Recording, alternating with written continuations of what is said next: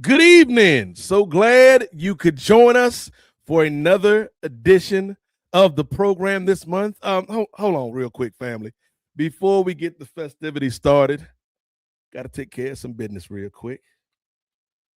You know, every artiste takes care of their instrument before they start to playing.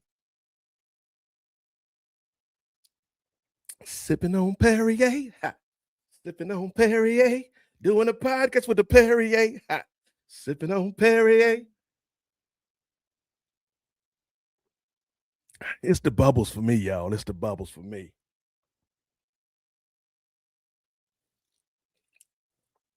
All right, we good. We good. So that was about 17 seconds worth of action. That's all you can give me, Rhonda. That's all you can give me, Gina. Come on. I'm disgusted. I got thoughts about that travesty of a fight, if you could even call it a fight, last night.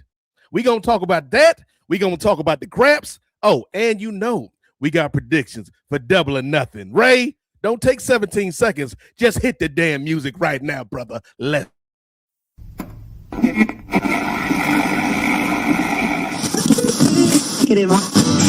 You're listening to the NWA, the Nubian Wrestling Advocates. You are now about to witness the strength of street knowledge.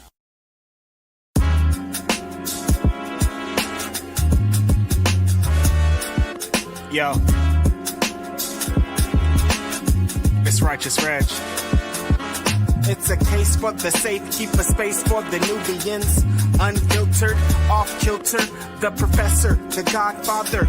Post-wrestling, the NWA, not keep guessing, The views and expressions, you know the rest, it's pop excellence, get the message. Advocates for Nubian wrestling, you're listening to the best again. Black wrestling in the ring we invested in. Nubian kings and queens we invested in. It's for the culture and we reppin' it. It's for the culture and we reppin' it.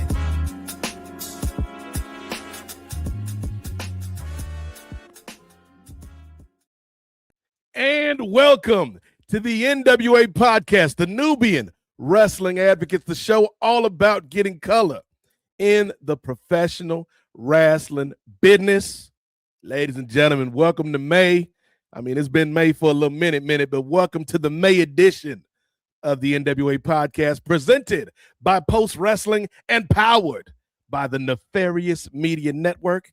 I am one of your hosts, one of your defenders, as it may be, the Godfather Nate Milton. Over 10 years in the game, ain't a damn thing changed. I am still your favorite podcaster's favorite podcaster, sipping on Perrier all day, every day. And I'm joined by the advocates. First up, my right-hand man. Y'all got to give it up to this brother, one of the smartest brothers in this space right now, whether it be talking sports, politics, pro wrestling. This brother gonna give you that good news, that good word on a Sunday evening. So let's bring him in, man. I know a lot of y'all love this man. Some people refer to him as the angry intellectual. Some people refer to him as Mimosa Chris. Some people even refer to him as Moderna Chris, taking it back to the pandemic days. He is the mayor pro tem of Los Angeles, California. He is the man that engineered the move to get Luka Doncic into the Los Angeles Lakers. And who knows, right now, he may be masterminded behind the scenes to get LeBron James out of the LA Lakers. Y'all give it up for my brother, my co-host, and my friend, the professor from LA, Chris Ely. Can we rock? What's up, Doc? Hey, what's up, yo? I'm not one of those people trying to get LeBron out of LA. I actually don't mind him being here. I'm grateful for the pandemic ring, man. Shoot.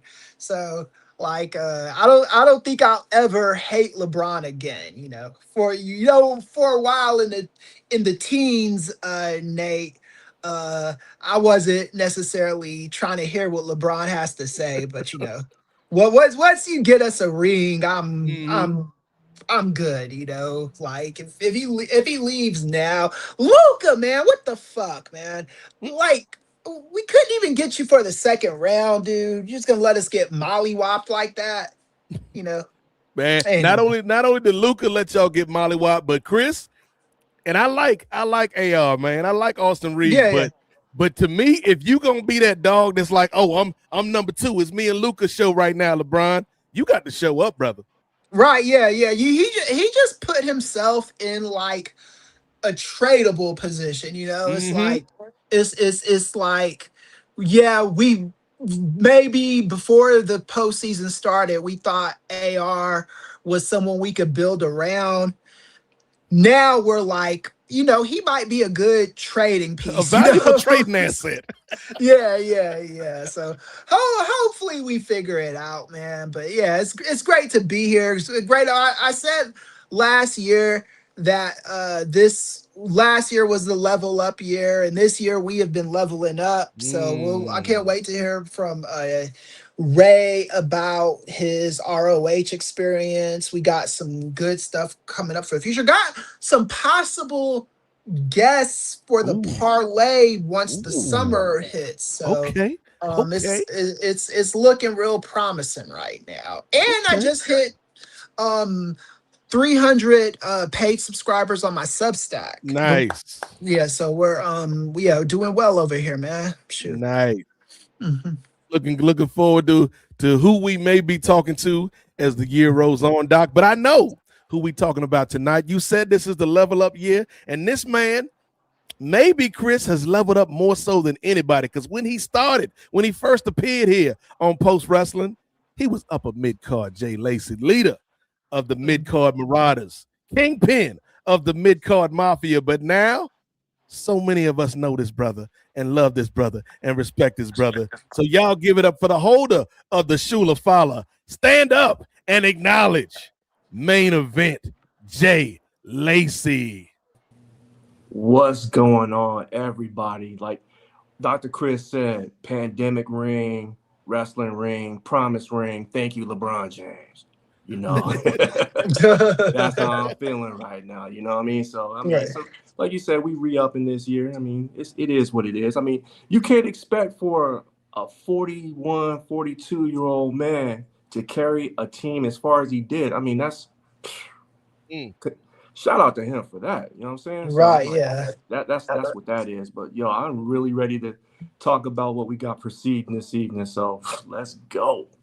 Let's go, Jay Lacey. And you know, we talked about teammates, LeBron and Luca, Austin Reeves, you know, the son of the chosen one, Bronny James on these streets. They all teammates, right? But I don't know if their bond, Chris, is as strong as our team, because coming up next is Jay Lacey's tag team partner from a little program called Ring Theory, and we may have a tease about changes to come for Ring Theory on tonight's episode. So y'all give it up for this brother, man. Y'all got to get out your GPSs, man. Y'all got to get out your Google Maps, your Waze. If you got older aunties and uncles or parents out here, they may have to hook up the Garmin to their car. They ain't hooked up the Garmin in years, that GPS, to find this brother, because he may be uptown. He may be out of town. He may be around town. He may even be in your town. Watch out now, because we talking about 1/2 or 1/3 of the squad from Ring Theory. Y'all give it up for this brother, Gerard Downtown Brown. What's popping? Soon to be in Queens, New York. So see y'all at Double or Nothing, but we'll talk about that a little bit later. Yeah, man, I'm excited to talk about the Graps. So I'm excited to just dive into all the leveling up that everybody's been doing here, man. It's been a blessed year. It's been happy to see my people doing good. So hey, let's keep going. Let's talk about it. Let's talk about it indeed, Gerard Brown. And let's bring on the 5th and final member of our team for tonight. Y'all may know this brother from Nefarious Media Network. You may know this brother, of course, from the NWA Podcast. You may know this brother from his recent guest appearance on the excellent show Collision Course with our dear friend Kate from Montreal. Or if you was just happening to watch the Supercard of Honor last night and decided, you know what, I'm not sleepy yet. I'm not tired yet, like the Mississippi Mass Choir once said, Chris. I'm gonna stay up a little bit later. I'm waiting for this damn Ronda Rousey Gina Carano fight, which I'm sure is gonna go 3 to 4 rounds because it's gonna be a classic we can all. It might go the whole distance, Jay Lacey. 5 rounds is what I'm expecting from these two titans of combat sports. So you know what? I'm gonna watch this AEW Ring of Honor Supercard of Honor media post show, this scrum. And lo and behold, who do I hear? Not once. You know what I'm saying, Chris? We talked about LeBron. Not 1, not 2, not 3, not 4, not 5, but like 6 or 7 questions. 6, 7. This brother was all over the track. Y'all give it up for I was gonna say like the Suge Knight of questions, but I don't know if that's the route I want to put this brother in, the lane I want to put this brother in his company Lexus. But let's just say this brother did his thing. He showed up and showed out, represented Post Wrestling and Nefarious Media last night at ROH's Supercard of Honor. Give it up for the super producer, y'all, the man that so many folks call Caitlin Dark because he's the Caitlin Clark of podcast production. Y'all give it up for Two-Way Ray Williams. What's going on, good brothers? Always a pleasure to be with you. And I appreciate all of the superlatives, my good brother Nate. Just doing my best to help out the program as best as possible. And yeah, if ain't nobody else want the ball, I'll take the ball. I'll take my shots. I'll be like, oh, you know what I'm saying? I'll take my shot. But it's funny that you do have a lot of vitriol for this Carano versus Rousey fight. And all I can say before we get it more into detail about it a little later is that, brother, you ain't seen Ronda's movies, brother. you Holly Holm, that was a good one. She was in what she was in the Entourage movie, right?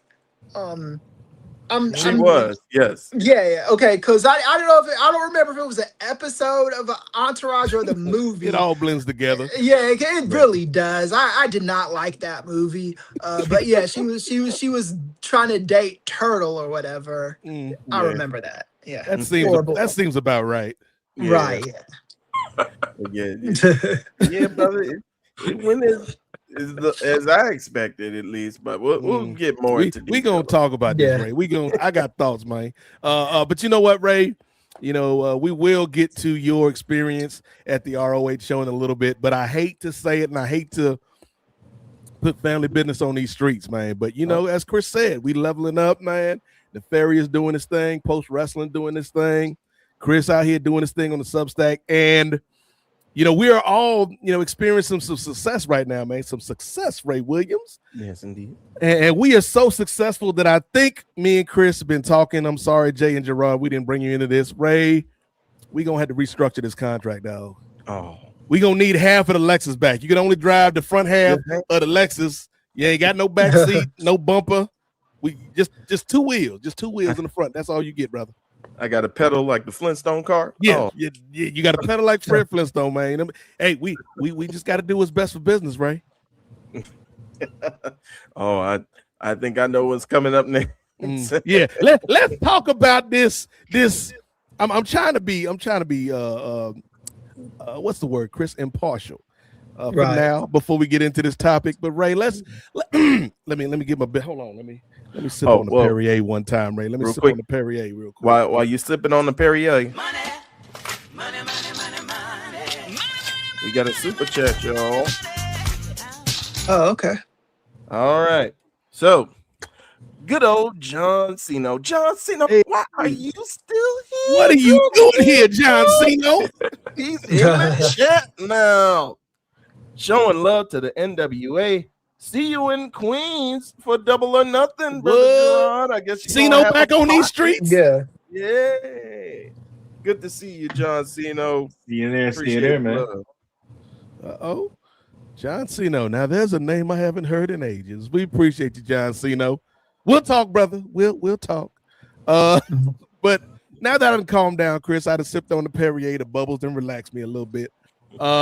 Ray, let's get into the latest round of releases and contract restructurings from the good people over at the WWE and TKO, brother.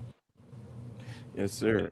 So, as we left off from last month, we are all aware of the 24 people that were released afterwards, or after WrestleMania 42, including Kairi Sane, including some NXT talent, including all of the Wyatt Six.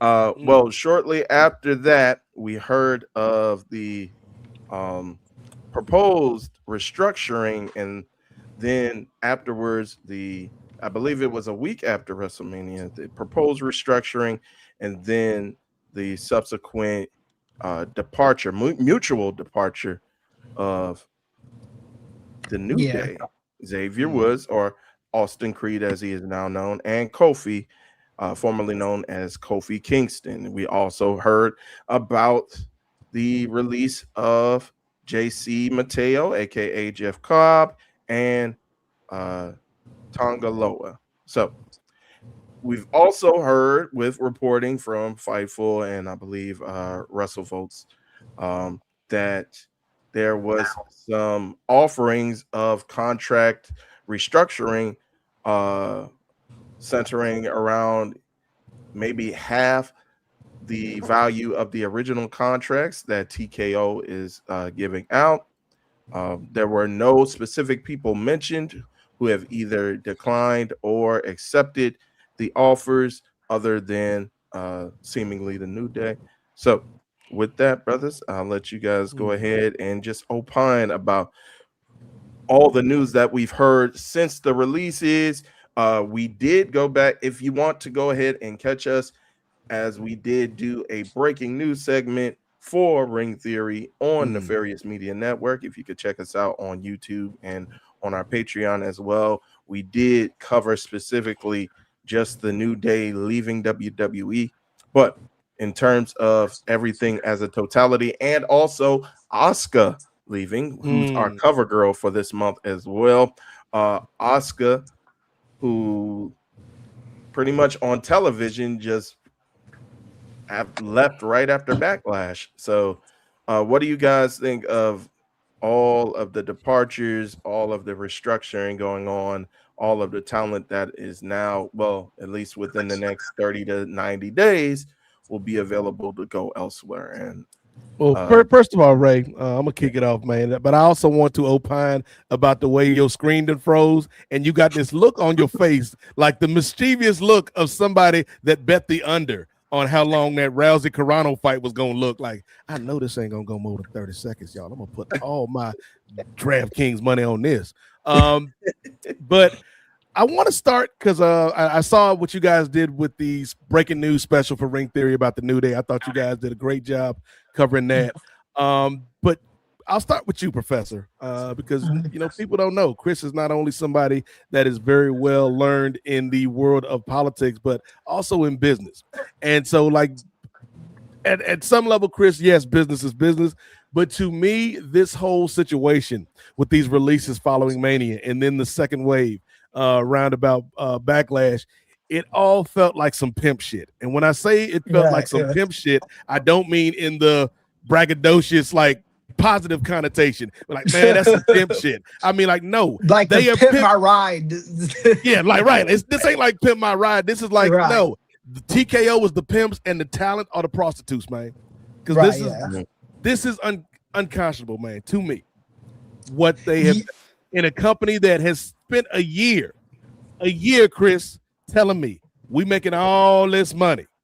We giving all of our board members bonuses. We catching all these checks in these bags from Saudi. We done raised the price up to WrestleMania, so half of you damn fans can't even afford it. But then we go to somebody like Kofi or somebody like Xavier, who has been with you for a minute, talking about, hey, can y'all take a little bit less? Why the hell would I? Why the hell would I when you talking about all this money you're making, all this revenue that you're bringing in, all these various streams of income coming in, this damn club WWE that they talking about, man, and you want the talent to take a pay cut.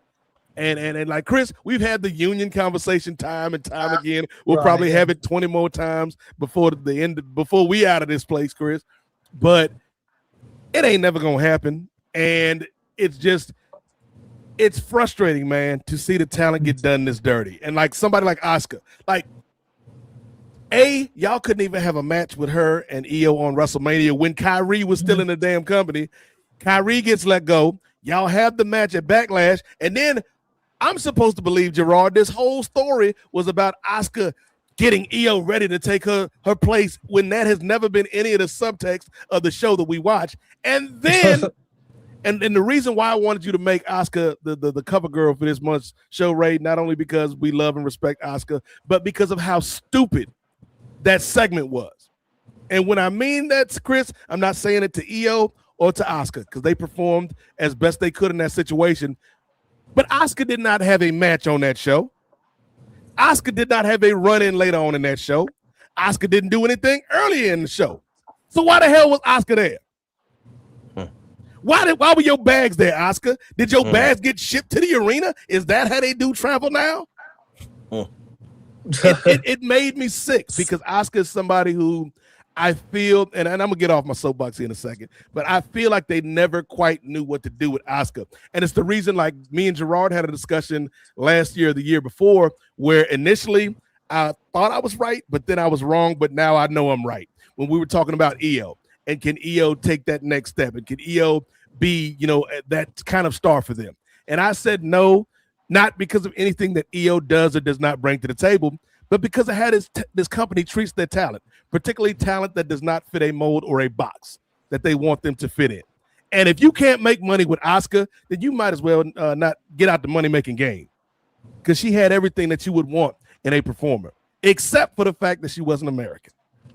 Right, yeah. And English wasn't her first language. And so, yeah, it sickens me, Chris, because like it's a business, man. People get jobs, people lose jobs. But for a company to be this greedy and money hungry on one side, where they're selling all of the inches of the canvas they can for these advertisements, where they got this dude that says nothing in the middle of this women's match on WrestleMania because he paid $15,000 to sit at the damn commentator's desk. Were you taking all this money from Saudi? Were you taking WrestleMania to Saudi?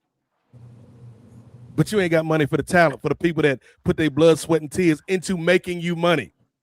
To me, that's some pimp shit. And I wish there was a situation where these workers could unionize and get the rights that they deserve, but it ain't gonna happen, Chris. So, right, yeah, it is what it is, man. Right. Well, the thing is, they could unionize theoretically anytime they wanted. It's just no one's brave enough to do it, right? So I've been going back and forth over this. I wrote 3 articles probably on it. I wrote 2 articles on the New Day, and then 1 article on just WWE's contract structure. And so in comparison to other sports, WWE, like NFL, NBA, MLB, even hockey, the players get 50% of the revenue. They split that amongst the players, and then management gets the other 50%, which is a fair trade.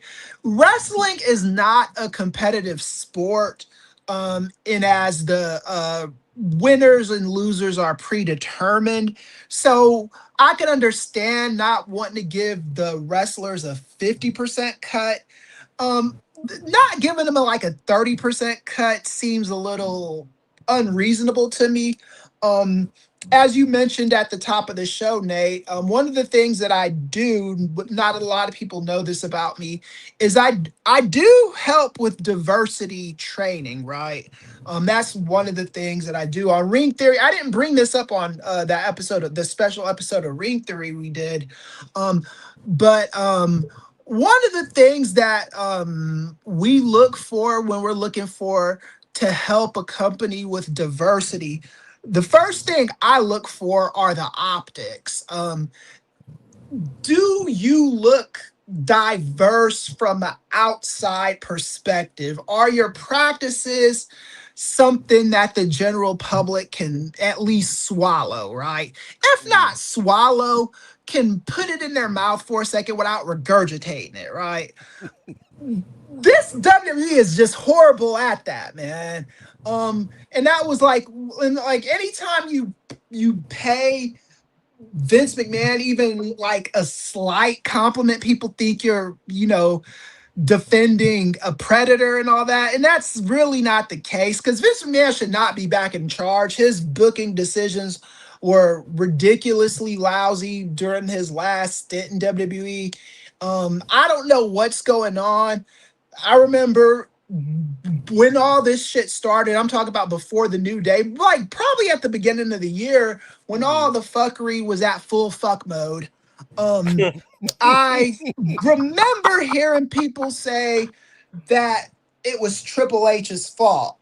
Then now I'm hearing, well, Triple H is an innocent bystander and TKO is doing what they want to do.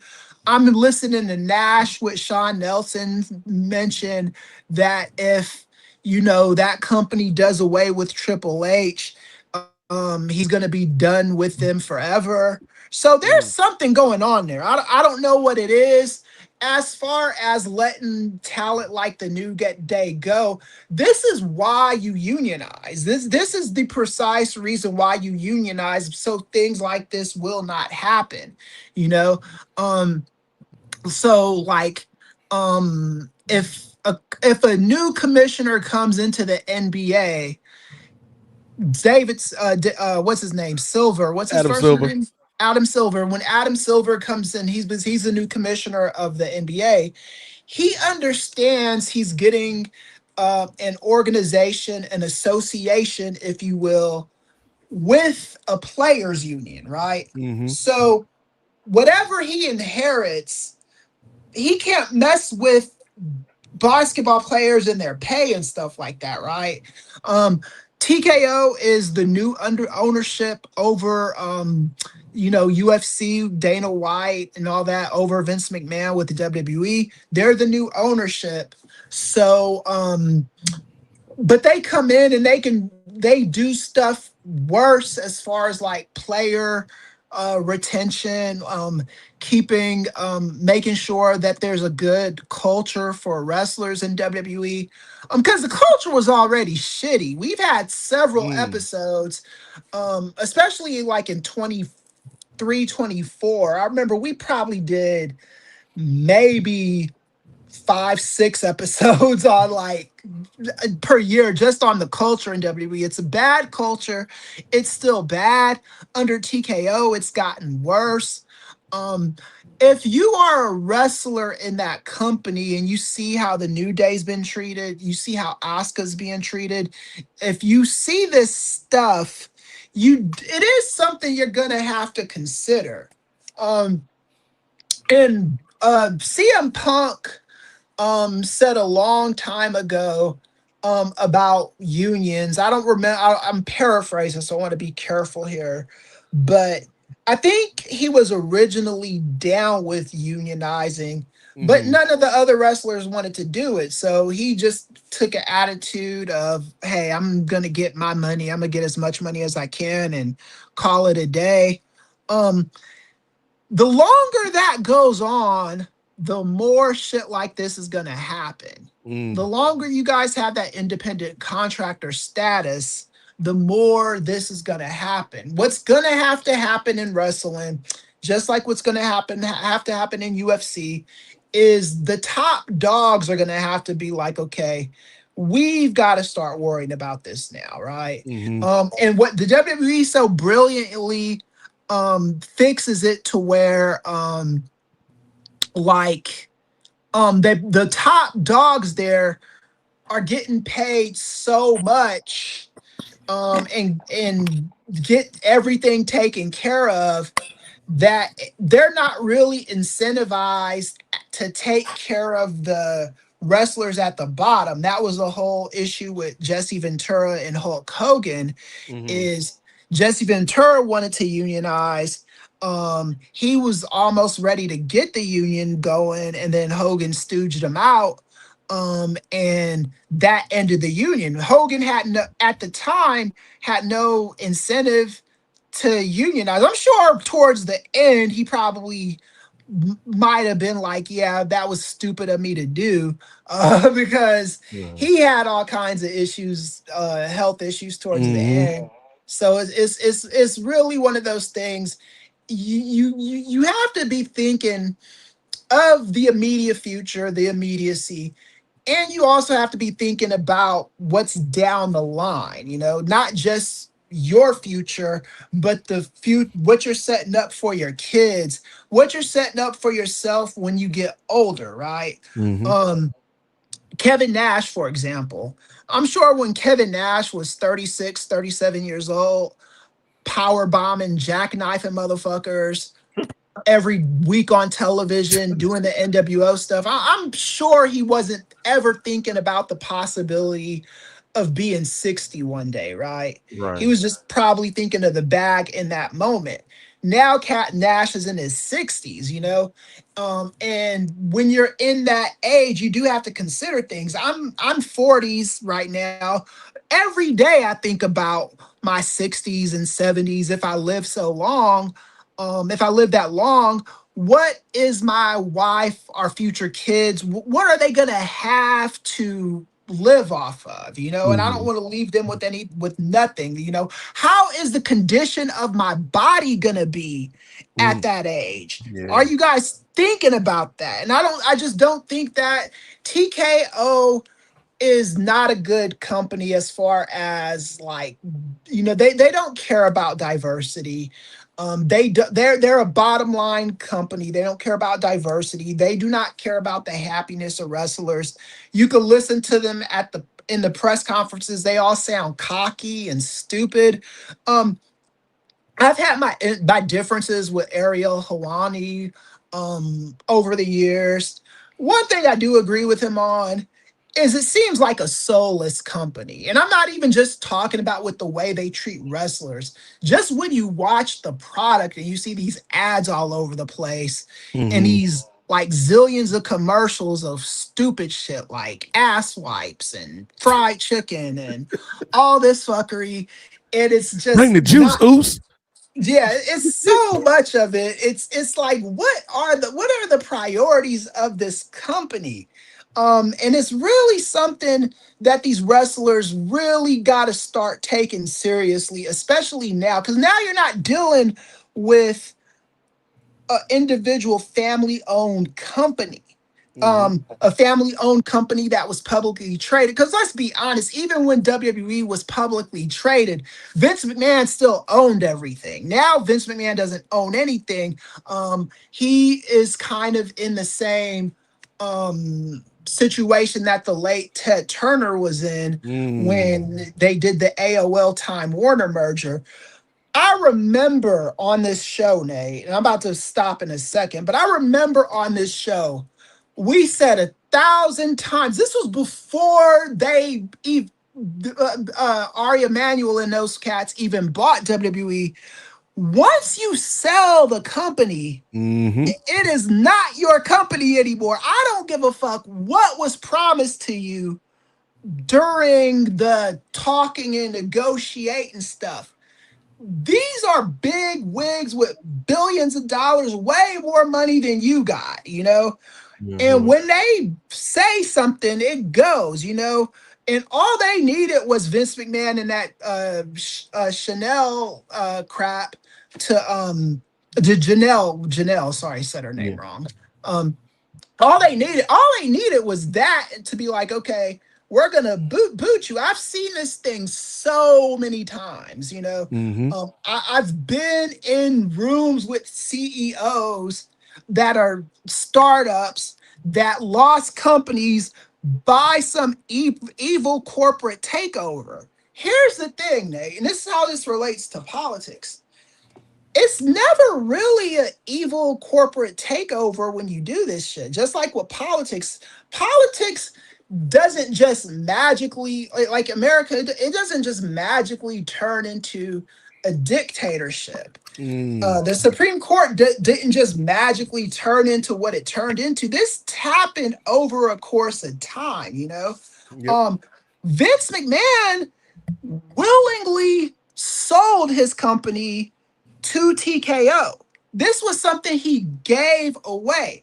Voting for Donald Trump, this is not something Donald Trump took from people. This is something people gave Donald Trump. They gave them their vote, just like Vince McMahon gave them this company, just like Ted Turner did to Time Warner. This is what happens when you do that, you know? This is just the bottom line. So they got to figure it out.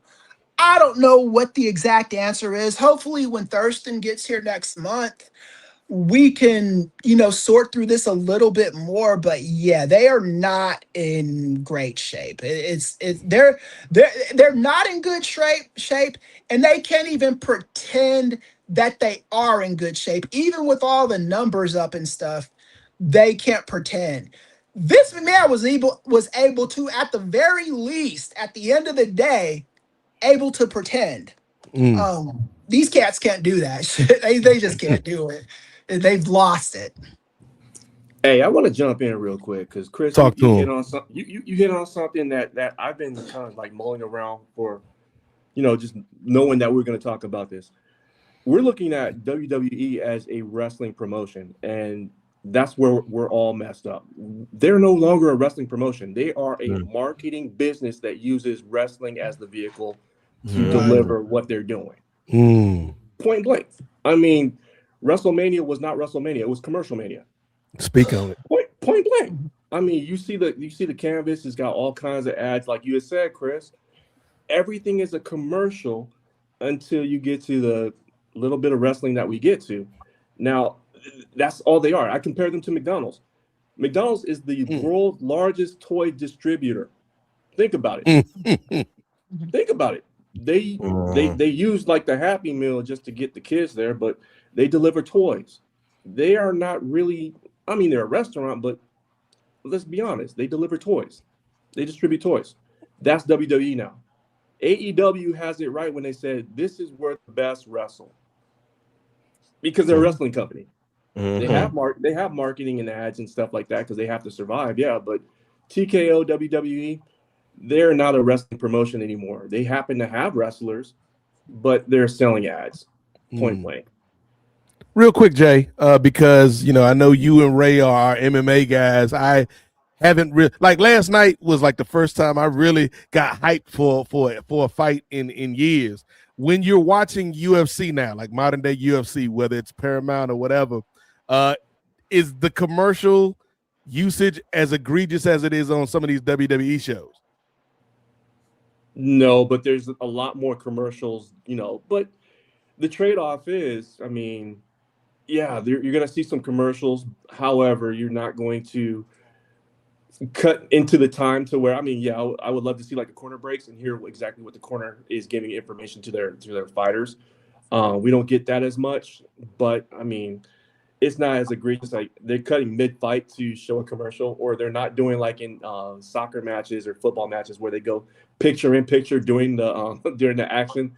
Yet, I mean, I don't put it past TKO to, hey, you know what, we need to get some of these ads. You need to get these ad dollars in. But yeah, it hasn't been as egregious, at least to my point of view. I will say, and me and Jay talked about this on Styles Break Fights. When they first came with their first pay-per-view under the Paramount banner or the Paramount Plus banner, they did show quite a lot of commercials. And it was pretty intense. But then as they started to get more and more familiar with the structure and as far as like airing on the platform, they kind of had them be a bit more seamless. You mentioned the picture-in-picture, Jay.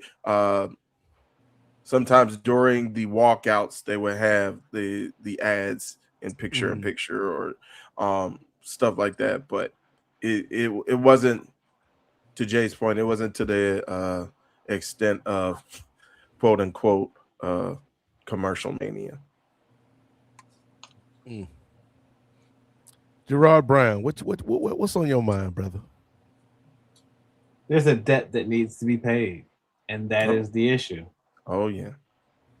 The company was bought, and just like when Endeavor bought UFC for that $4.2 billion, they started chopping things. They started to restructure deals. They started to do this nonsense.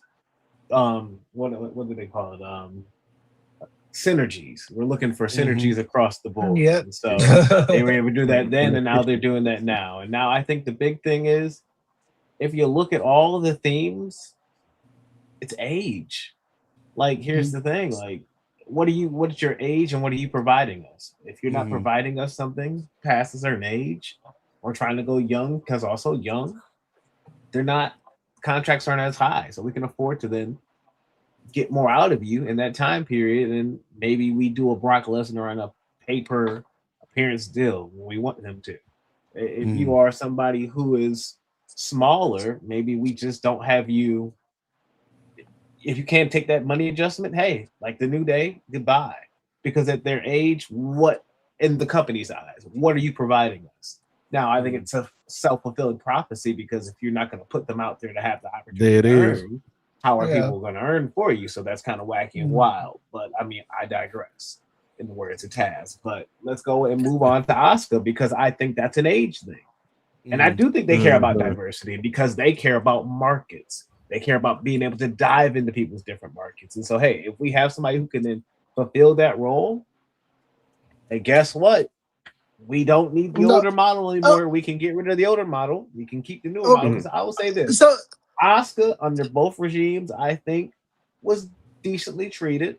I say decently under the Triple H regime, only because I don't think she's truly been a main event talent. She's had opportunities to wrestle for the title at WrestleMania, like at WrestleMania 39, and she has had pivotal storylines, but also they have not let her finish her pivotal storylines. One of her most pivotal ones over this last one, by ripping pieces and people out of the whole storyline, and then having her basically. I could see how the whole thing was a senpai story, and it's now time for you to take the role, and you've now passed the master. But like, we kind of skipped some chapters. Yep. And then we just kind of got to the end, and then we just sent a character off. And it was like, it's like watching a show back in the day when a character just kind of gets written off, or they just go upstairs and they never come back down. Shout out to Judy Winslow. Like, it's just Chuck Cunningham. That's my thing. Like, and we have an EO, somebody who's connecting at a high rate, who has the in-ring element like she has. Asuka can still deliver in-ring, but I don't feel that they see that as a value of what it used to be anymore. And so now you can't provide what we need. You got to go.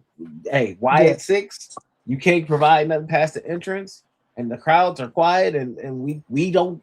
What do I want to call y'all? The 1%ers don't understand the dark stuff. So, Alistair, goodbye. Even though we let Randy, we let you beat Randy. Okay, goodbye, Alistair. Goodbye, White. Goodbye, all these other people. But we don't give these people the opportunities, the storylines, the follow through, the backup, the support of the company. They're not going to land. They're not going to have the chance to do this. EO could even be a bigger star. There's a lot of people who could be bigger stars if we gave them more time, if we gave them the actual investment. Think of an EO's title reign. After she had that great triple threat match, Shawty said, you could barely see her because she was never on Raw. So what's the point of making her champion if you're not going to do that? And so I hate to see what they've done to a lot of this talent in this company. And in all honesty, the creativity for me to think about WWE right now, especially when I'm looking at content creators who are being now hurt by this company and their content, whether it's, we're going to pull from your earnings and whatnot because of X, Y, and Z on your channel. Like, this nonsense and how WWE's been moving is just kind of wild for a company that makes as much money as it makes to be this Scrooge McDuck greedy is just kind of sickening. So like, yo, I'll talk about it. Because it's also lazy television. Then it's lazy BS television. So like, what's going on, man? Like, I love talking about AEW right now because like, hey, they at least are intriguing me with some of the stuff they got going on. Like, it ain't all bad with the WWE, but it's a lot to be just about.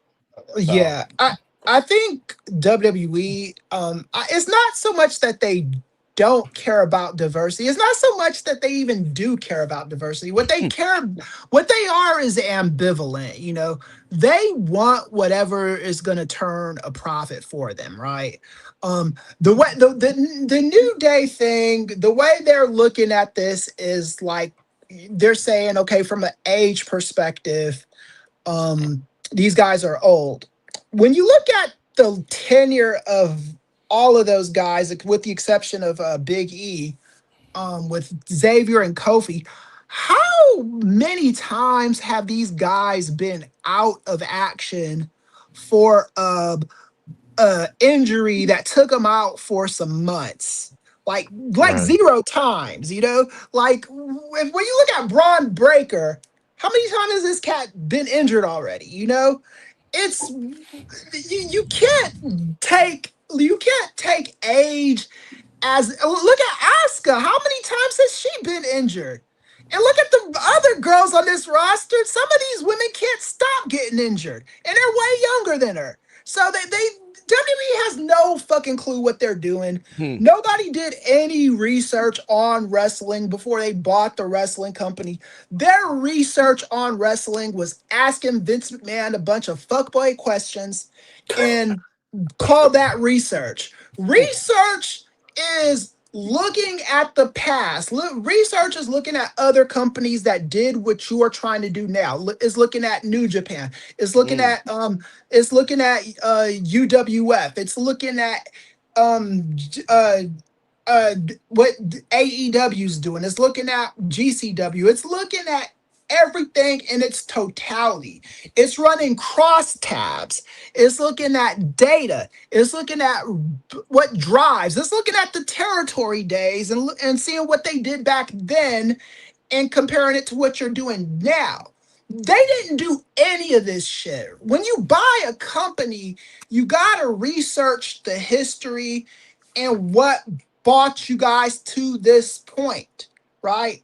It wasn't just firing a bunch of old motherfuckers. It wasn't like, oh, you're 40. Let's send you to Shady Pines, live with Sophia Petrello and all them, and call it a day. That's not how wrestling works. Wrestling is looking at everything, the totality of things, not just, oh, Kofi. Or Xavier Woods, you're 39. Kofi, you're 44 now. You're done. Like, who does that shit, man? Like, this is like you milk the years out of a guy until you done milking. LeBron James, as long as a guy can produce, the Lakers are gonna have him. As long as he sells tickets, he's gonna be on the roster. You build for the future. LeBron changes his role. Kareem Abdul-Jabbar changes his role, but you still understand that this guy is a big money mover. Kareem Abdul-Jabbar could have easily played for probably another 1 or 2 more seasons after the season they lost to the Pistons. He was still averaging 15 points a game that last year, again, never really like an injury prone person, you got to look at everything, and WWE doesn't do that. And this is the big difference between TKO, and this is why I think they are going to have long-term success, is because no one can look me in the eye and tell me that Tony Khan doesn't look at everything. Like I'm sure he does. Just the way he talks to the media, just from the questions that the answers he was giving Ray and the other people at the ROH press conference yesterday. This is a guy that knows wrestling. Nobody in TKO knows fucking wrestling except Triple H, and Triple H's job is to shut the fuck up until they tell him to talk or feed him thoughts. Take that for data. But Chris, I beg to differ with you, man. They did do their research. It's just not about the wrestling side. They looked at that company and they said, hey, you don't put advertisements on the mat? Oh, hey, wait a minute. You all were able to power through a pandemic and not stop one single time and keep turning and earning money that whole time? That's bulletproof. They did their research on the money making aspects. Yeah, that's what they could do with the talent, or what they could do with that mat, what they could do with the advertisements. They said it's right. I don't have a John Pollock, Mark Shapiro in the research community now, but like it's in the research community, we call that incomplete research. You looked at an aspect of it and didn't look at anything else. You have to cross tab everything against each other. If all you're looking at is the money making aspect, you're not looking at you're not looking at, you're making assumptions. And this is my biggest problem with them. And this is why I know that they got their cues from Vince McMahon, because they're just doing stuff like, oh, this is what Vince McMahon used to do. Let's do Saturday pay-per-views. Good idea. But you also have to look at what the purpose of the Sunday pay-per-views were. What's the purpose of the Saturday pay-per-views? How are we going to get the best benefit from it? It's not just not liking something. It's not liking something and fixing it in such a way that makes everybody happy. Not just you fucking rich, coffin dodging motherfuckers. Excuse the language, man. But it's not just what we're seeing. It's the video games. It's everything across the board. Yeah, this video game is the most expensive. Yo, talk to him, Gerard. Talk to him about that damn battle pass. If I pay $150 for the max edition of that game, I still have to do this battle pass that I have to go in all these ridiculous modes that I can't just play the game that I bought with the content I bought. If you spent all the money necessary to do all the tier skips and all that, it rings up to almost like $700. Yeah, it's a ridiculous affair. They That's a never WrestleMania did this prior to. Yeah. This was not the way it was before. They are now in a penny pitching era, though the company is making money more and more. There is a debt that's hanging on them that they need to get done. And also, wasn't the whole point of TKO's creation to take some of that UFC debt they already were inquiring and kind of move some of that around to help Rob Peter to pay company Paul private and all that? Like, hey, for real, like, so that's all a part of it. So they trying to get that money back. Every part of this company is feeling the squeeze. Whether you a fan on the TV, whether you're a fan on the app, whether you're a fan on the game, whether you're a fan wherever you at in your seat, the cost to get to that seat, whatever it is, they squeezing you because they got to get that money back. Because they feeling that debt way on. Yeah. The question they have to ask themselves is, how long are they going to be able to do this for, right? Because it's already gotten to the point where they're having to publicly acknowledge the company woes on television, which is not really something they had to do in 2023. Now it's to the point where, things are so noticeably bad that you have to tell the audience that the Pat McAfee stuff was the most garbage wrestling television I've probably seen since the NXT tie-dye era. It was really horrible. And it's like, what are you like? You again, when you can't, not, you have to think of long-term ways to keep the money flowing. And I think for me, I guess my biggest problem with them is they keep on trying to put band-aids on wounds that require like surgery, you know, like things that need like serious fixes, you know. Because I mean, like if you take like this thing right here, a MacBook from Apple, a MacBook is gonna run you well for a good 7 to 10 years before everything just starts breaking on you all at once, and the Apple people are just gonna come at you wanting more money, you know. And it's a formula that they have that goes for them, right? And I don't really know what WWE's money making. And again, this is something we could get into even further when Thurston gets here next month. But not like the synergies and all that, because that's one of the constant things. If you ever listen to those calls, like even the press conferences make no sense. The last one I saw was this thing on YouTube. What they call it, a town hall or something. I don't know what the fuck it was, but they were talking about how the MLB does it, and other sports leagues do it, so we should be able to do it too, and people complain about it and all this other stuff. And I think this is the biggest issue with WWE, that other sports are never gonna run into this issue, because other sports know they need their player. And this is something that UFC is gonna have to start reconciling with too. It's a priority for the NFL and NBA and all those sports to make their players last long and give them longevity, because those players, as long as they're competitive, they're giving them money. I think the bookers in WWE look at this shit like, hey, this shit is fucking fake anyway.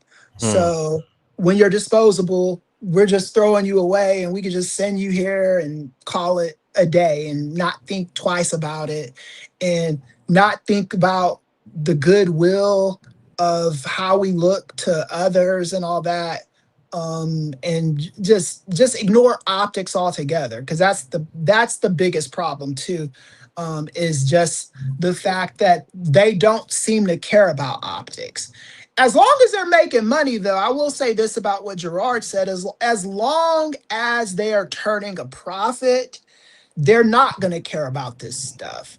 So that's what fans are going to have to reconcile with, because if they're turning profit, if they're not looking bad in main, and they don't care what the wrestling media thinks about them, but if they're not getting reported on by Variety or what's the other one? Variety, Hollywood Reporter. Yeah, Hollywood Reporter, THR, all that stuff.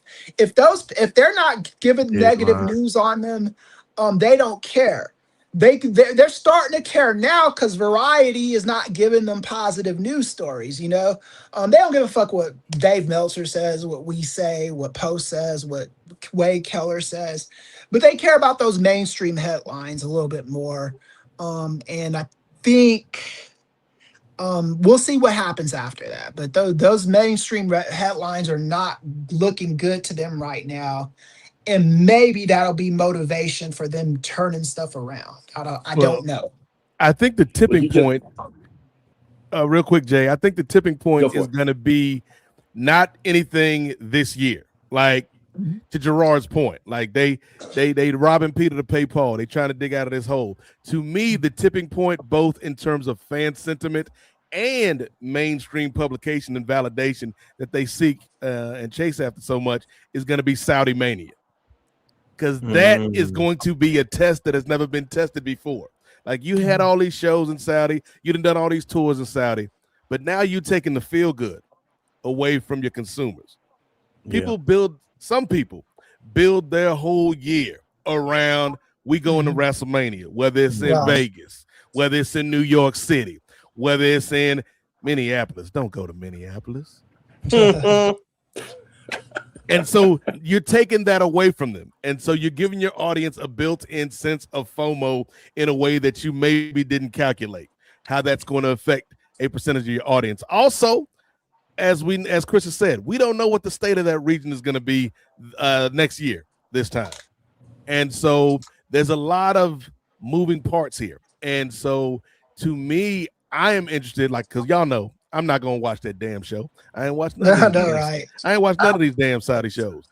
But I think what I am going to be watching and what I am going to be following Gerard and Jay and Ray and Chris is the media's reaction to the run-up and how it's covered, how the audience is accepting this. Because right now it's all theoretical to the fans, Gerard. Like right now, we know WrestleMania is in Saudi.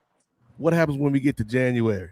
February, March, like, oh shit, WrestleMania is in Saudi. I can't go to this damn WrestleMania. Yeah, I was about to say, Dave, if I could interject for a second, they are betting on if things keep going on in that region of the world the way they are going right now, there's not going to be a goddamn WrestleMania in Saudi Arabia. There might not be anything out there. So they really do need to be, I don't know how they're thinking about this, but Saudi Arabia gets worse every passing day. That region of the country, Iran, we're not even close to any kind of resolution. So it makes no sense. It's like, are you really gonna just send your talent into a war zone like that? With this regime, I think they would. Yes. How much money are they paying us? If your talent, are you dumb enough to do that? You know, and I am saying dumb because there is real danger in going there. If you're going out, like, it's one thing to go to Riyadh and do those performances out there where you're in a protected area, and even like going to like UAE and Dubai and all that. That kind of makes sense, but even those places are not as guaranteed as they used to be. I was talking to one of my journalist friends who was in UAE covering an event. She got stuck out there for an extra like 2 weeks because they weren't letting planes fly back to the United States of America, you know? And this is the kind of stuff that's been going on since this conflict has started. And it's the kind of stuff that hasn't stopped. Right. So. Go ahead, hop in, Jay. Yeah, you guys were just proving my point. This is no longer a wrestling promotion. This is a marketing promotion. Gerard said it best. It's all about the bottom line, the dollars. And yeah, they're going to find their synergies. They're going to find where they can, squeeze as much profit dollars out of it, for their shareholders. You guys are proving my point. I mean, they've already done it. Let's maximize how much airtime we can get for these ads. And let's save on the wrestlers that are contributing to the professional wrestling that we're presenting. So we're not going to have live events. And if we have live events, we're going to call them premium live events, because if we put premium on it, we could jack up the ticket prices. So this premium live event is now going to be called Saturday Night's Main Event, which would have been a house show with cameras. You know what I'm saying? That's all they're doing.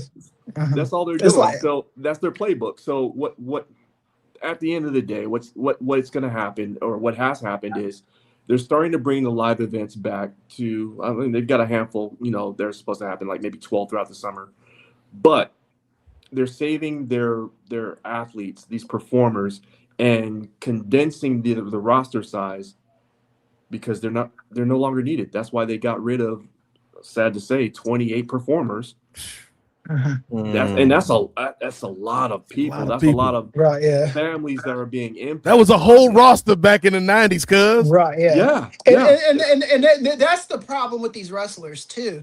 WWE has every right to do that. Unfortunately, they have every right to do that because the wrestlers sign these one-sided contracts. Yep.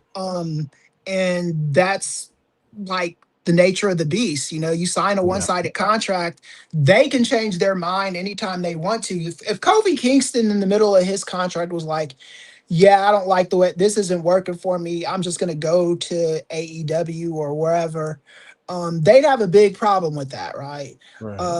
But their contracts are set up in such a way where if Kofi asked for a raise, Chris, they'd be like, that doesn't work for me, brother. right, yeah, they'd set up in such a way where they can let you go anytime they want to. They can renege on deals anytime they want to, and you just have to take it.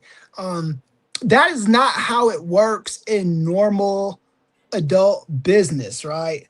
I was listening to O'Shea Jackson Jr. talk about this with Ariel Helwani.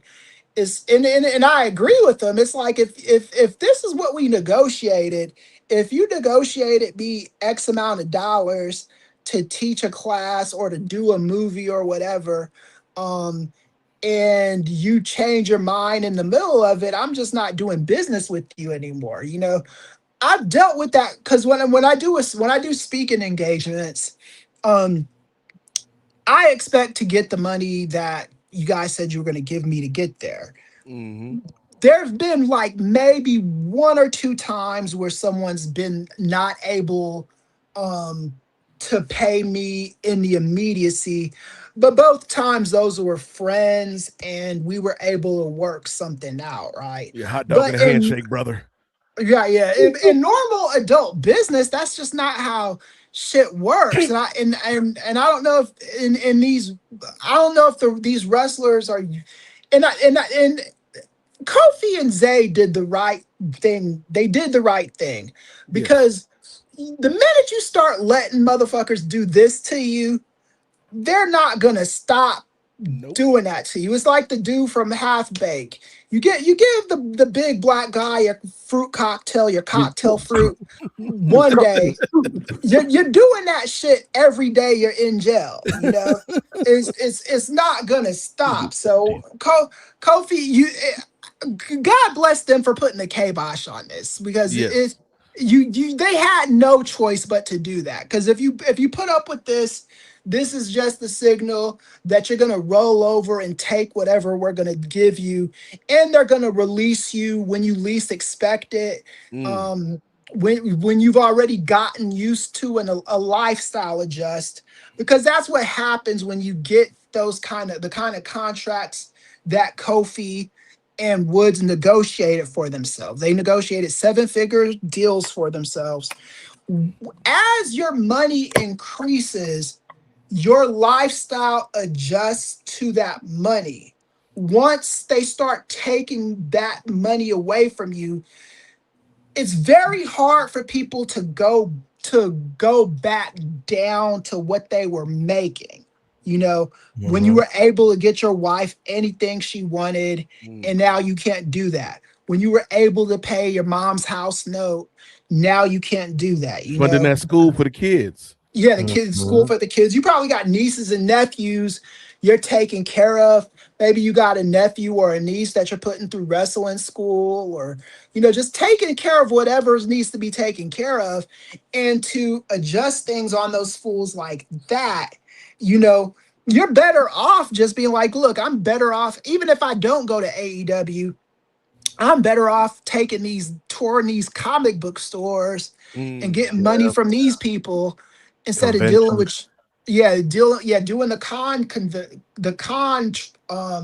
trek, and instead of doing this crap, because this is just unethical on every single level. It is just like, you know, from the company perspective, it only makes sense if the only thing you're thinking about is the immediacy. It doesn't make any sense if you're thinking about the long term, because I'm gonna tell you exactly what's gonna happen. And when I said this back in the day, Nobody listened to me until AEW became a thing. All it took was one billionaire to say, "Hey, I see what Vince McMahon is doing. I can make it better." Right? It's only going to be a matter of time where a company's going to look at WWE and say, "Hey, they are just really shitting the bed with this product, and AEW is taking so much share of what WWE is doing, and I don't think AEW is doing a great job at all. Let's be the third major alternative, and let's see how much more we could take away from WWE," because that's how these business things work, you know. It starts off with just Wegovy, then it's Zepbound, then it's whatever fat loss tummy shot you get next, you know.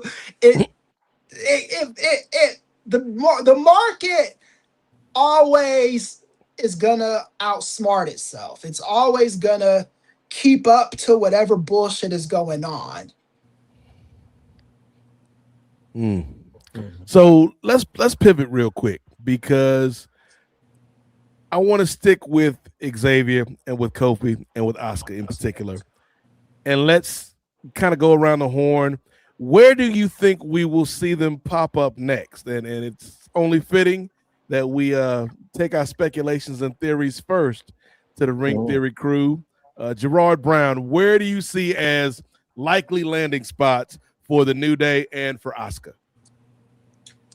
I would love to see the New Day just do something different and just kind of do a world tour and then pop up at AEW. Just kind of build up the anticipation instead of just ripping the Band-Aid and going straight for the birthday cake. But I could see that. I also see Asuka going to Japan and appearing in Japan. I don't think she'll be at an AEW. Like maybe a couple years down the line, but I don't think anytime soon. I don't know if the way they have her like kind of let go, I don't know if that's in a situation where she can actually go to an AEW. So, hey, I expect her at a Japanese promotion.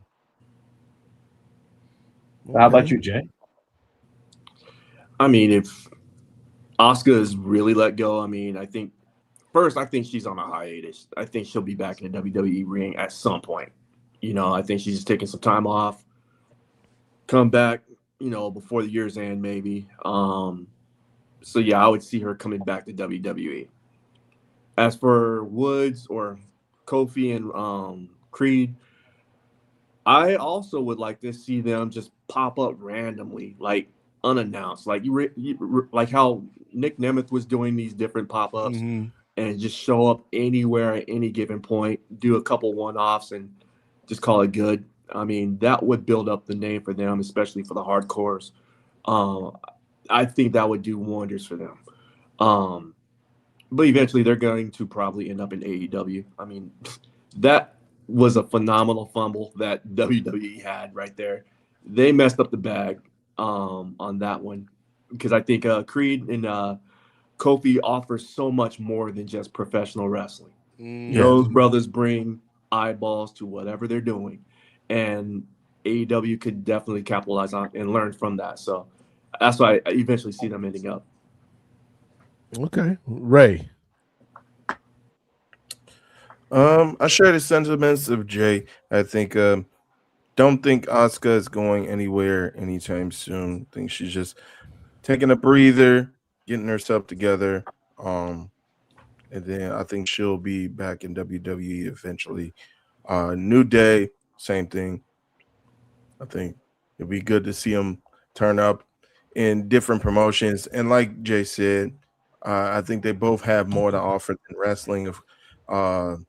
You have Austin Creed, who was trying to build a portfolio not only with Up, Up, Down, Down, but also as a television host when he was briefly on G4 in the brief reincarnation of G4. And so I think that now this opens up some things for him is in that particular route. And plus we know that he's also been studying, and I believe he's gotten his doctorate if not still studying. So I think he has a lot to fall back on, as well as Kofi does. Especially again, Kofi, another person who's not shy of the camera, and also is a big sneakerhead, so he can do TV shows for Complex and things like that. So I think there are some avenues that can open up for those brothers that weren't open while they were in the Fed, if you will. So, but I do see them eventually making it to AEW. I know in the press conference it was asked point blank. Yeah. Who was that? Malcolm that asked that? That was Malcolm. Brother Malcolm. Shout out to Malcolm from Muscle Memory. But yeah, of course, Tony, he had to do the casual, very nice dodge. You'd be like, oh, they're under contract, can't talk about it, but I love them. They're sending smoke screens to each other, you know, to Tampering. SOSs and shit, you know, they talking to agents, to third parties, like, hey, Kofi, should a certain wrestling promoter offer you a contract to come here,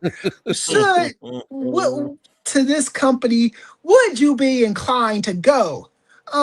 And then back and forth, would this company be inclined to offer me this much? They're talking to each other. I'm fucking sure. As they should. Hypothetically speaking. Yeah, hypothetically speaking. Yeah. So what do you think, Chris? Do you think we win, or maybe it's not even a matter of when, I take or this if, but when? just like we did CM Punk when that shit was going on, and we immediately said he was going back to WWE. They're going to AEW. I mean, first of all, you scorn these dudes, right?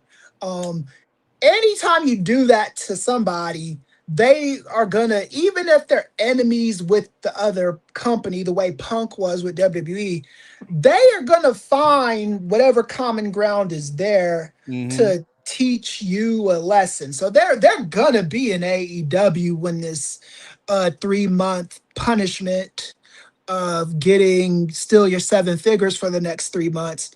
They're going to be in AEW. I think they're both going to get the 7 figures that they want.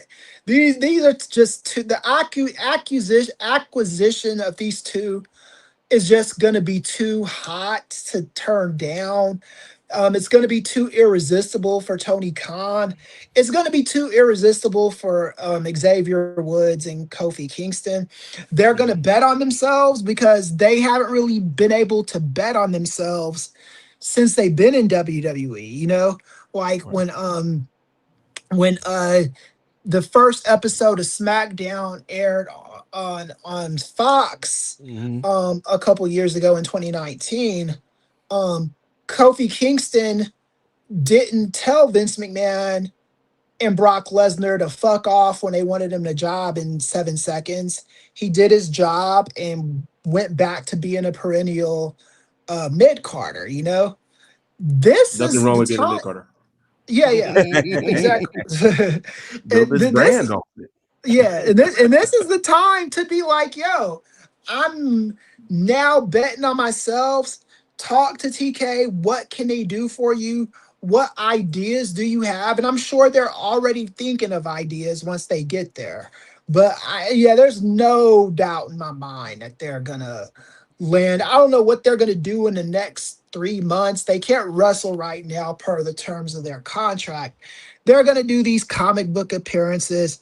They're gonna drop hints. They'll probably hire some independent filmmaker to make some fucking vignettes vis-a-vis the way John Moxley did that shit when he was leaving, or the way Aleister Black was doing it when he was leaving. The hints are gonna go from being non-existent to subtle to just hitting you over the head with them to just letting you know they're going there. I think they'll be in AEW in 3 months. If they're in there, the way their contracts are, their contract are going to end these non-competes right when the England show is going to be on the horizon.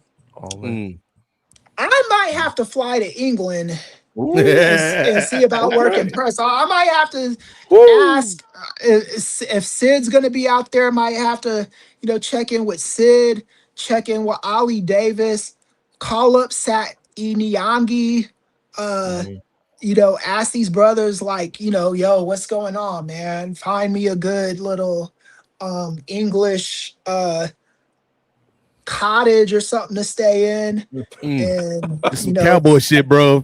Yeah, get some bangers and get some bangers and mash and fish and chips. But if they do go to AEW, I'm gonna if their contracts end around that time, and I have on good authority they're gonna be in AEW, I might have to consider going in the company funds and flying to England for that, because I want to be in there in that moment. Patreon.com/Nefarious Media. Yeah, I don't care if I'm on my sick bed. I want to be there for that moment. Or if I'm not there, I want one of us to be there for that moment. So. Yeah. What about Asuka? Asuka's a little. I think with Asuka, it went a little too amicable at the moment for me to think that she's gonna leave WWE in the immediacy. I think they might be trying to plan an exit with her. But I think they're still they still understand that they've got something with Asuka. A talent like Asuka is just they just don't come around that often. So I think she'll either take some time off, go to Japan and chill, then come back here and go to WWE. It's very weird with Asuka, Nate, because WWE, in my opinion, has not lived up to the full potential of Asuka. It seems like the minute she's gotten to the main roster, they start fucking with her.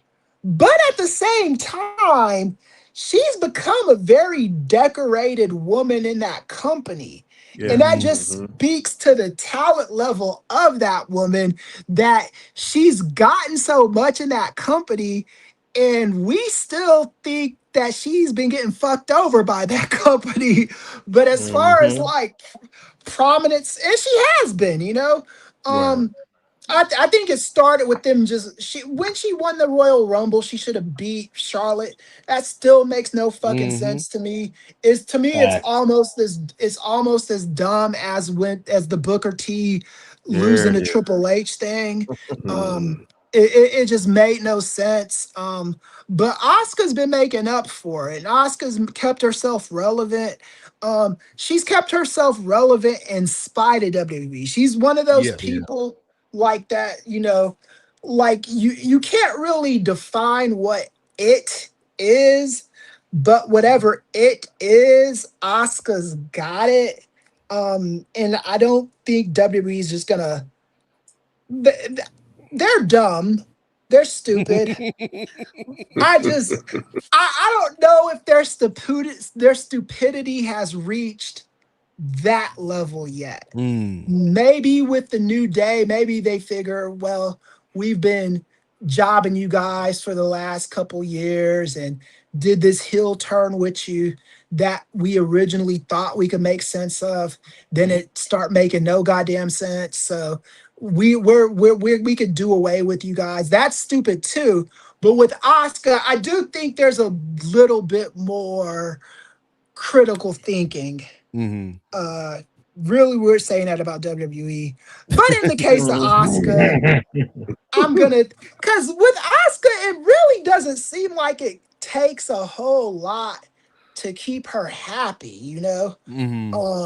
She seems like a trooper that goes there and does her job, doesn't complain about anything, and it doesn't take a lot to heat her up, even when they've let her cool off for a while. Right, yeah, she's like really one of those people that you could just insert into a storyline easily. She's the best promo on that roster. And when they got those subtitles up, I don't understand what the fuck she's saying because I don't speak Japanese. But she's still the best promo on the roster. Right. How is that? You know, it's certain people just got it. And I think Asuka, she, for the WWE heads out there, I think she might be safe on these WWE streets for a while. The New Day, they're out of there. And as far as Xavier Woods or Austin Creed, stop calling this man by his slave name. Austin Creed, Kofi.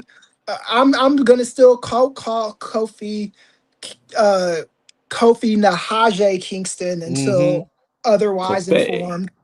I think they're gonna get hosting gigs working with Time Warner, and I think even with Paramount. I don't know. I am when I go to the AEW show, remind me out there. I am gonna ask TK about David Ellison and the Paramount ByteDance deal because he just seemed he seemed way more optimistic about it than I did. So I might ask some specifics on that when I'm in San Jose next month for the presser. But yeah, I think Asuka's fine. Kofi Kingston and Woods, Austin Creed, they're gonna be fine once they hit AEW in England, and someone from our show will be there, I'm sure. Anyone but Ray, because he cannot be trusted on those English streets out there. Sorry, Ray. We love you, but sometimes part of love is understanding to put your team in the best position for success, Ray. I love me some fish and chips, yo. For me, I'll start with Asuka first, man, because to Chris's point and to everybody's point here, it's wild that from a character and storyline standpoint, Asuka's peak was her debut in NXT. Asuka's peak was that run in NXT. Yeah. Asuka's peak was them bangers that she put on with Nikki Cross, the white chocolate cheesecake and sports entertainment, with Athena. You know, them bangers that she put on that with those women on the NXT roster. Asuka was that one. And then she comes to the main roster. And it's almost like you have a player that can thrive kind of in any offense that you put them in, but you never put them in the right offense for them. And that reminds me of kind of a player like Paul George, Chris. Like Paul George can get buckets on whatever team you put him on. But very rarely has there been a team that has put Paul George in the place to be the best version of Paul George. Right. And so when you look back at Paul George's career, it's like he was good, but he could have been more. And that's how I feel looking at Asuka's WWE run up to this point. It's like, it was good, but it could have been more. And so I think all of you are right that she probably will be back, even though like all of this stuff with her storyline with EO, which should have been a WrestleMania match, just it shows a lack of care by the people running things because the performers put out this beautiful story with Asuka and Kyrie and with EO, and the people in charge didn't see it that way. And so, like, let me tell you, Ray Williams, because there will come a day, I don't know if it's 5 years from now, 10 years from now, 35 years from now, but there will be a day, Ray Williams, when we are doing a show, bring me out so I can look at you in the eyes, Ray Williams, through this computer screen. There'll be a day, Ray Williams, where I look at you, brother, at the end of one of these shows on Nefarious Media Network, patreon.com/Nefarious Media. $3 gets you in the door. And I would look at you, Ray, and say, you know, that's it for me, dog. I'm out of here. And you're going to be like, Nate, I thought we was partners. And I'll be like, hey, Ray, I ain't been training the partner slick. Been training my replacement. And I'm out. If I go through all that, Gerard Brown, and then I pop up 2 weeks later like ain't nothing happened, and I'm back, that undercuts the gesture and the sentimentality of what me and Ray done been through. And so yeah, like I'll be happy to see Asuka back on the main stage, but it's like, well, damn, now you kind of cheapen this storyline, which I thought was one of the best built ones heading into WrestleMania. So I hope they figure out something with Asuka. But like you said, Chris, like she's always going to be good, regardless of whether the company sees her as like this upper mid card person, a main eventer, or whatever. Like she's going to be fine. I would love to see her do like a tour of Japan and kind of get those flowers from her home country. Yeah. Let's talk about Austin Creed and Kofi Najee Kingston on these streets, because to me, them brothers got the world, the oysters on a platter, if you will, because I feel like, you know, you mentioned Nick Nemeth, Jay. I can kind of see something like that, but also the first thing that popped into my mind was how the Hardy Boys, you know, would just kind of pop out and show them for like a year or two until they eventually made their way back into the WWE. Like just New Day dropping these breadcrumbs, some subtle, some more on the nose. But what if, like, leading up to the England show, Chris, they're just like, you know what, man, we should go on a road trip, Kof. And they just going through touring all these American cities, doing this, doing that. Oh, wait a minute. Why are we in New York? Why are we at LaGuardia? You know what? Let's just get on a plane and see what happens, Woods. Next thing you know, oh my goodness, Kof and Creed up in the building, all elite. And so, yeah, man, like, to me, it's a no-brainer for all sides involved. For Kofi, for Creed, for AEW, Tony Khan, like, it just makes perfect sense because not only do you have this list of kind of dream matches that we can see, Gerard, right? Like just off top, man, New Day and Bucks. Come on now, right? Yeah, it's yeah. It makes too much sense not to make sense, Chris. But then, like all of you have mentioned as well, these guys have value more than just the bell to bell. Because you've got guys who can be hosts, who can be presenters. I could easily see, you talk about the Time Warner connection. I could easily see somebody like Austin Creed or Kofi Kingston hosting one of these podcasts with James Gunn, talking about one of his shows that just dropped on HBO Max. Like, I can easily see something like that. I can easily see Austin Creed being the man to finally be able to sit Kenny Omega down, talk some sense into him, and finally get a halfway decent video game produced starring the AEW roster. Because, hey man, look, y'all got me. Fool me once, shame on me. Fool me twice. I'm not gonna get fooled again. But I bought that damn AEW game because I was like, man, this is something new. I'm gonna support these dudes. It was a disappointment, Ray. It wasn't the worst game. It wasn't Basura, but look, when the highlight of the video game, Chris, is me at some random digitized diner in DC eating a big slice of pizza with my childhood hero, the man called Sting. That's a highlight, but it shouldn't be the highlight of this damn wrestling game, Chris. It should be the wrestling. I agree. I think they're going to AEW. The thing is you only get free agents like this every once in a blue moon. Like it was Cody Rhodes when he went to WWE. When he left AEW, WWE had no choice but to sign him, right? CM Punk, Daniel Bryan. This is I think I put Kofi and Creed on this level because these are two, like, because even when Edge went to AEW, not saying it wasn't a big deal because it was, but it wasn't. It really wasn't something that you had. Like Edge he had already retired once, right? So it wasn't like you were betting the farm on Edge to do awesome things in AEW. He's doing good things in AEW, but with Kofi and Woods, these are two guys that everybody thought was WWE lifers, that you thought there was no chance of them ever going to the competition. No chance of them making money anywhere else, and they are free agents right now, and all your roster wants them. The only thing you got to do is give them that contract and make them sign and tell them to sign it, man. And they're gonna pay them top dollar to do it, because sometimes sometimes it's worth just the moment, like sometimes you get to the moment and everything after the moment is not great, but the moment is so great that you need it.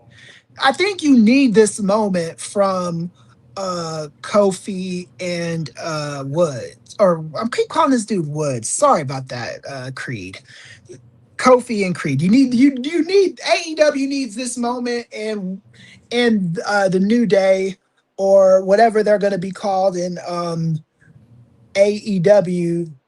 They're gonna need this moment. Nueva Dia. Nueva Dia. You know what? I think with Creed and Kofi coming through, I think that this is going to be as the level, like you said, with Bryan Danielson, Edge. I think it's going to be a Adam Cole level type of pop that they get when they walk through. Yeah. And they deserve it. I mean, those brothers. I mean, they deserve it, and I'm looking forward to seeing what they're able to do in the future, man.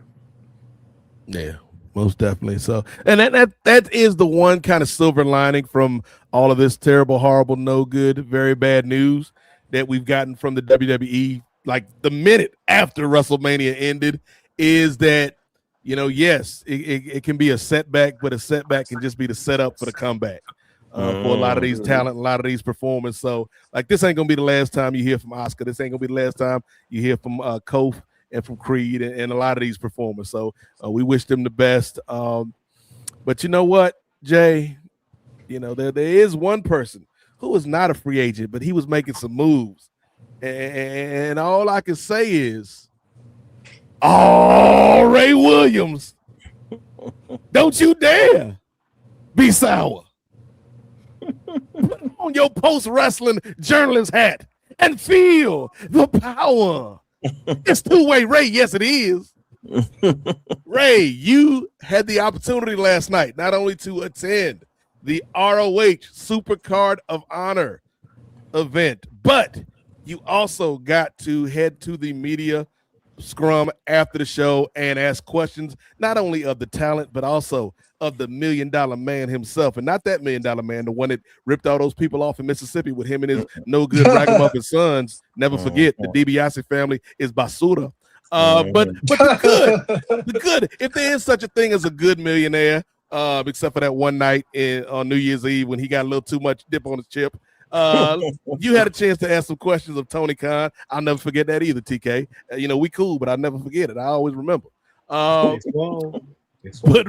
Ray, tell us a little bit about your experience at Supercard of Honor, some of the highlights. If you want a more in-depth breakdown of the show, Bruce Lord and Kate from Montreal have an excellent post-show up right now at Post Wrestling, and they'll go match by match. But just being there live, Ray, seeing the matches, what were some of your thoughts, and then also your experience at the media scrum? Yeah, so I guess I'll go ahead and start with the show. So it's a very small, intimate arena space at the Wacomico Civic Center. It was blocked off to where I believe maybe no more than 1,500, maybe 2,000 seats.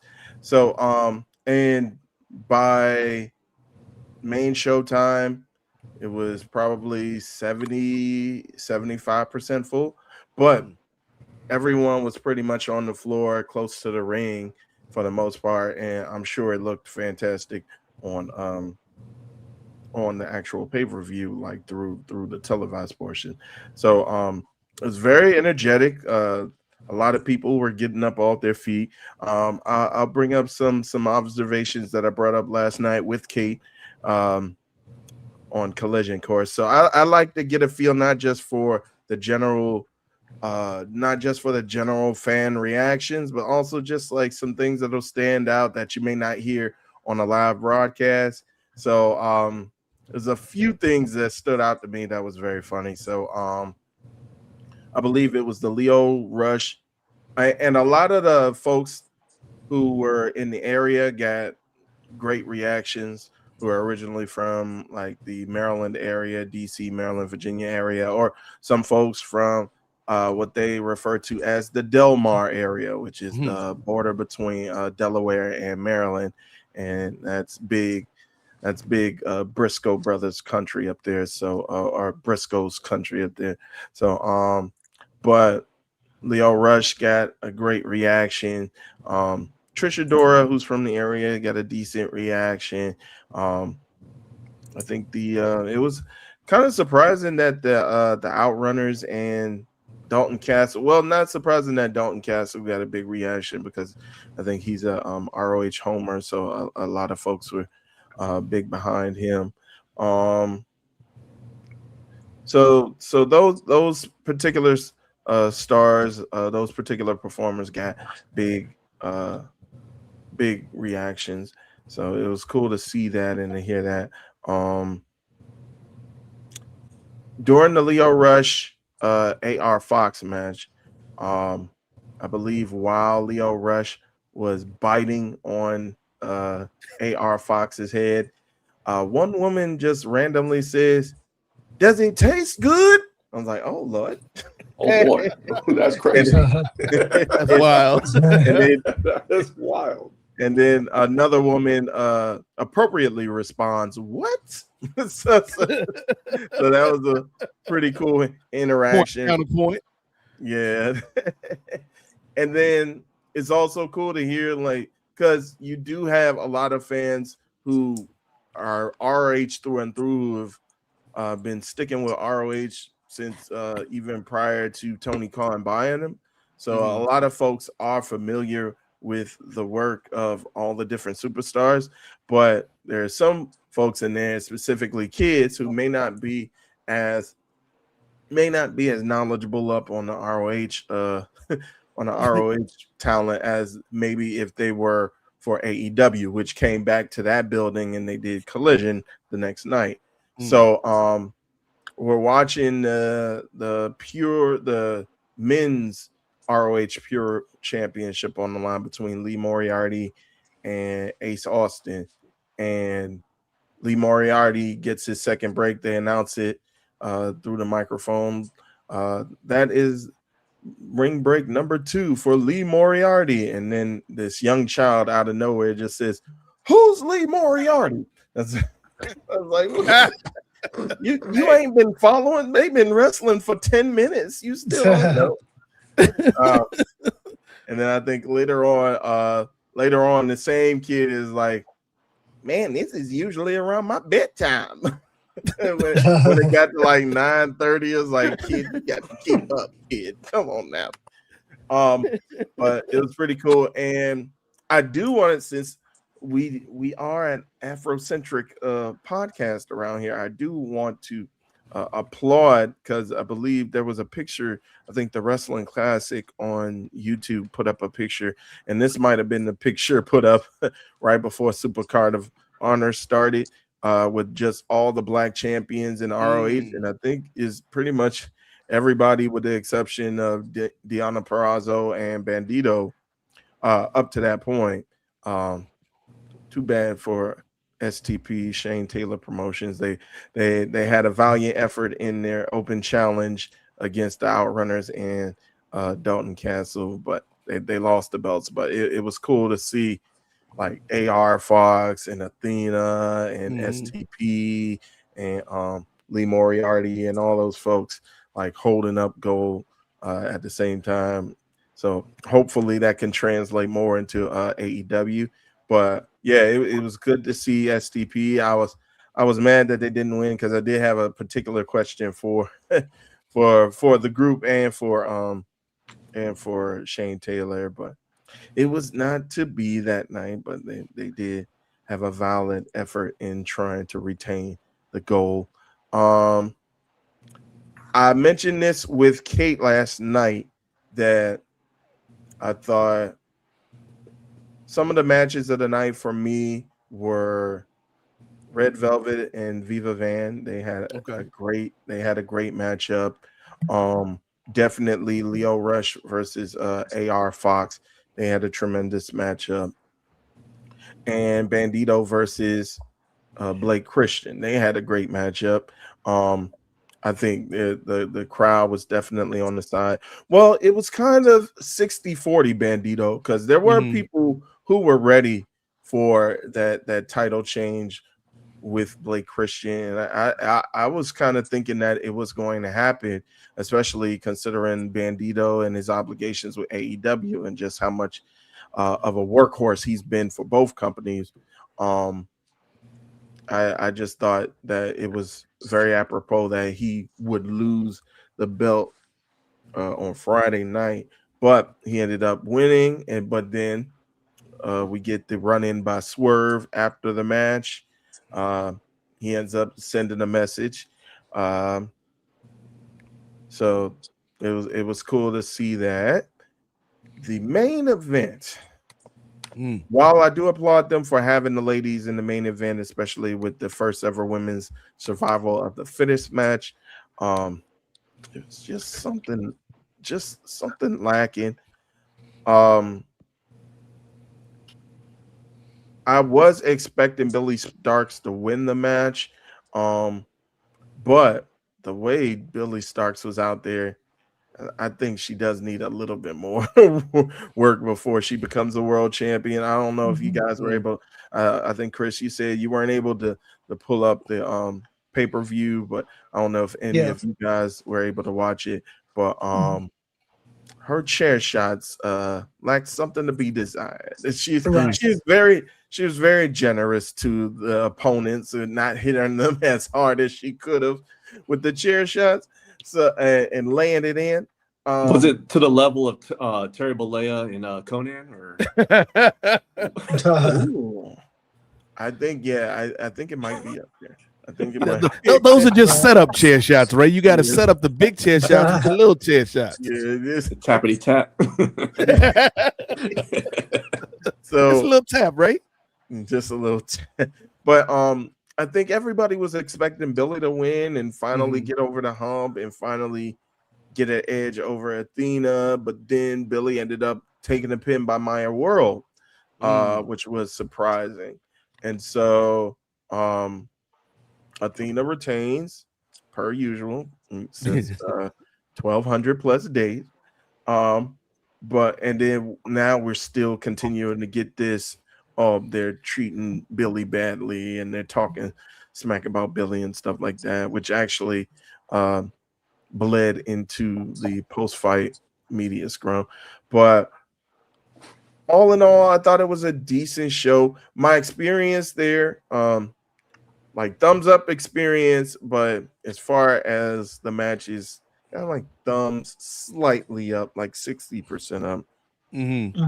Like great matches, and the pre-show matches were great as well. So now we go into the media scrum. As I mentioned to you brothers off air, there was quite a bit of media, but not to the point as probably what Jay I have a couple questions before you get to the media scrum, Ray. Yes, sir. Were you on the side of the hard camera, or where were you positioned in the arena? Right. So I was on the right of the hard cam. Okay, cool. I was did you get word of what the ticket price was when you got there? So they actually, when they gave me my ticket stub, it actually said it on there. So it was $25. $25 bucks. Cool. I know, right? Dang, that is. Wait a minute. How much does it cost to go to an NXT show? We got to get that comparison.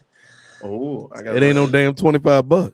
I know, right? Shoot. That's that. I was not expecting that. Okay, cool. Can't even get a tub of popcorn at Full Sail for $25. I know, right? Shoot, man.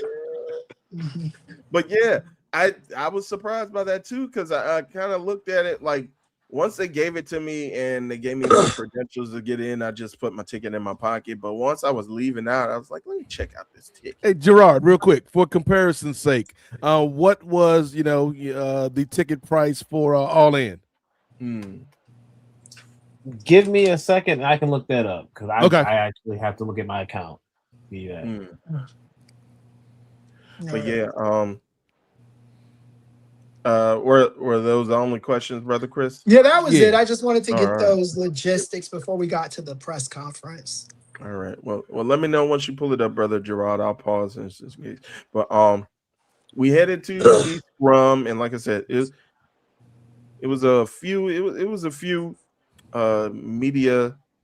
media folks there. Kate from Fightful was there. Yeah, shout out to Kate. Yeah. Shout out to Kate.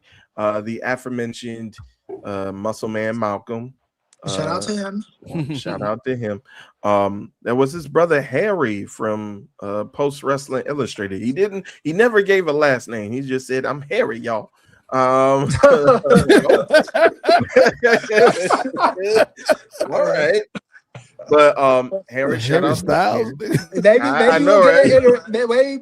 we'll get to interview Harry one of these days. Maybe.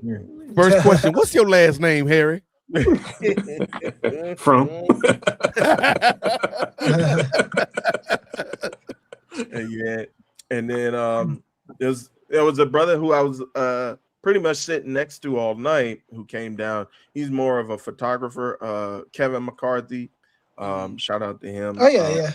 He reached out this morning through Instagram, so we just been chatting back and forth. So shout out to him. He was pretty cool. He chatted for a little bit, but then he was like, I gotta get back to work, like during the show. I do have one more question. What was the media setup? Was it chairs facing Tony Khan, or was it a line to the microphone, or how was it? Chairs facing Tony Khan, and they were passing the mic around. Okay. All right, cool. All right, yeah. Nice. Like, I didn't even have to stand up. I know a couple of people stood up. But I just stayed seated. I saw other people staying seated. So I have to stay seated. So shoot. So. But you yeah, I courtesy in front of them and nothing like that. Your Highness. Now, what I want Chris to do at the presser in San Jose is, everybody asking their questions. Chris, I want you to find the nearest mobility scooter. And just wheel out dramatically like your man Patrick Stewart did in that damn Doctor Strange in the Multiverse of Madness. Everybody's like, is that Professor Xavier out here? Well, and you just roll up and look Tony Khan in the face and just be like, I'm back, TK. We got unfinished business, brother. Well, this scooter that I have now is a folding scooter. Okay. It's real compact, so like it's wrestler proof. Yeah. The only problem is it does a beeping noise when you back it up. But it's like it's not one of those big heavy scooters, because I can, if I'm driving somewhere, I can just easily put it in my trunk and do that. Chris saying, watch out, because if you get too close, I'll swing at you with my scooter. So, it turns into a weapon, so watch out. But yeah, so that's like, I'm trying to think of what other questions I have. I think those are the main questions, but TK was very friendly to the media last night. Not saying that he's never friendly. He's always friendly, but like he was for an ROH show. He took a bunch of questions. I wasn't really expecting that. Yeah. And he actually and Brother Gerard, you got the ticket price up? Yeah, I do. It's going to be $254.20. Okay. Oh, okay. Wow.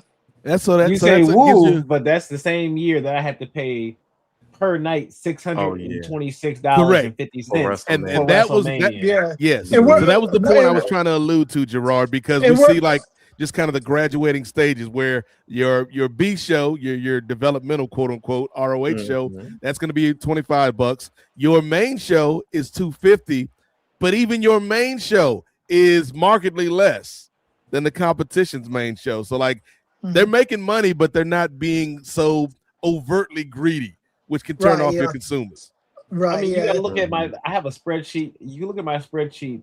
The cost for WrestleMania is over $1,200 for me. Sheesh. I have my entire trip for All In with a hog, with going to an HOG show as well. We tried to go to the big ROH show, but it was sold out that time. That's when they had Takeshita versus Bandito. Right. My whole trip, all wrestling, all that included, $1,000, $1,705. Like, come on, man. That's an affordable vacation. That's my hotel. That's my wrestling tickets. That's everything. Plane food. Dang. Yes, home and back. Right. Yeah. Awesome. But yeah, like you were mentioning, he was very gracious with his time. I think the average questions for each of the talent was about 2 to 3 questions.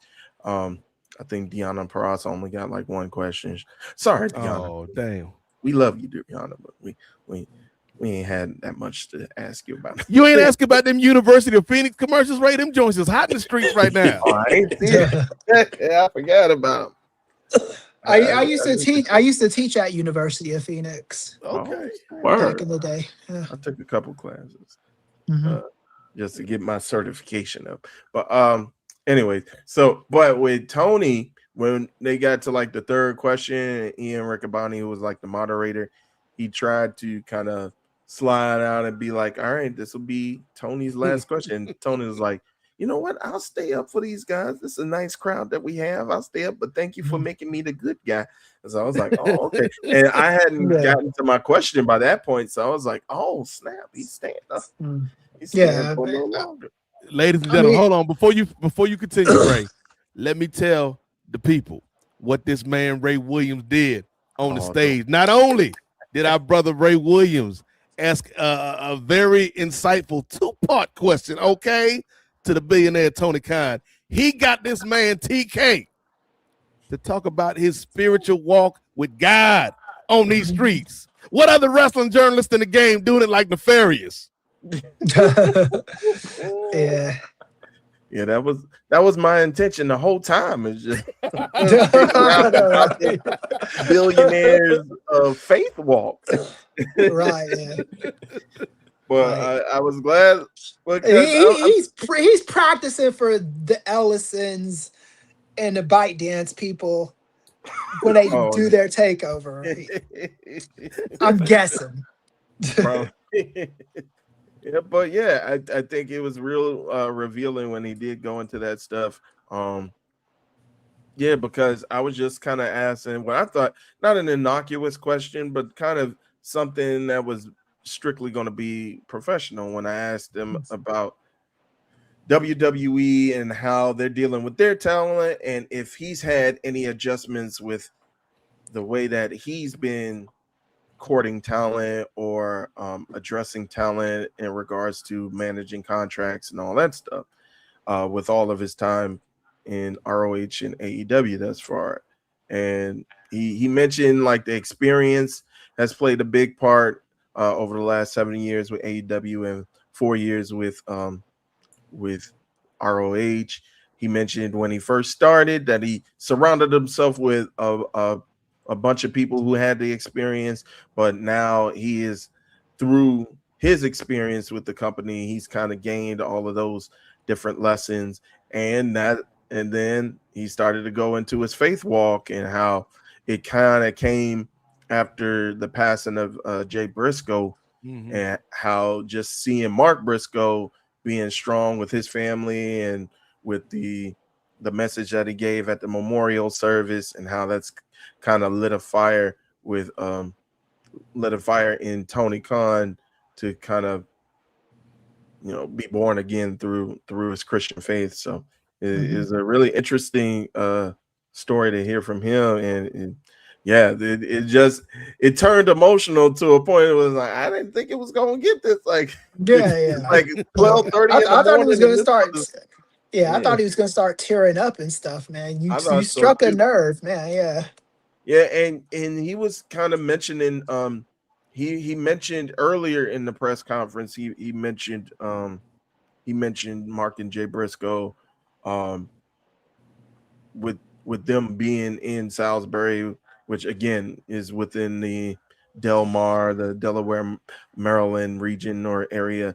And so he was kind of, I think when he was talking about Athena and the first or the championship match that she won to be crowned the new ROH Women's Champion was also the same day on the same pay-per-view as Jay Briscoe's final match. And so I think it was already kind of in his head and thinking about it, especially being in that area. And so it was very, very revealing to see. So but I got a chance to ask him that, and then he did bring up again as a part of him adjusting. He talked about turning the other cheek, and again due to his newfound faith or his recently newfound faith, and that's when he started bringing up, and I believe Post did an article on it. Started bringing up when he heard about rumors from high-ranking WWE officials about a TV deal, and then he was about to go into heel Tony mode again. It was like, I don't know where they got that information from, but I'm a turn the other cheek. I've always been respectful, so yeah, you got to see many different facets of Tony from that one question. Again, something I didn't expect. So I was glad to at least be there for that moment. But I also got a chance to ask some of the other be there for that moment. You triggered the moment. That You was the catalyst, brother. Yeah. that moment would not have happened if you weren't there. That is asking true. that. So. Thank you. Tony was the bottle of Perrier, but you was the bubbles, Ray. The bubbles. Struck a nerve. but yeah, I did get an opportunity to ask some of the other talents some questions, including Athena and Red Velvet. We're not talking about that, Ray. Mark Davis. This Bama Ray Williams getting the wink from Red Velvet. I was like, oh, Ray in the zone right now. Ray in his mode. Yeah. Bro, I didn't even know that. Like you guys noticed that before. I was just having conversation. I didn't even notice the wing. See this, and this is why I do so bad in my love life. I don't know you should be shooting your shot, man. I mean, I got a follow-up question, Miss we Velvet. are wrestling media, so it might not be the most ethical thing to do. So if you started something with Red Velvet, we might not be able to go to those shows anymore. Diana Racini out here. Diana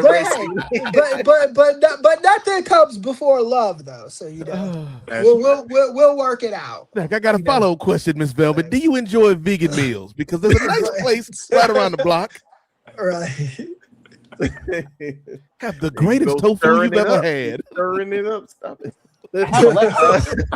Don't worry about it. I guess around the corner.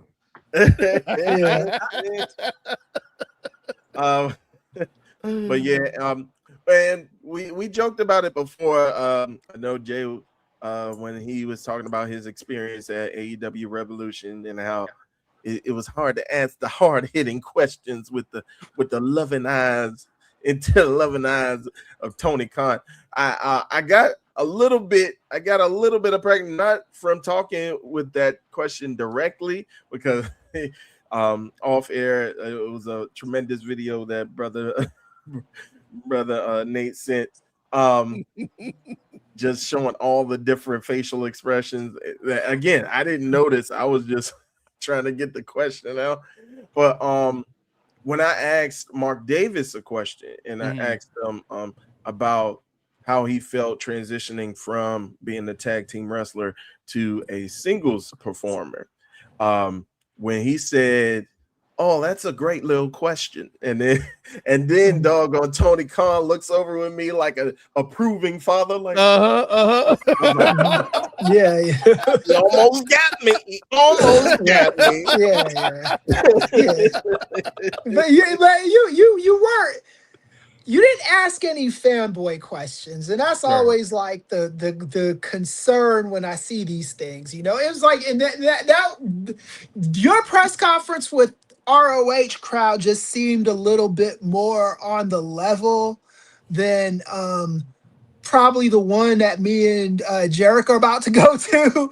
It just seemed like people there were like really wanting to get like, you know, deeper questions, not just surface level stuff that was like about storyline bullshit and crap like that. So, you know, I do commend you for that. Yeah, you didn't, whatever TK's got going on with his eyes or whatever, you didn't get into that. So I mean, you're fine. And Jared didn't get into it either. I mean, he got the one question because I guess the media was packed that day. So I mean, shit. Yeah, there's a difference between like LA, you know, because I mean there was a lot of media over there. Right, LA too. So the scope of the arena. So I mean, because all the ESPN guys were there, and I heard a couple of Fox Sports guys were there, and it was just a lot of media at the LA one. So, yeah. Salisbury is probably like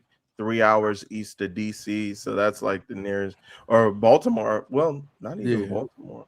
I think that might have been like the nearest like big time city towards there. So I do agree with you brothers on that one. Did you drive back home that night, or did you get to stay in stay over that night? Well, I was intending on staying over, but since I don't have access to the company express card yet, expense card, we're restructuring, Ray. We're restructuring. The Substack is at $150 a year right now, so give us a few more weeks and you should be fine, you know. I was gonna stay at the Days Inn, but then once I got there, I was like, oh no. It wasn't the right atmosphere at the Days Inn. It's days out. It's time to go. Exactly. I know that feeling. Days in, boy. Be your last days. The end of days in. End of days in. You won't see a new day. I just stayed. I stayed there just to kill a few hours between the time I arrived and the time I would start heading out to the show, but and gave me some time to iron up my stuff and get myself together. But who was the guy? I don't ever watch ROH press conferences, so please forgive me, audience. But who was the guy that was hosting the press conference next to TK?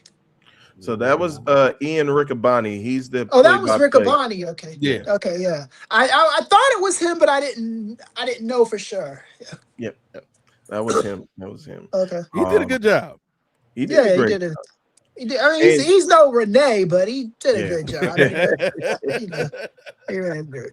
Renee has got a pleasant, friendly face to look at. Riccaboni is, you know. Dang. Yeah. Hey, the brother's nice. I've met the brother. The brother's nice. Yeah,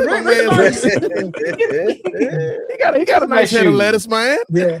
I don't know if I've ever met Riccaboni before. Shout out to Riccaboni, man. Yeah. Shout out.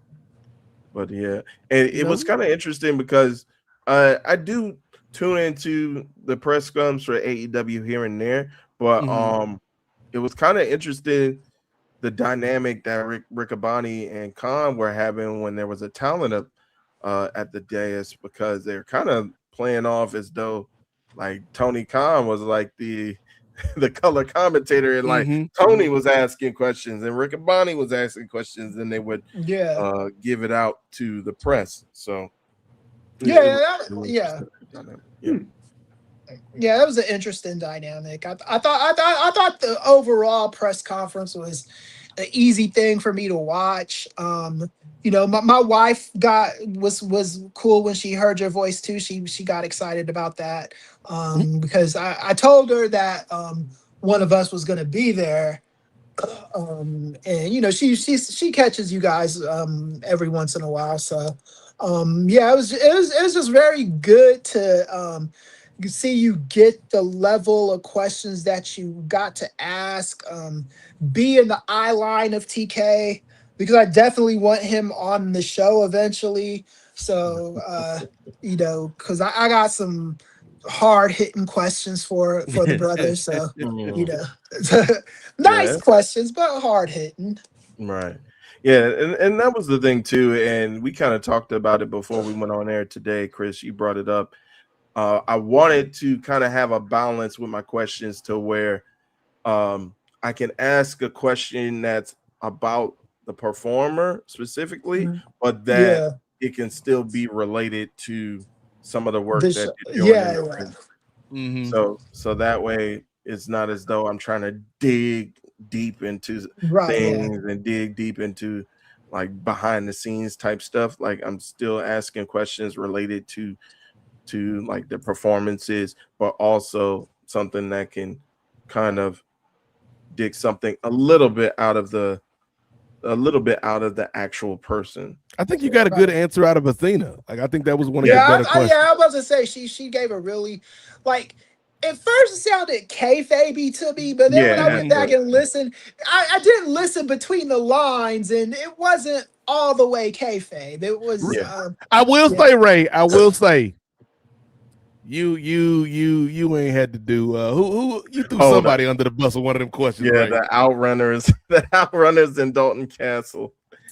So I did ask them just because they've been working so hard in the tag division together, Turbo and Truth. They haven't had a chance to capture gold, and it's hard out there for those brothers who've been working for as long as they have through Mid-South and AWA, and even though I ain't never seen them before AEW, but they've been working hard. And so and yet they so young. They the youngest men alive. So now they actually got an opportunity, and they cashed in on getting championship gold with Dalton Castle by their side as a part of the 6-man tag champs. So I just asked them how it felt and what kind of difference Dalton. I think your exact words, Ray Williams, were, so you guys outrunners, y'all been floundering since you hooked up with this man Dalton Castle, right? I said that, right?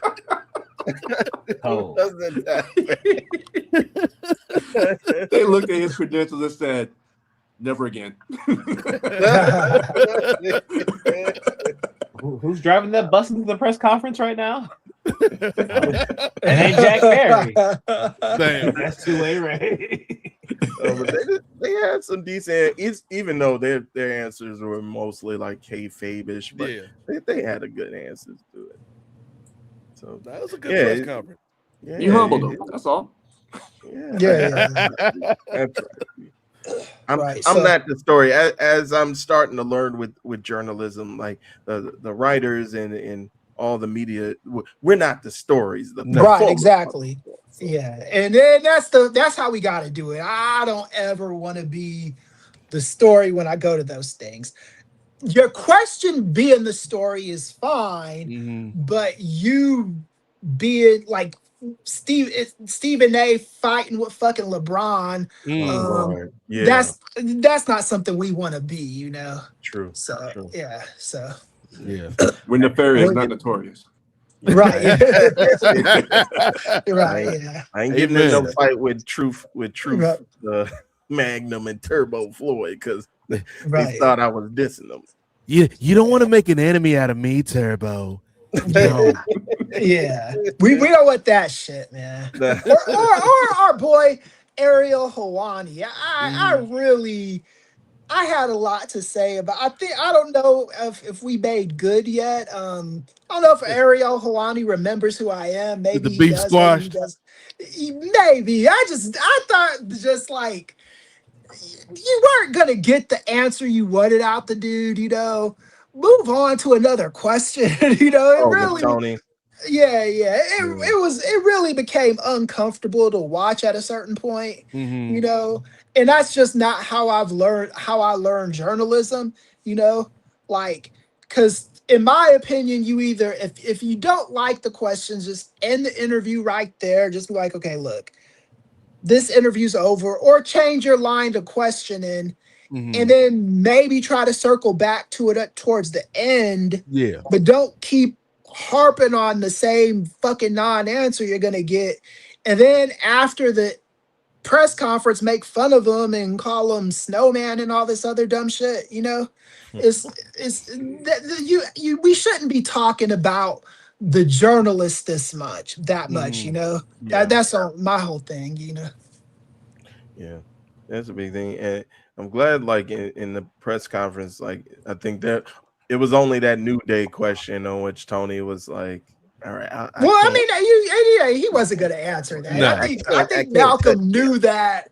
And if he answered that, he's putting himself in the line of fire for a lawsuit. So, didn't you see what we just went through for Andrade? Yeah. Right. I respect Malcolm for shooting his shot. I really do. You had to ask the question, Right. but he wasn't answering that shit. Right.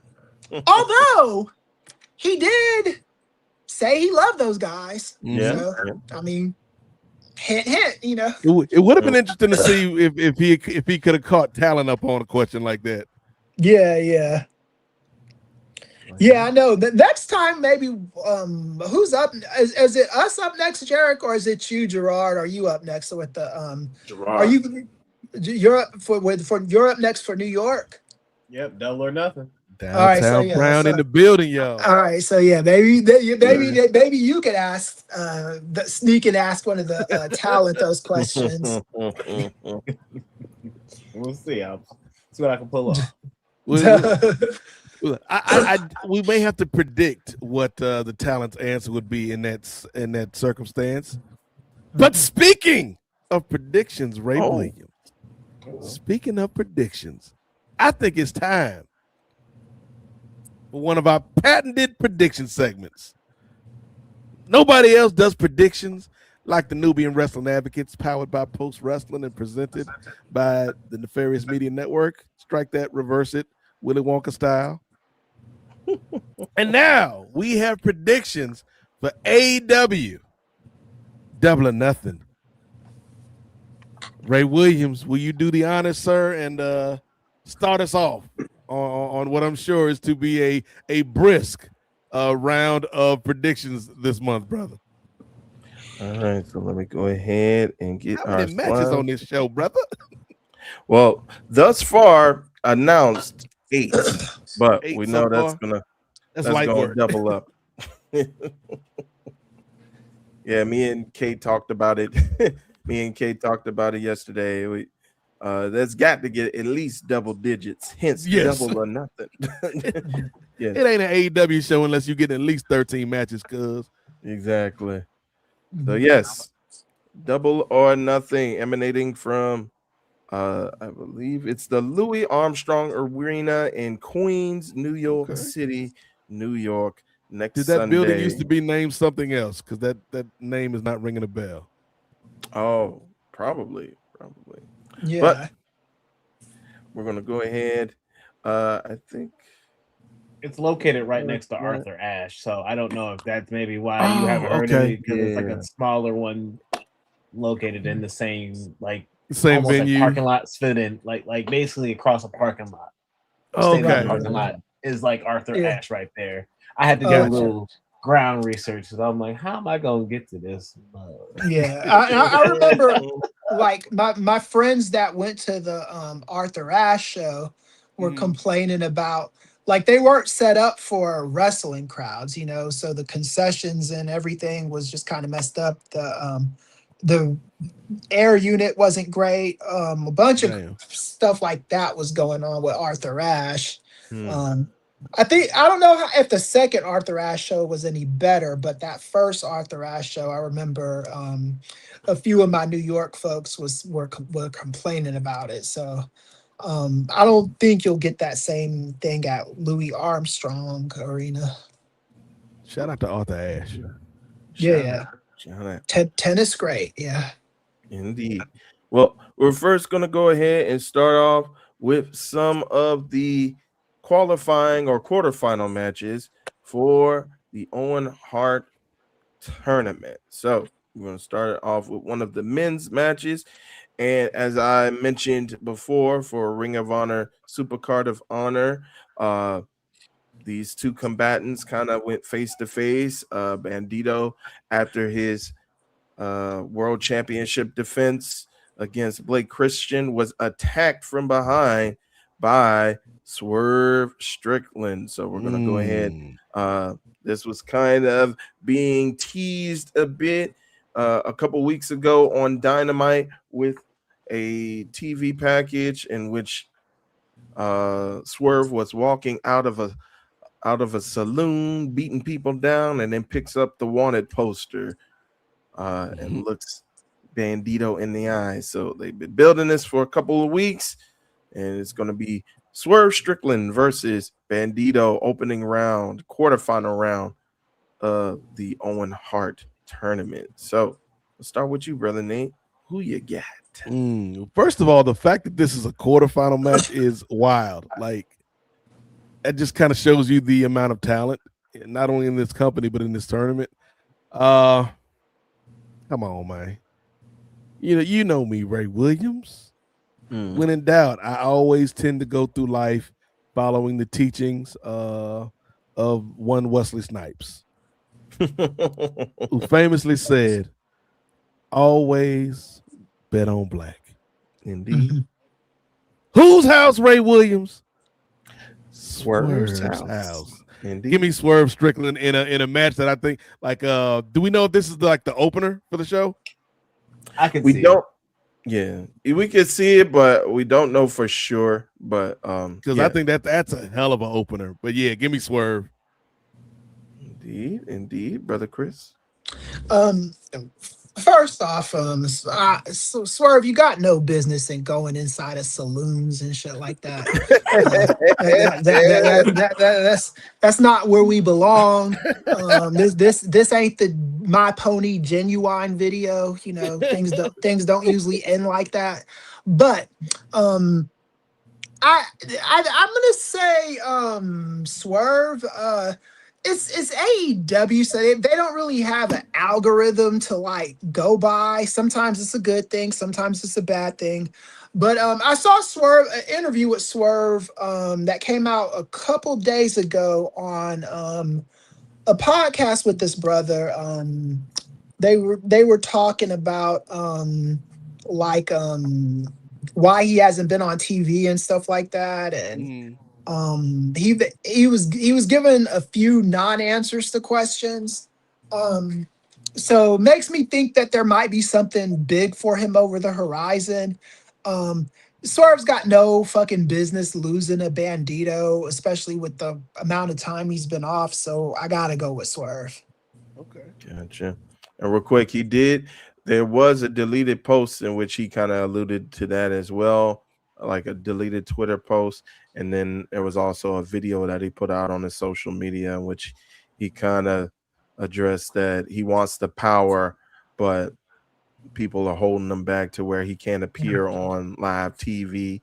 And so he's going to start taking the power back. So I guess that started with Supercard of Honor, and that's going to go into Double or Nothing. I mean, it started with the saloon, Ray. Of course. Brother Gerard, who you get?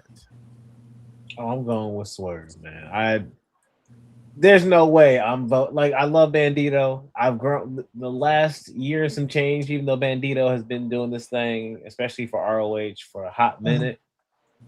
it's been this last couple of years, especially with the Brodito team and seeing him kind of just grow in that role, and as ROH World Champion, getting like a real solid run this time.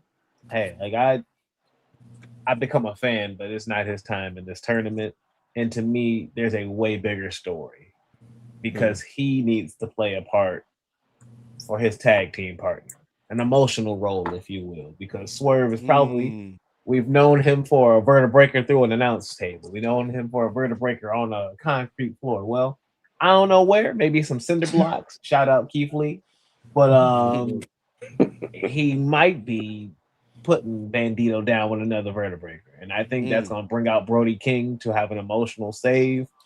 And I mean, if you really want to know, I ain't trying to get into it right now, unless y'all want me to, but I created a whole video basically breaking down this whole tournament that we can talk about head cannon grabs and ring theory and all that later on, if you will, or if you want. But we gonna talk about it, Gerard. Hey, Swerve Strickland for the win. Long story short. All right. Brother Jay. Most dangerous. Most dangerous. Most dangerous.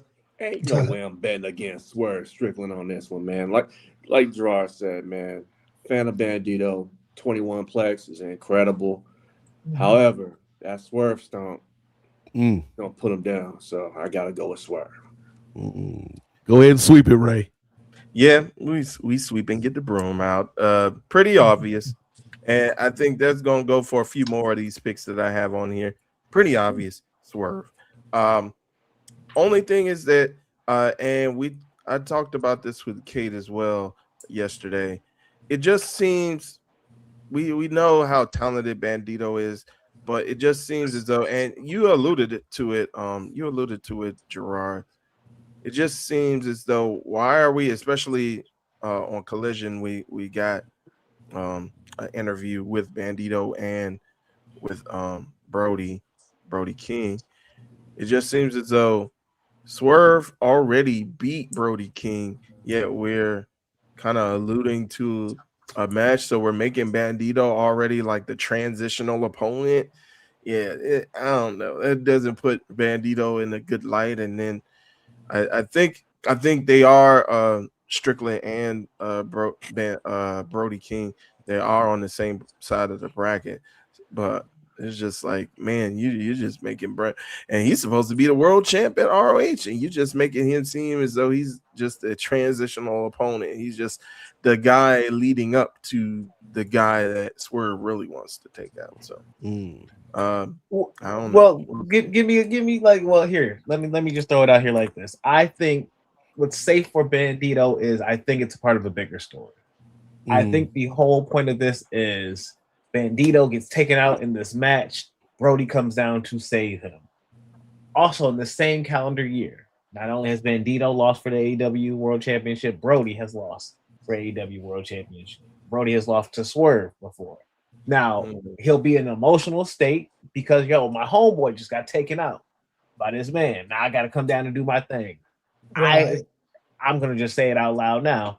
When him and Claudio fight later on, Brody is going to beat Claudio because he is moving forward to come after Swerve to get that revenge for Bandito. That is his story for the tournament. And so if that is going to be that case, it's going to be those two colliding. And I think that emotional wave Brody's going to ride is going to cost him that tournament round. And Swerve is going to take advantage of that, get that emotion on him, and win. Now, Brody's going to take that time to actually reflect, because there's something that I've been waiting for. And the second they lost the tag team titles, I thought it was basically a fuse that has been lit that is going to be, you know what? You were the one who got pinned, Bandito. You lost us our tag team titles. Yo, you gonna give me that ROH World title, bro. So give me a shot. You giving everybody else under the sun a shot. Give me my shot. And I can see even a Bandito overcoming him in that first during that all-in weekend. I can see him overcoming Brody in the first one, Brody snapping, killing him in the second, and taking the belt off him. Gotcha. That's why I think Brody gets his shine, but I think Bandito also gets his time too. So my bad. No, you good, Gerard. But real quick to your other point, Ray, about being Bandito being the ROH champion. Like that's a valid point, Ray. But you may not know this. Last year, the I think it was the Louisville Jumbo Shrimp won the AAA World Series, Ray. Great team, great potential. You put them up against Chris's Dodgers, Jay's Dodgers. It's over, ladies and gentlemen. So there's levels to this game, Ray Williams. It's levels to it, brother. True. Shout out to the Jumbo Shrimp.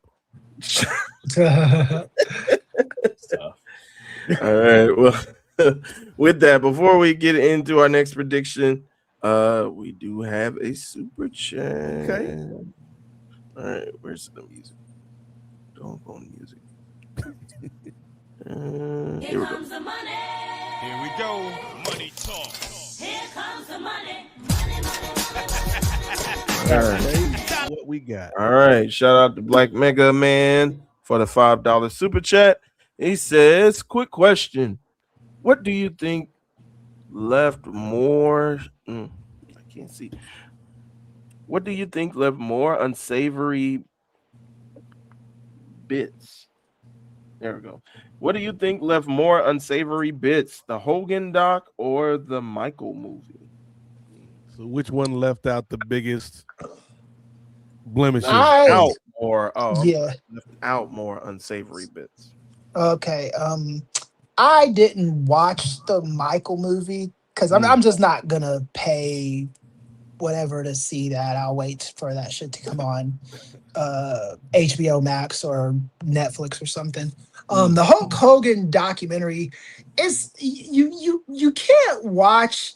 It's almost like a Tupac or a Biggie movie, right? It's like you've seen that story told from every single angle that it just there's no new way to tell the story, you know? And I think with Hogan, the lies weren't really unique lies, you know? It was interesting seeing him in like latter interviews, like right before he'd ultimately die. But it was whatever. My wife saw the Michael Jackson movie. She said she liked it, you know. You know, I don't. Again, I'll see it, but I'm not going to see it in the theater. So. Okay. Well, I did hear, even though I haven't seen the movie yet as well, I was hearing a couple things that even though they did leave out some things, it wasn't because of their lack of trying. There were two big things that they actually had actors casted for. Two big things. First was Diana Ross, which they had Kat Graham casted as Diana Ross, and they were going to include Diana Ross's role in his career and in him growing up, but at the last minute, Diana Ross took away her participation from the movie. Yeah. Told them not to use it. There'll be no dirty Diana. Yes. And then the second one, of course, is his alleged relationships with young children. They weren't. Okay, let me say this real quick because the movie was produced by Jermaine Jackson. That wasn't going to be in the movie. It just wasn't. I know they're saying that wasn't going to be in the movie, man. I think the Jackson family is scared of Michael Jackson even in his death. I just don't think that was ever going to be in that movie. Well, the thing was, they said they had to reshoot not because of Michael Jackson, but because the Jackson estate made a settlement with the survivors, the alleged survivors, and that within the settlement they couldn't mention anything about the court case within the movie, which the filmmakers didn't know about until like once they were about to put out the movie. They said So they had to cut out like a third of the movie because So Hmm. this the way it works in journalism, because I do have credentials in this shit. So the way it works, and this is how gangster Michael Jackson probably is, because once you die, people can say anything they want about you, because there's nothing to protect anymore. When you are alive, a lie can do damage to your reputation and cause you to lose money.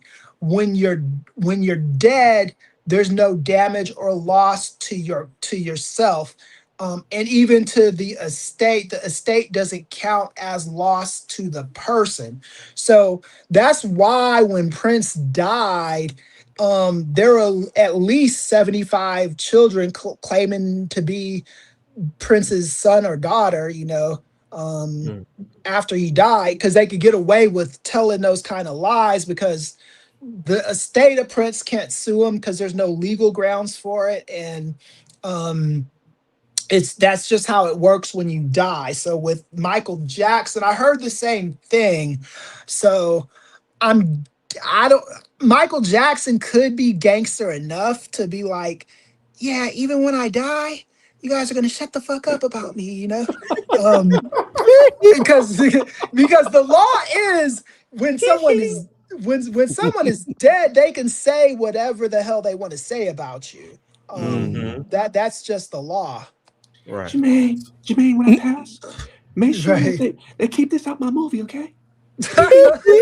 So real quick, Ray, two things. Number one, to Chris's point about the people that came out after Prince had passed, claiming that he was their father. I'm still waiting on that check. Maybe I'm just like my father. Miss you, pops. But second, Ray, because I do have one thing to say about the most egregious thing about this damn Michael Jackson movie. But before we do that, I think this qualifies as an NWA podcast Motown Minute, brother. It does. We haven't had one of those in a while. No, we haven't. Since the first. Hey, all you cool cats and hot mamas. Once again, it's time for the hippest Michael Jackson pro messing with wrestling. us.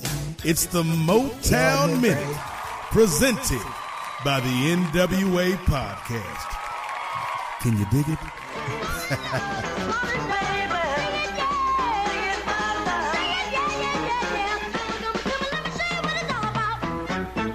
Right on. All right, We're good. We're good. So Ray, the most egregious thing, and I think Black Mega Man alluded to it. The most egregious thing, you'd have made this movie by Michael Jackson. You'd have made this movie by Joe and Catherine Jackson. You'd have made this movie by Jermaine Jackson, made by Jermaine for Jermaine. You ain't got no Janet. You ain't got that was what I thought was egregious. She dropped out. Yeah. Not a speck.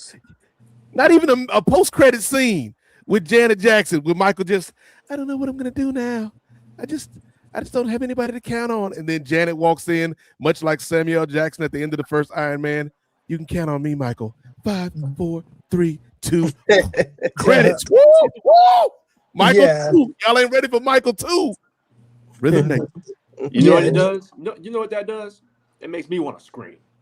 That makes me want to. I was upset that Janet wasn't in the movie, but she did put that in the movie like Diana Ross did. She said she didn't want to be. Yeah, she didn't want to be a part of it. So it's probably all Jermaine's fault, because Jermaine was producing it, and Janet just looked at Jermaine and saw it like the type of scenes he was putting out there, like, right? You just want to be starting something. Yeah. For a movie like that to be as close to flawless as you can get it, you need the main participants in it, right? And Janet Jackson is the second most popular Jackson. And she's not even that far below Michael Jackson. Yeah. She is underneath Michael Like Jackson. Michael, Janet, then it's a long gulf till you get to the next Jackson. Yeah. Then the list is long down. And now here's the thing with Michael Jackson's family. They're all talented. Like I said, Tito is probably my favorite Jackson. I don't think he ever got his due. I was real upset when he passed away, but they are all set up really good financially. That was and that might be a testament to Joe Jackson, because there are Michael Jacksons. They're not Michael Jacksons, but there are Jacksons that you haven't even fucking heard of with like millions of dollars. Ain't the dude playing Michael? Ain't that like one of Mike's nephews? That's his nephew. Right. I thought that was Jermaine's son, right? Cousin brothers. Yeah, because Jermaine and Randy have the cousin brothers, because Jermaine got with Randy's. Why wasn't that in the movie? That should have been in the movie. I mean, it would have made sense to be in the movie, but I guess I don't understand. That's more for Jermaine Jackson's biopic when he has his. There was an episode of The Facts of Life a long time ago where Tootie was trying to get into the Tito Jackson concert, and then Tito concert singular. and then but then not Tito Jackson, it was Jermaine Jackson. That's more reasonable. Yeah, and Jermaine Jackson's like bodyguard like roughed up Tootie. It was real. It was one of those really weird 1980s. And then Jermaine walked up there and said, "Hey, don't take it personal." Yeah. Well, I guess the lesson was don't be a fangirl. Or something, man. Like take the good, you take the bad. I still want to beat up Jermaine Jackson's bodyguard for messing up my girl Kim Fields like that. Kim Fields. Yeah, I took that shit personally. And the connection there also, Kim Fields' mother played Janet Jackson's mother on Good Times. Oh yeah, Chip Fields. Yeah. She was the abusive mother. The abusive mother that burned Penny with the iron, which is like wild. Yeah. And she was on Spider-Man too. The 70s TV show Spider-Man was Chip Fields. Chip Fields? What was she play? What was her role? Somebody that worked at the Daily newspaper? Bugle with Spider-Man. Yeah. Okay. Shout out to Chip Fields. Mm-hmm. Shout out. Yeah. Speaking of fields, Ray Williams, let's get back to the field of this tournament, brother. Indeed. So we're going to continue on the men's bracket. So we talked about the side with Swerve Strickland, Bandito, Claudio Castagnoli, and Brody King. So now we're going to go to the other side of the bracket. I believe it has, we have Mark Davis, who's facing off against Jungle Jack Perry. And then on the other side, we have Samoa Joe versus Will Ospreay. Zach Ospreay Jr. Yeah. Cowboy shit, bro.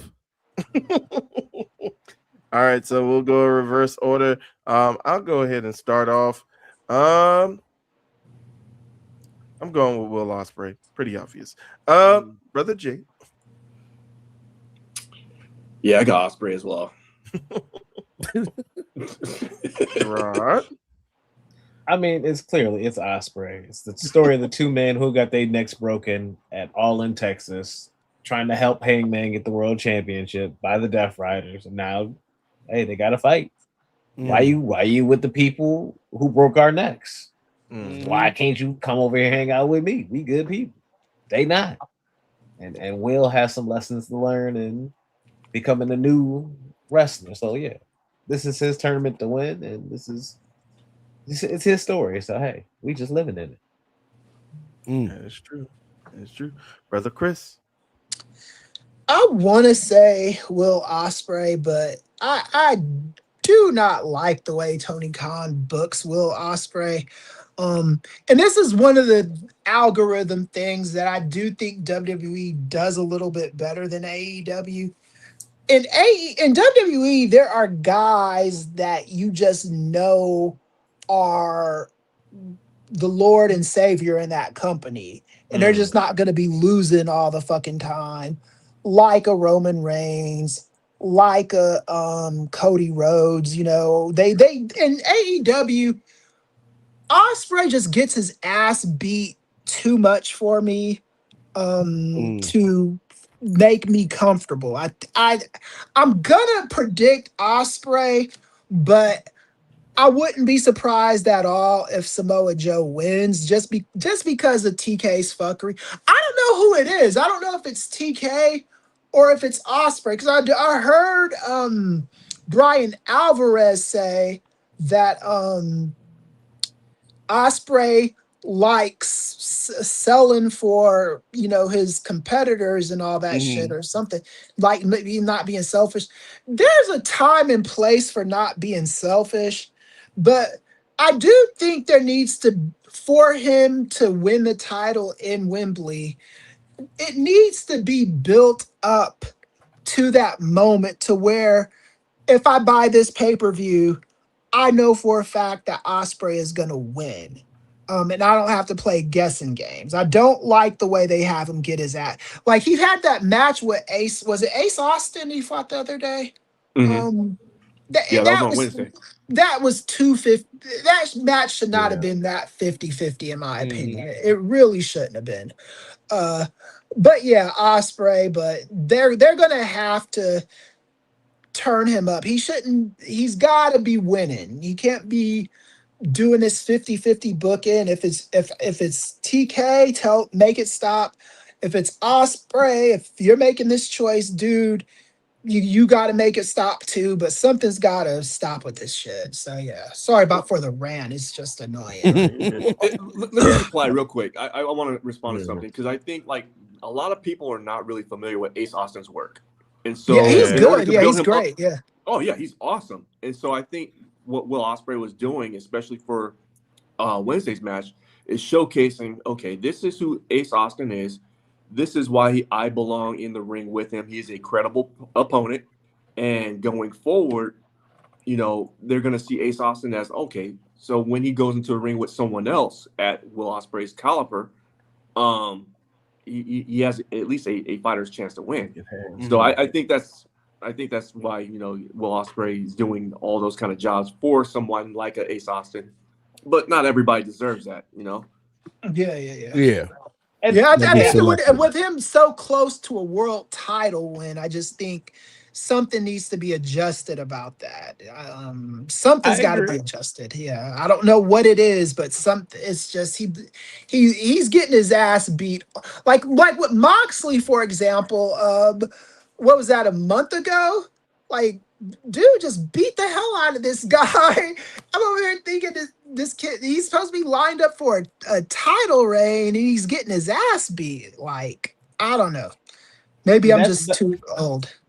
That's one of my big issues. Is like, why is he going after Moxley in a Continental Championship match? Okay, and then he loses. Okay, we don't want the title on him. I get that, but then like, don't make it a Continental match. Make it a grudge match because he has. And here's the thing. As a Moxley hater, I won't hold you as long as they just land this shit. If they're going this direction, I actually might slightly be brought onto the Moxley train for once. Because I actually like the fact that Moxley is trying to be like, hey, yo, let your emotions go. Let your feelings go, bro. Like, all that's what's costing you. You could have beat Swerve at Forbidden Door, but you got really emotional at the end, and then he literally capitalized on that. MJF got you because you got emotional. Okada got you at the end of the Continental Classic because you got emotional. Like, you get emotional in these matches with your aerial moves. You can fly, but you need to do it in a smart way. And so him trying to ground him in a lot of those lessons. And then you see a Joe being the person to be like, hey, yo, you shouldn't be doing that. Joe's just not the right one because of all the background stuff he's been doing to be the one giving that message. But Right. I think Moxley is here to push. Don't put Mox in the tournament. I think Mox might face Ospreay right before All In, and then ask for that title shot. Have him put the Owen up like the same way Darby did. Mm-hmm. And I think Will learn and beat Moxley in that regard, saying, "Okay, you've learned your lesson. Great, cool, good friendship, partnership over. Go do your thing now at All In." Will win it All In, and I think Mox then comes for his neck later down the line, and he actually now, okay, all that fun stuff we was doing training you, that's over. Now we're here to kill you. Okay. And so, but then that's a title challenger for Ospreay down the line. Mm-hmm. But it's then what is Ospreay taking into the tournament? Okay, I can shut down Joe. I can shut down a good friend, a former friend of mine, and Mark Davis. I can get to my old big brother who we was tagging last year at All In. And I'm now be over here with him, and I'm gonna shut him down when I didn't have the killer instinct to stop him at Forbidden Door the last time. And now, I think the person to give him that message that Samoa Joe is trying to give him is Kenny. Kenny has to be the one as world champion walking in to be like, "Hey, I was your hero. You told me that in the locker room. You don't need to be doing that with them. I know you need to find your killer instinct. Let me help you find it the right way. You don't need to be with your enemy. You don't need to be with them scrums and them bums. I got you. Let's go as babyface. We tried to kill each other the last 2 times. Let's just go do this now. 1v1 for the love of the game, for the belt. Come on, let's main event. Let me show you. Okay. Let me make you famous." Okay. And I think, Chris, they want to continue to push this Will Ospreay's neck. We still don't know the status. We don't know if he's 80%, 90%, or 100. So I think that's also leading to like these matches being closer. And by the way, I agree with you wholeheartedly, Jay. I actually got to witness Ace Austin against Okada. Like that brother is tremendously talented. And I got to see him on Supercard of Honor facing off against Lee Moriarty. That brother is super talented. But again, he's at one level. Ospreay should be at the top level. He should be showing out against that particular talent, but again, you don't know the status. Especially, and I think at the end he kind of gave like the thumbs up to the doctor and was like, "My neck is fine," after his match against Austin. So I think they still want to kind of tell that story as well. There's a lot of stories going on. We got the injury story. We got Gerard's Senpai Moxley story. We got the story of this man. A man with a move, Ray. A move known as the Zack Driver 97. And if he hits that move on one Samoa Joe, it's over, ladies and gentlemen. So let's make it a clean. Well, no, Chris said Joe. No, I said no. I said Ospreay. I said Ospreay. I just said I it was a little hesitant at first. I'm going Ospreay. Okay, I'm going Ospreay because I want that to be the winner. I love Joe, but I mean, this kid is supposed to be fighting in Wembley, so he's got to win. Let's get him going. Let's get him going. So clean sweep for Will Ospreay over here. Cowboy shit, bro. Gotcha. And by the way, I think somebody mentioned in the comments, do you guys think that these posters are a little bit cluttered? I know they're trying to do they're horrible, but I was subway map in the back. I didn't want that manipulating our conversation, but they're garbage. Just thought what more do you want me to say about it? Garbage. Yeah. Damn. Right. So now we shift over to the women's bracket. And we have the TBS champion making an appearance.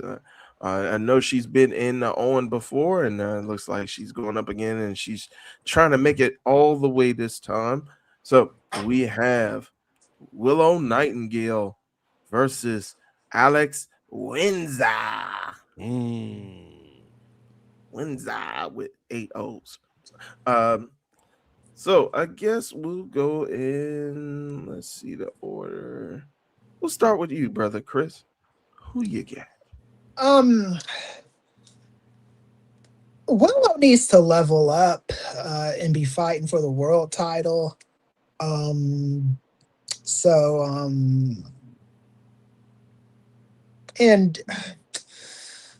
this one is a little tough for me. I'm gonna say Willow, but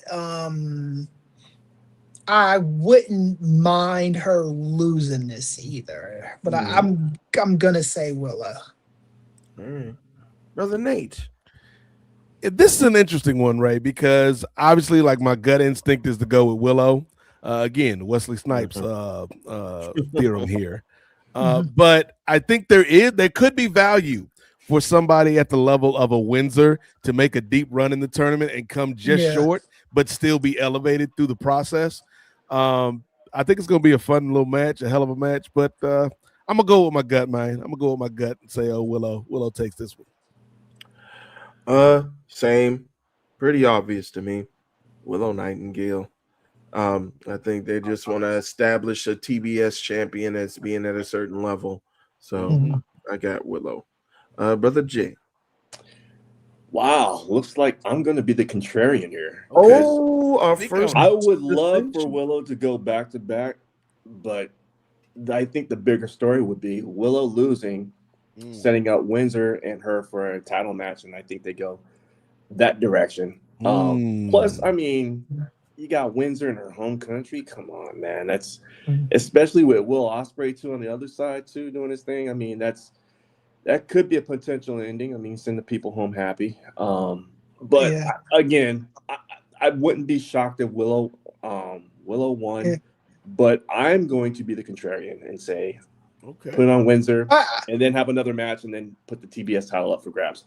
I do have a little bit of kickback to something Ray said. Not because I'm against Ray saying it. It's just they've already established the TBS title as an important title. I don't understand how are they gonna make it any more important? You know, they've Jade, when she had it, she was beating everybody's ass. When Mercedes had it, she was beating everybody's ass. Chris was, she had it. But when everybody else had it, it was like they've done stuff with the title. I think they got to get out that mindset because the title's important. I think it's been established. Yeah, but I think they want to have the TBS champion kind of be on a similar, if not the same level as their world champion, I think. Okay, so we saw it with Mercedes Moné when she went through and won the Owen last year. Yeah, so, when Jade had the TBS title, that's when she was making all of her media appearances. She was on the Breakfast Club and Big Boy in the Morning and shit with the fucking TBS title. I mean, it was more important than the world title when she had it. And from my vantage point, I don't know, mate. Well, I'm talking strictly in talent wise and the way they want to build up the actual talent or have the talent build up, because it's even though all respect to Alex Windsor and I know you mentioned you mentioned it, Brother Jay, with her and about to do it again. I was about to do it again. Will Ospreay, and I know they together. Zack Sabre Jr. I know they together, but they, at least in their particular divisions, they not on the same level, Brother Jay. All right. No, they are not. You're gonna have They're not. Yeah, you going. I think Windsor, and you just got here, Alex. You just got here. Who's the world champion right now with the women? And don't disrespect the Spider Lady, Chris. Look, I forgot, man. I watched so much of this wrestling shit. It's all right, Doc. It's easy to. It's all right, brother. Oh yeah. So all right, yeah. Spider Lady out here wilding. Yes. Yeah, he's doing a great job. Yeah. Mm-hmm. Yeah, exactly. Everybody done. Yeah, we and we'll get into that a little bit later as well, as she'll be in action defending her title. But yeah, I'm starting to love, especially with her and her with the Brawling Birds with Hater. Jamie Hater, yeah. It just seems like right now she's at a certain level. I think they do want to build her up to be in contention for the TBS title later on, but yeah, I just see her. I just see her doing the job. Just do the job, Alex. How do you build somebody up to do the job if you want to put the belt on them? Make that make sense. Do they want to? Do they want to put the belt on it? Do they? You just said like right now. Well, Jay, for this job you need experience, okay? But we can't hire you because you don't have experience yet. But we want you to get this job. So get some experience first, and then you can have the experience for the job, brother. That, bro. And then after I bet you're gonna ask me to take a 50% pay cut too, right? It's just restructuring, brother. It's restructuring. Got you. Cool. We on the same page there. We on the same. All right. Brother Gerard, are you in alignment with the majority, or are you gonna go in the way of your tag team partner, brother? I love you, Jay. But you see that belt that's on Windsor's shoulder over there, that little purple strap? That's the Women's Strong Championship. Oh, yeah. Willow know about that because Willow was the first person to hold that belt. Been there, done that. Willow knows what it's like to be Windsor. She been in these tournaments multiple times. I already won it one time too in 2023. So like she know what this walk is like, but she now trying to do it with the big business on the line. And so Alex is just a stepping stone, a past ghost, in my opinion. Hey, I remember when I was in your position, but now I ain't that same person. I'm way past that. Go get them tag belts with Jamie Hayter against Divine Dominion and All In. That'll sound fun for y'all. Y'all can knock up that. But, that world title, that's for me. Smile. Olive relevancy. That's me. Mm-hmm. I'll be honest. I'll be honest. It's all good. And here the keys, because sometimes I'm on that island, so you know. Y'all just pass it up. Got a nice verbo on the island. Yeah, there's good enough. Ray got the Lexus, you got the lonely island of relevancy. So. That's us. All right, and you did mention those women's tag team champions, Divine Dominion. There's a possibility that they'll be defending it at Double or Nothing, but against Ty Mello, the returning Ty Mello and Anna Jay, but we have yet to see that officially be announced just yet. Again, we're just doing officially announced matches for the card coming up on this Sunday. So with that, let's go ahead to the next match, and it will be the Stadium Stampede. So we got Chris Jericho teaming up with the Hurt Syndicate and the Elite, Kenny Omega, the Young Bucks, and Jack Perry versus Ricochet and the Demand alongside the Dogs and two men from the Callis family with Mark Davis and Andrade. Don Callis family with Mark Davis and Andrade. Stadium Stampede. We'll do in reverse order in this time. So, Gerard, who you got? Well, if everything's gonna happen for what I need to happen, it's gonna be Jericho's team because Omega is on Jericho's team. So, hey, I got them winning. But it breaks my heart to see the man continuously lose. I don't care about the Dogs; they stay losing. Hey, that's tough. But Andrade and for the Demand, I'm actually sad to keep seeing them lose because these should be brothers that are winning and doing their thing in a higher position. But hey, these are some other folks on the other side hurting people, so I ain't mad at it. Indeed. Brother Jay? I gotta go with Jericho and Friends. Don't call him that, man. the Hurt Syndicate and them. Yes. And them. But you know what? I really want to lean towards the Demands team, but I can't because they haven't proven that they can win the big one, in my opinion. You know what I mean? Unfortunately, I I see one of the guys from the Gates of Agony taking the L and causing the team to lose. Unfortunately, I mean, I like the presentation. I mean, they're formidable opponents, but wow, I mean, you got the Hurt Syndicate right there. You got the Bucks right there. If there's a weak link, it would be Jericho. You know what I'm saying? But I mean, yeah, I don't think they're gonna have them lose back-to-back pay-per-views. Yeah, I don't see it. Well, you can go ahead, Brother Jay. Pass down those keys from the island. Don't do it, Ray. Don't do it, Ray. Because I'm gonna go with the Demand, Ricochet, because I believe that so far we did get Ricochet hitting the Rico Salt to defeat Jericho one-on-one. We got him hitting the Rico Salt to defeat Jericho in trios action. So I think it's going to continue to build until we get to a boiling point. I don't know what the boiling point is going to be, whether it be blood and guts possibly, or possibly an Anarchy in Arena situation, whatnot.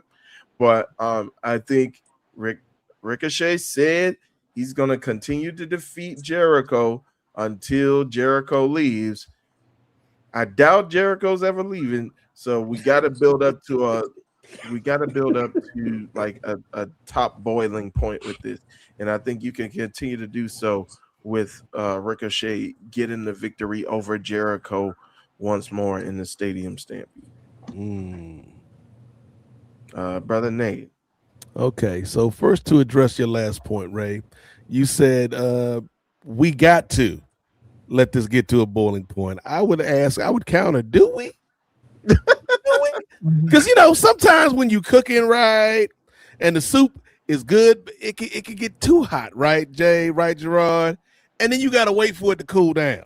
So why not just eat the soup when it's at the perfect temperature for soup to be consumed at? It don't need to get no hotter than this, Ray Williams. But maybe for some people, but not for me. The soup is fine the way it is right now. You gotta let it simmer, Brother Nate. So where all the ingredients can incorporate. If you stop it too soon, we don't know if the onion incorporated with the chicken. You guys eating chicken? I ain't eating chicken. Mushrooms, backsliding vegan. This chicken get in my soup. I don't know. You don't know if the seasonings have developed just yet. If the seasonings have bloomed, if you will. So why take it off too early, Brother Nate? I'm gonna tell you exactly why you take it off too early, Ray Williams. And I would say you taking it off at just the right point, because when we look at this poster, brother, poster numbers. So I see two teams involved in the Stadium Stampede, Ray Williams. We have Ricochet, the Demand, the Dogs, the Callis family, okay? And then on the other side, we got the Hurt Syndicate and them. Who's front and center on this team when you look at the Hurt Syndicate side? Chris Jericho, okay? Otherwise known as Y2J, okay? Flip that around, reverse it. JY2, okay? Just use two people. Keep it going. Don't stop. We're not stopping, Gerard Brown. When you look at two of these people on the team, who's at the top? The Bucks, okay? The Bucks were part of what group, Ray Williams? The Elite. The Elite. Okay? I'm getting to the boiling point now. I'm getting ready to take the soup off the stove, Chris. Because when you look at this group with the Hurt Syndicate, with the Elite, with Y2J, with Kenny Omega, Jay's favorite wrestler, it's Jericho and 6 people behind him, okay? Little known fact, Montel Vontavious Porter was born in the month of January, folks. January. I thought he was born in October. 6 people, Chris. I said January. 6 people. 1 6. It's gonna be an insurrection at the Stadium Stampede, led by Chris Jericho. Where was your wife on January 6th, brother? Yeah, brother Chris. Don't let the truth get in the way of. Don't let the truth get in the way of Post-Mortem, brother.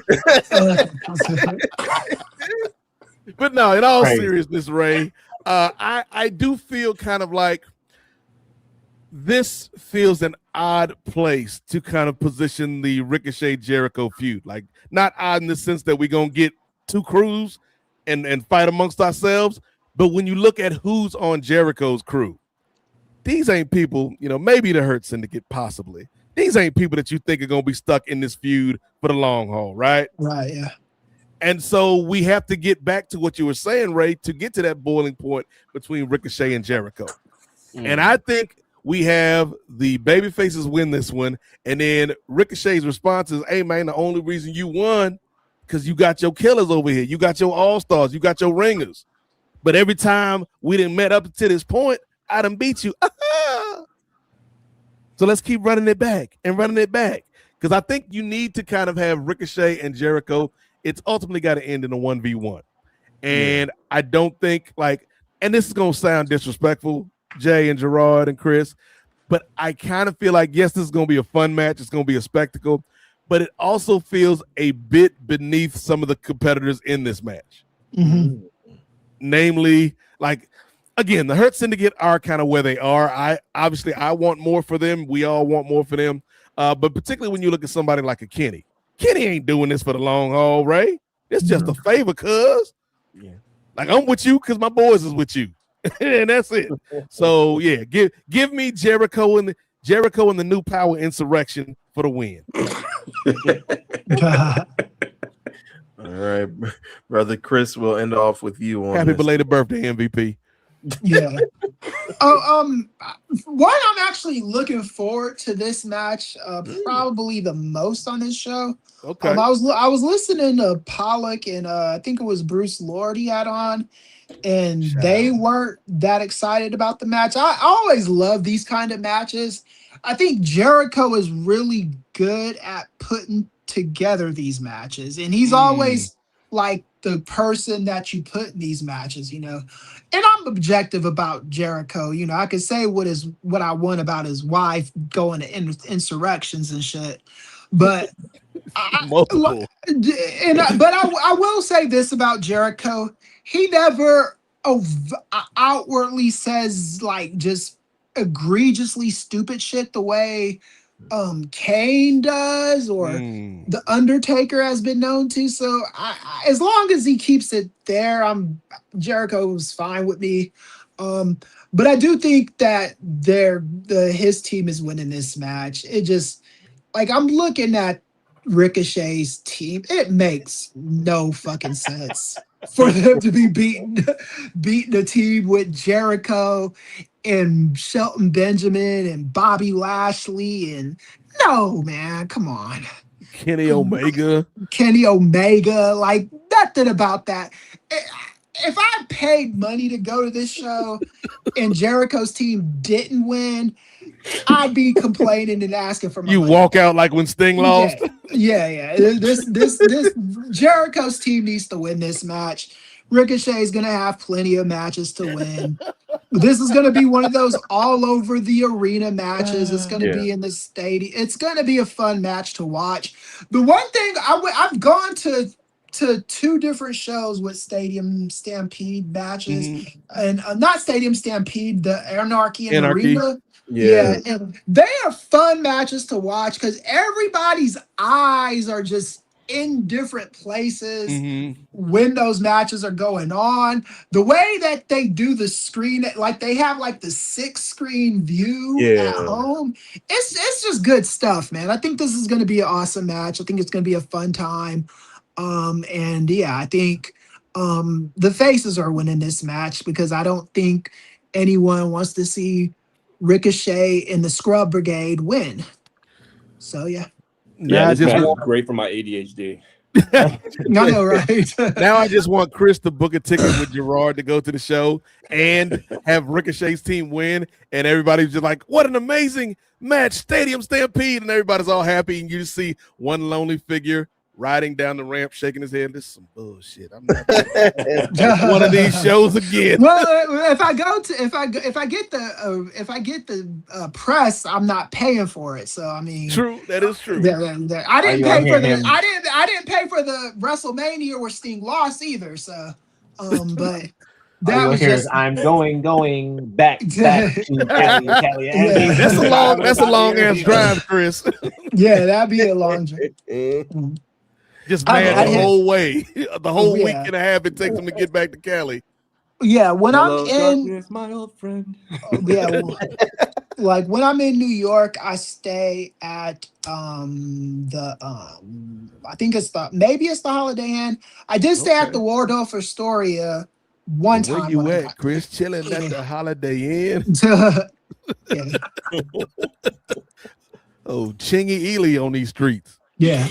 I'm not the biggest fan of New York City hotels. Not because I hate the hotel. It's just All right, Chris. You saw how Memphis got on LeBron. Watch it, Professor. well, I love New York City though. I just the hotel situation there doesn't always Accommodate. It's the city, you know? Like when people are talking about the city, they're talking about New York. When you go to New York, everything is just weird in New York City, you know? You don't really get normal like restaurants like in the Times Square area, you know? It's like you get McDonald's doesn't have a drive-through. You just go to fucking the Times Square McDonald's and walk to it. This is in Queens, so it's a little bit different. But yeah, I'm just, you know, I don't love staying in hotels in New York City. I hear there's a nice Comfort Inn in Red Hook. Oh, maybe. Shoot. All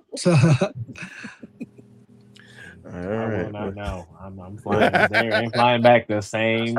I don't have a hotel. I got hopes and dreams. And a return flight. I gotta be at 6 a.m. So we will kill time in New York City after. So you're flying out that night after the presser? I wish I could fly out that night. No, that morning. It will be probably the sun will be up tomorrow when I get out on that plane. So. Okay. Wow. He's got accommodations at LaGuardia. Yeah, I'm flying in and I'll be there by 9 a.m. It's like, hold on, was that Kofi and Xavier?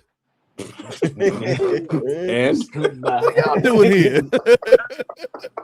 We all don't look like y'all. Hey, Javon Williams just came through here. That's crazy. Damn, LaGuardia is bouncing this morning. That should be your alias, Javon Williams. Check in the hotel, Javon Williams, please. When Nefarious get big, when we get big and you need your alias, that'll be your alias. You'll be Javon Williams. Ray will be Marva Maid. That's a regional joke.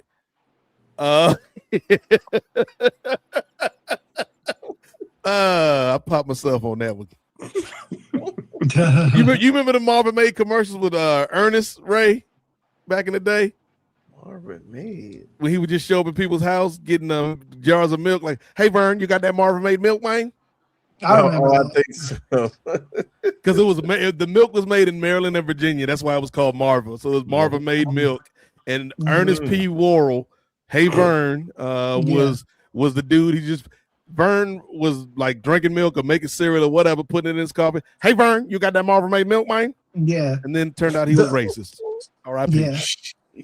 Oh, Jim Varney was just because Jim Varney was MAGA when he died. Jim Varney, Ernest Goes to the Insurrection.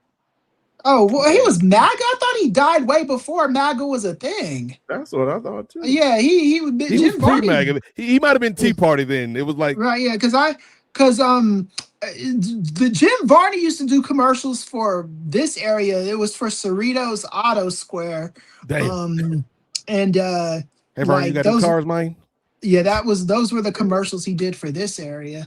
And the last movie I saw him in, I think Ben Affleck was in the movie. I forget the name of it though. Oh, damn. Hey Vern, that's Batman. Yeah. Amazon, what year did Jim Varney die? Jim Varney died in 2000. 2000 is when he died. So that was even before Tea Party. Yeah, that was before Tea Party too. Well, shout out to Jim Varney. I'm looking up his political record right now. Shout out. Okay. He's been gone a quarter of a century. Yeah.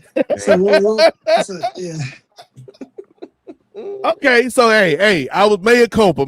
Hey, my bad, Jim Varney. I just read that I might have got him confused with the blue collar comedy guys, except for your man Ron Tater Salad White, who was like the only cool one in the blue collar comedy tour. Ron Tater Salad White. Yeah, the Larry the Cable Guy doesn't really talk like that. He talks like a regular fucking guy. There were videos of his old stand-up before he turned into this like redneck dude. And he sounds nothing like Larry the Cable Guy, you know. Yeah. I'm glad that era of entertainment is over. The Larry the Cable Guy era. Oh yeah. Like he took the Rock's place in a Tooth Fairy movie. It was straight to DVD. I mean, like I know the movie is the Tooth Fairy, but how are you gonna replace Dwayne Johnson with fucking they disrespected in one of those movies? They disrespected Dwayne Johnson by putting Kevin Sorbo in the movie playing. Was it Walking Tall or? Yeah, that sounds about right. DVD. Yeah, it was stupid, man. Kevin Sorbo definitely MAGA confirmed. Yeah, he's definitely that. I saw God's Not Dead with him and with my grandmother. It was just a horrible movie. Yeah. Hey, just wait for the sequel. God's Still Not Dead, man.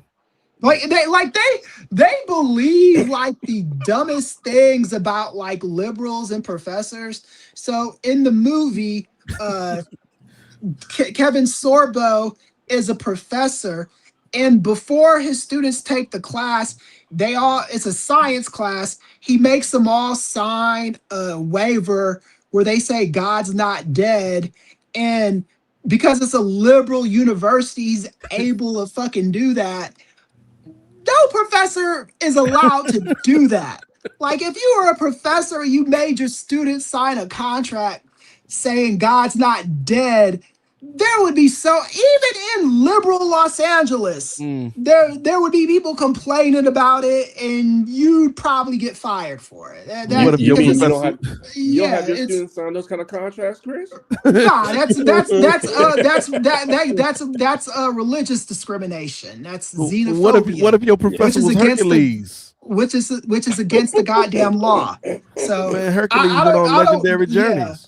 It's just these evangelicals, they believe the world is this weird shit that it's not. Like the evil professor is making students sign away their belief in God. Like, come the fuck on, man. Sometimes you gotta suspend your disbelief, Chris. Right, exactly. Hey, Chris, if you like Lean on Me, then you'll love God's Not Dead. Right, yeah. They had that in Everlasting Life. Right, yeah. Oh, yeah. And the sport. I don't know if anybody plans on seeing God's Not Dead. The first. I think John and Way are doing a review next month. Right, but Kevin Sorbo, he gets hit by a car, so he ends up dying. And before he dies, no one calls the ambulance. The kid that he's been given, the kid he's been given hell to the whole movie. He's like, oh, you're about to like accept Jesus in your heart right now, so you'll go to heaven when you die. Nobody's trying to save this motherfucker's life. They're just letting him die in the street. and this is what these people like. Dude, these are weirdos, man. So is he back for the sequel?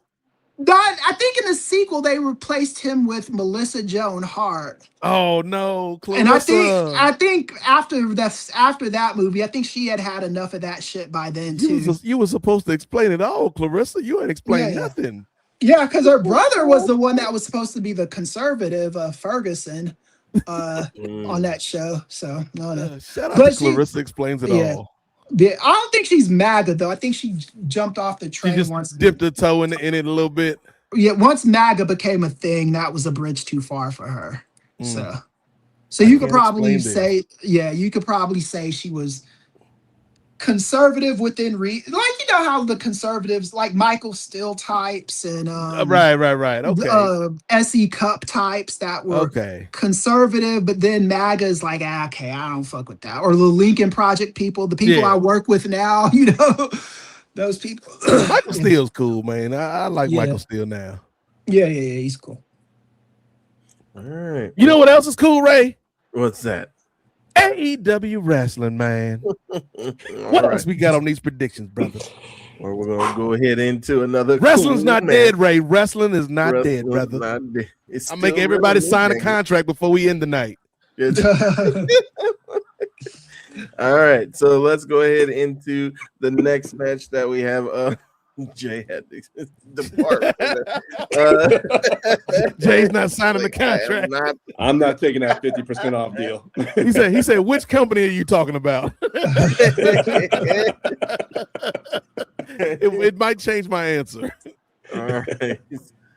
So next up, the AEW Unified Championship will be defended as the two aces of the Don Callis family finally collide with Kazuchika Okada defending his championship against the Alpha Konosuke Takeshita.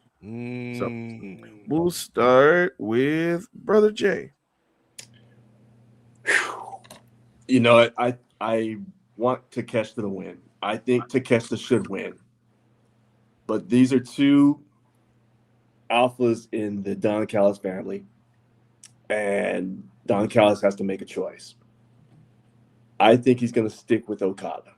Takeshita was his number one pick. Matter of fact, Takeshita was the founding person in the Don Callis family.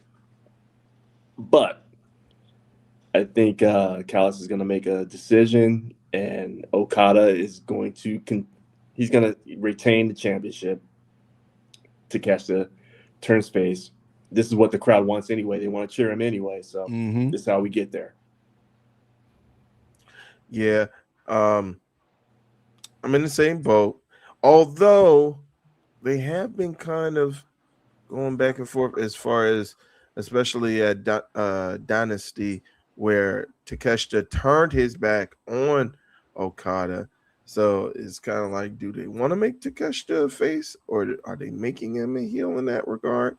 Like, are they going to try to do the swerve and have Takeshita be with Don Callis the entire time? I'm not sure, but I am heavily more leaning towards your outcome, Brother Jay. I think Okada gets it done. He'll have Don Callis hand him the screwdriver per usual, and shenanigans will be underway. So I guess Okada works best as a heel anyway. You know, he's doing some of his best work, you know, in AEW as a heel. So indeed, it fits. Indeed, Brother Nate. Yeah, I would agree on all points that Jay Lacey made. Like, I think Okada does work best as a heel, even though I do feel like there is money in a babyface run in AEW eventually. Yeah. But this is all about, you talked earlier, Ray, about soups that may need to stay on the burner or may need to be taken off of the burner. Let this one cook, Ray. Oh, let it sit. They got all the vegetables, all the spices. Is that a hint of cinnamon and tarragon? You don't even know what tarragon is, Ray Williams. I ain't never tasted no soup like this, brother. Oh, is that a piece of chicken in there, Ray? How did you put the chicken in the soup, man?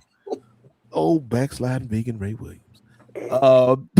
But Ray is like, I didn't eat any meat when I was at the show last night. Ejectocito, cuz.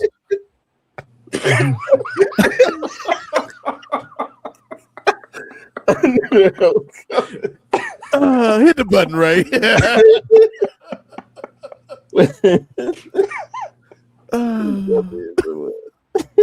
I thought Terracon was a transformer. All right, we're good now.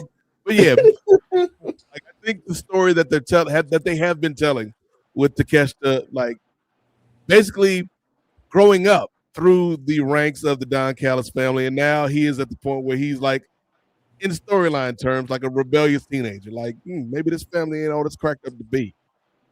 Maybe this family is actually holding me back from my potential. And the crowd been ready to cheer this man on, dog. We've been ready to root for this brother. And so, yeah, I think it's going to be a hell of a match. But, yeah, we see some shenanigans. Okada wins, and that furthers this story. Keep this stew on the pot, Ray. It's like some Brunswick stew. You don't know nothing about that, Ray Williams? That Brunswick stew, cuz. I don't know nothing about the Brunswick. Ooh, that Brunswick, cuz. But, yeah, long story short, Okada for the win, dog. All right. Brother Chris?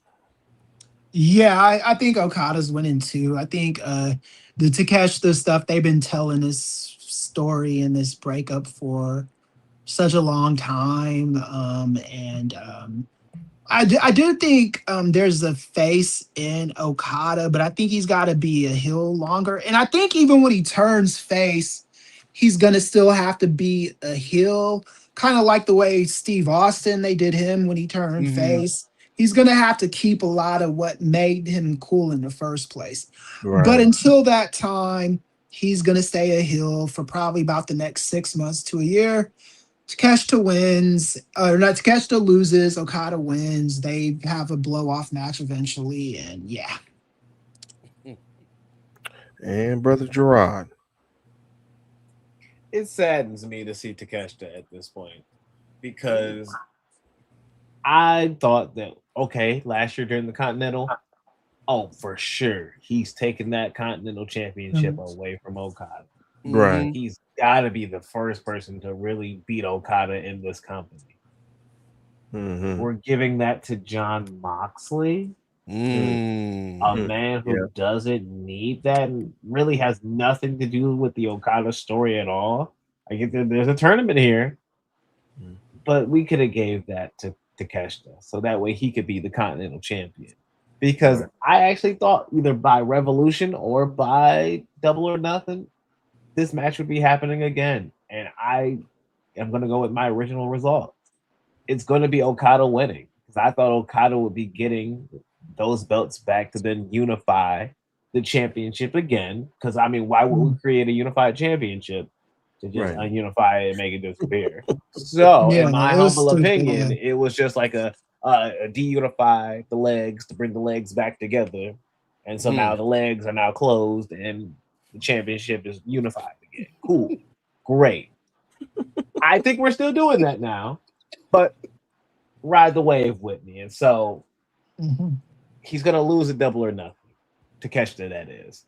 And then as that OG member of the Don Callis family, I think he's about to start walking folks down one by one because I feel like they've cooled him off between losing the Continental and losing to Moxley multiple times. I feel like Takeshita needs to be reheated. And to beat Okada now, there's no point. Just wait until we get to All In. Okada would have had the International Championship for an entire year because that's when he got it off Omega last year. Let him and Takeshita, who now has the National Championship, because he beat that, he took it off of Mark Davis, unified them two together. Just because I don't need a national and international championship. That's kind of wild to me. So put the belts together, shoot to that national championship. I get the old school flair. That's beautiful. I don't care. Go ahead, put them belts together. It don't need to be it could just be the international championship. Because you know what's bigger than national? International. So just leave it at that. That's just science. Yeah, that's good old geography right there. All right. But yeah, we'll see if they do reunite the Continental with the international or formerly international. But to your analogy, brother Gerard, it seems like those legs are still open. All right. So let's go ahead and move on. You know what they say? It's like after midnight now. The only thing after midnight is legs and bars. That's what my grandma used to tell me. Like, don't go out there after midnight, boy. You ain't gonna find nothing open but legs and bars. Like, well, maybe that's what I want, Yeah, I'm Grandma. gonna say, is that supposed to talk you out of going out? Come on. Maybe I'm Especially interested in experiencing especially when you're in your 20s. Like my grandmother used to always, like, back in the day, be like, "Oh, you don't want to talk to this girl. She's too loose." I'm like, okay, what's the reason why I don't want like what you talking about, grandmother? I still mess with her over that sometimes. But yeah, she's like what are you talking about, grandmother? As soon as she said that, in Chris's head, all you hear is "promiscuous girl." Yeah, because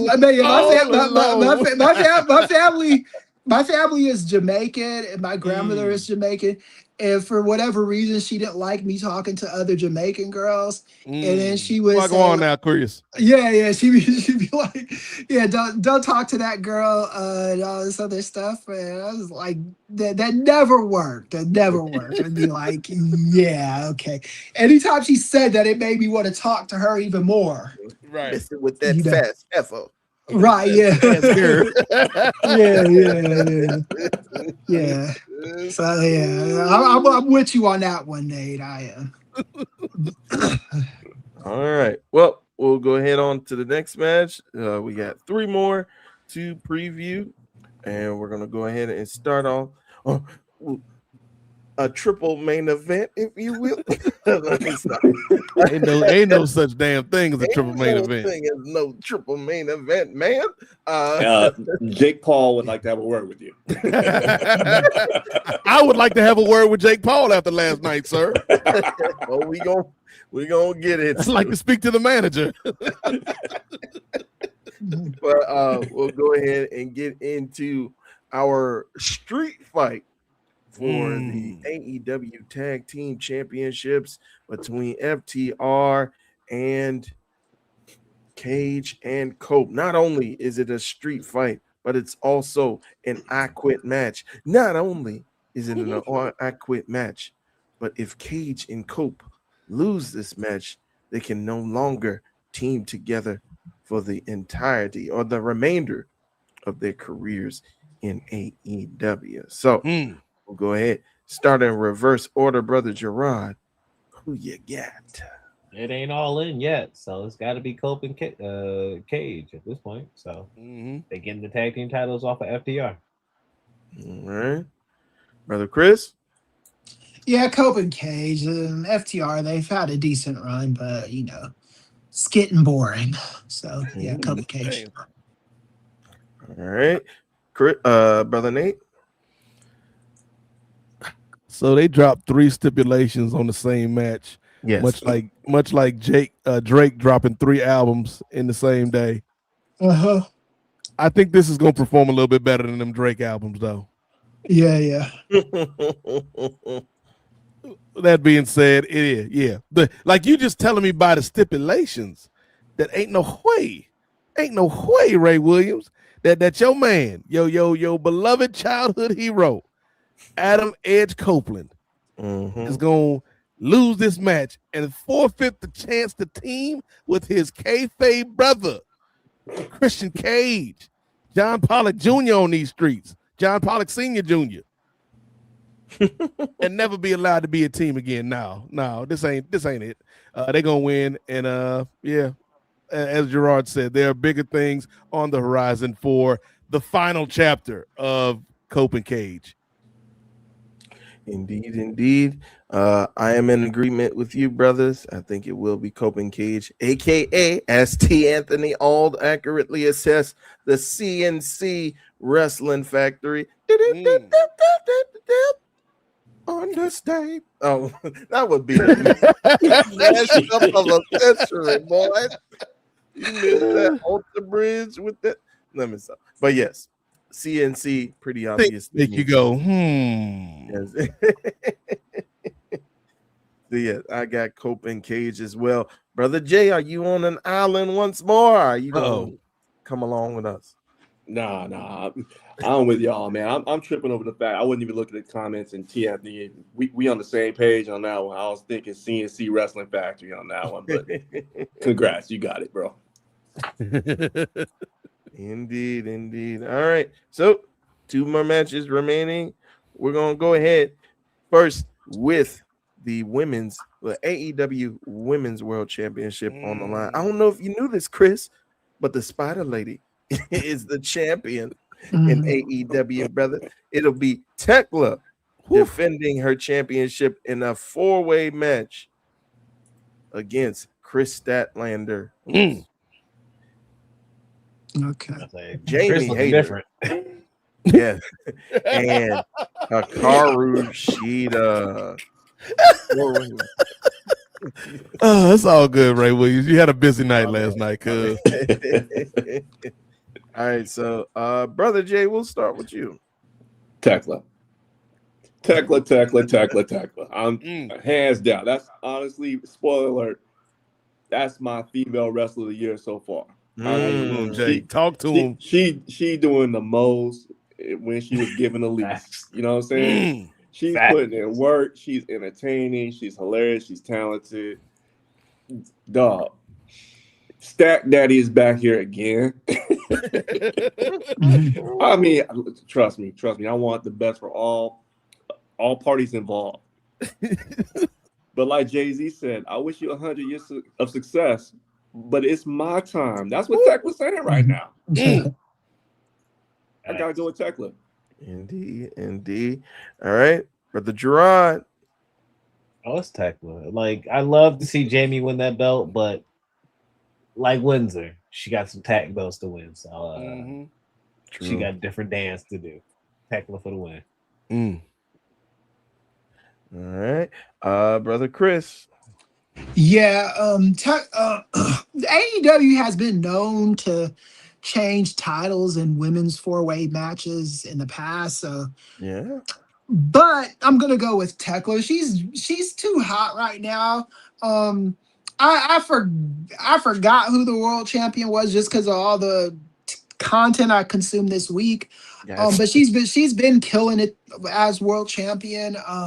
She has been one of the more entertaining wrestlers this year. Especially when you're watching the WWE Women's Division, and they're not lighting things up on fire per se. Not horrible, just not what they've been in the past. So I think Tekla is she might be my overall wrestler of the year, but right now she's definitely my female wrestler of the year. So definitely Tekla. Okay. Brother Nate. Yes. First question is for you, Ray Williams. You got the keys to them islands? I think I'm the last one to have the verb. Okay, I might have to borrow the keys to that island, cuz.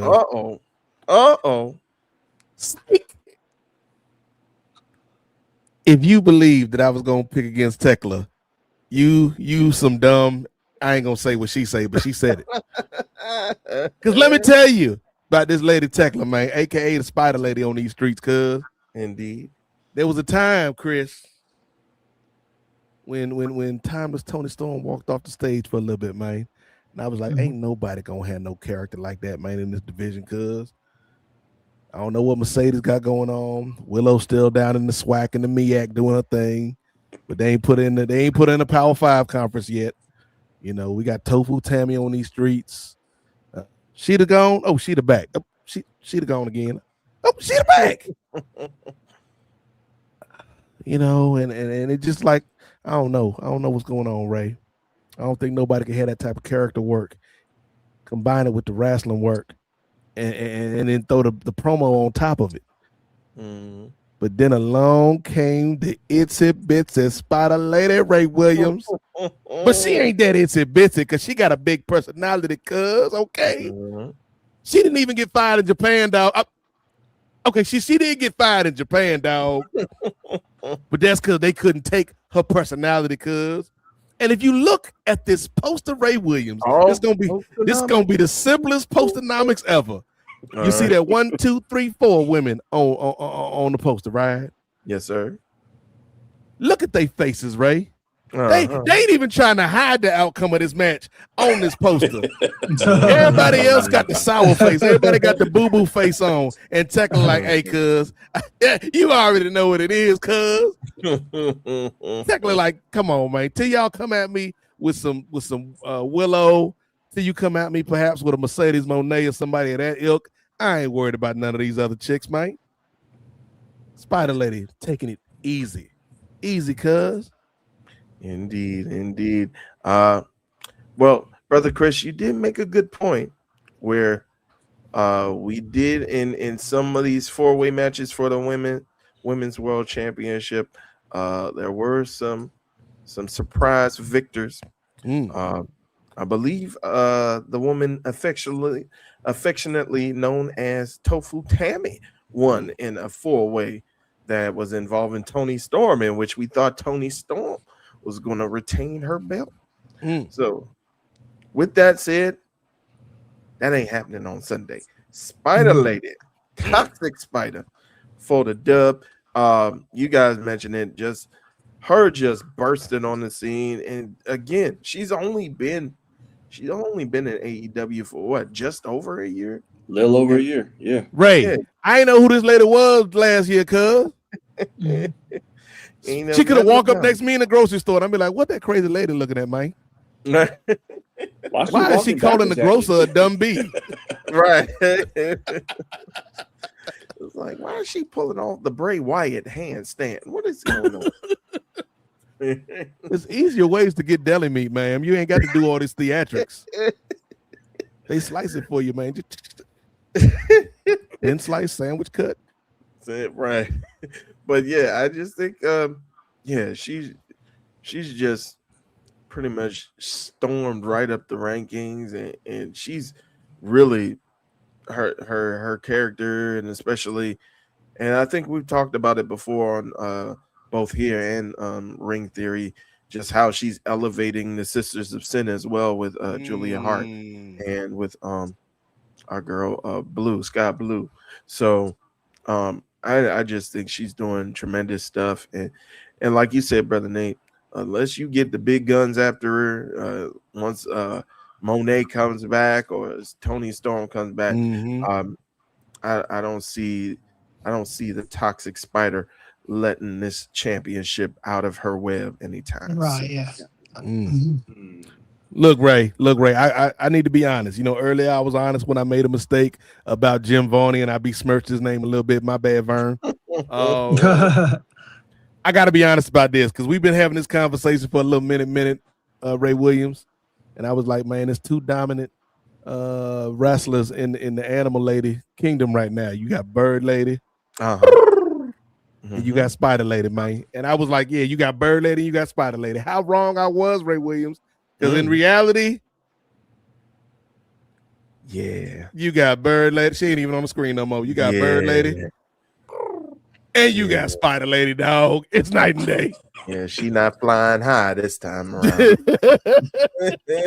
Some would say her wings have been clipped. Yeah, it's like she got the talent, but like the personality, talent is there. Yeah, like you guys said, she's just the total package. Tekla is. Like the wrestling ability, the attitude, and the promos, just everything, total package. So good on her. Is there. Yes, indeed. And now we make it. I don't know if I could do it as well as a John Cena or a Mark Henry, but it's time for our main event, fellas.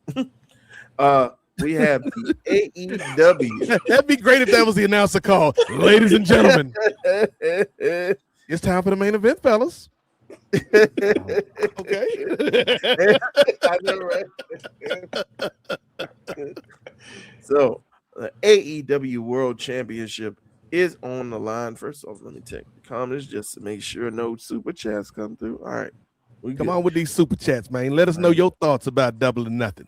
Indeed. But yes, the AEW World Men's World Championship will be on the line as Darby Allin, who's been on a hellacious run in retaining his gold over the last month, will be taking on MJF. Oh, well, that's if he retains on Wednesday night against Speedball Mike Bailey. Spoiler alert, he will.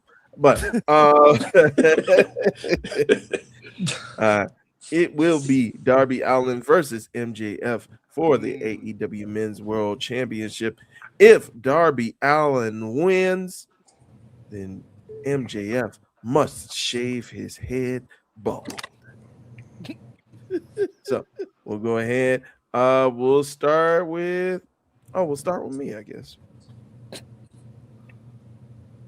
I would say Darby Allin, obvious choice. It's not obvious because I've been hearing other people saying that they think that with this stipulation being thrown in, that there's no way that MJF can win or no way MJF could lose.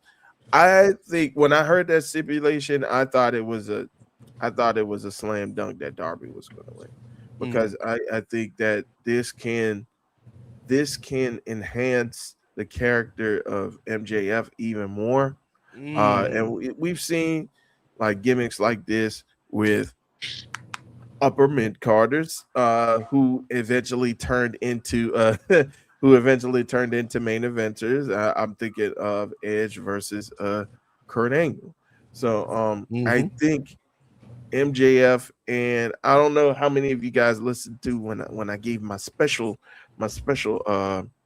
correspondence when I was at AEW Dynamite, and just the amount of respect I've earned or I've gathered for MJF, because I thought that he was just a one-trick pony. He was one-dimensional in his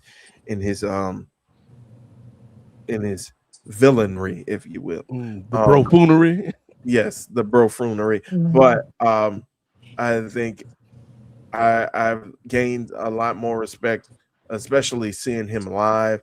And I think that he could really make an even bigger turn. Well, not turn, but a bigger impact and show more of his personality if he does end up losing this match. So yeah, I'm gonna go ahead and I'm gonna give it to Darby. Darby retains.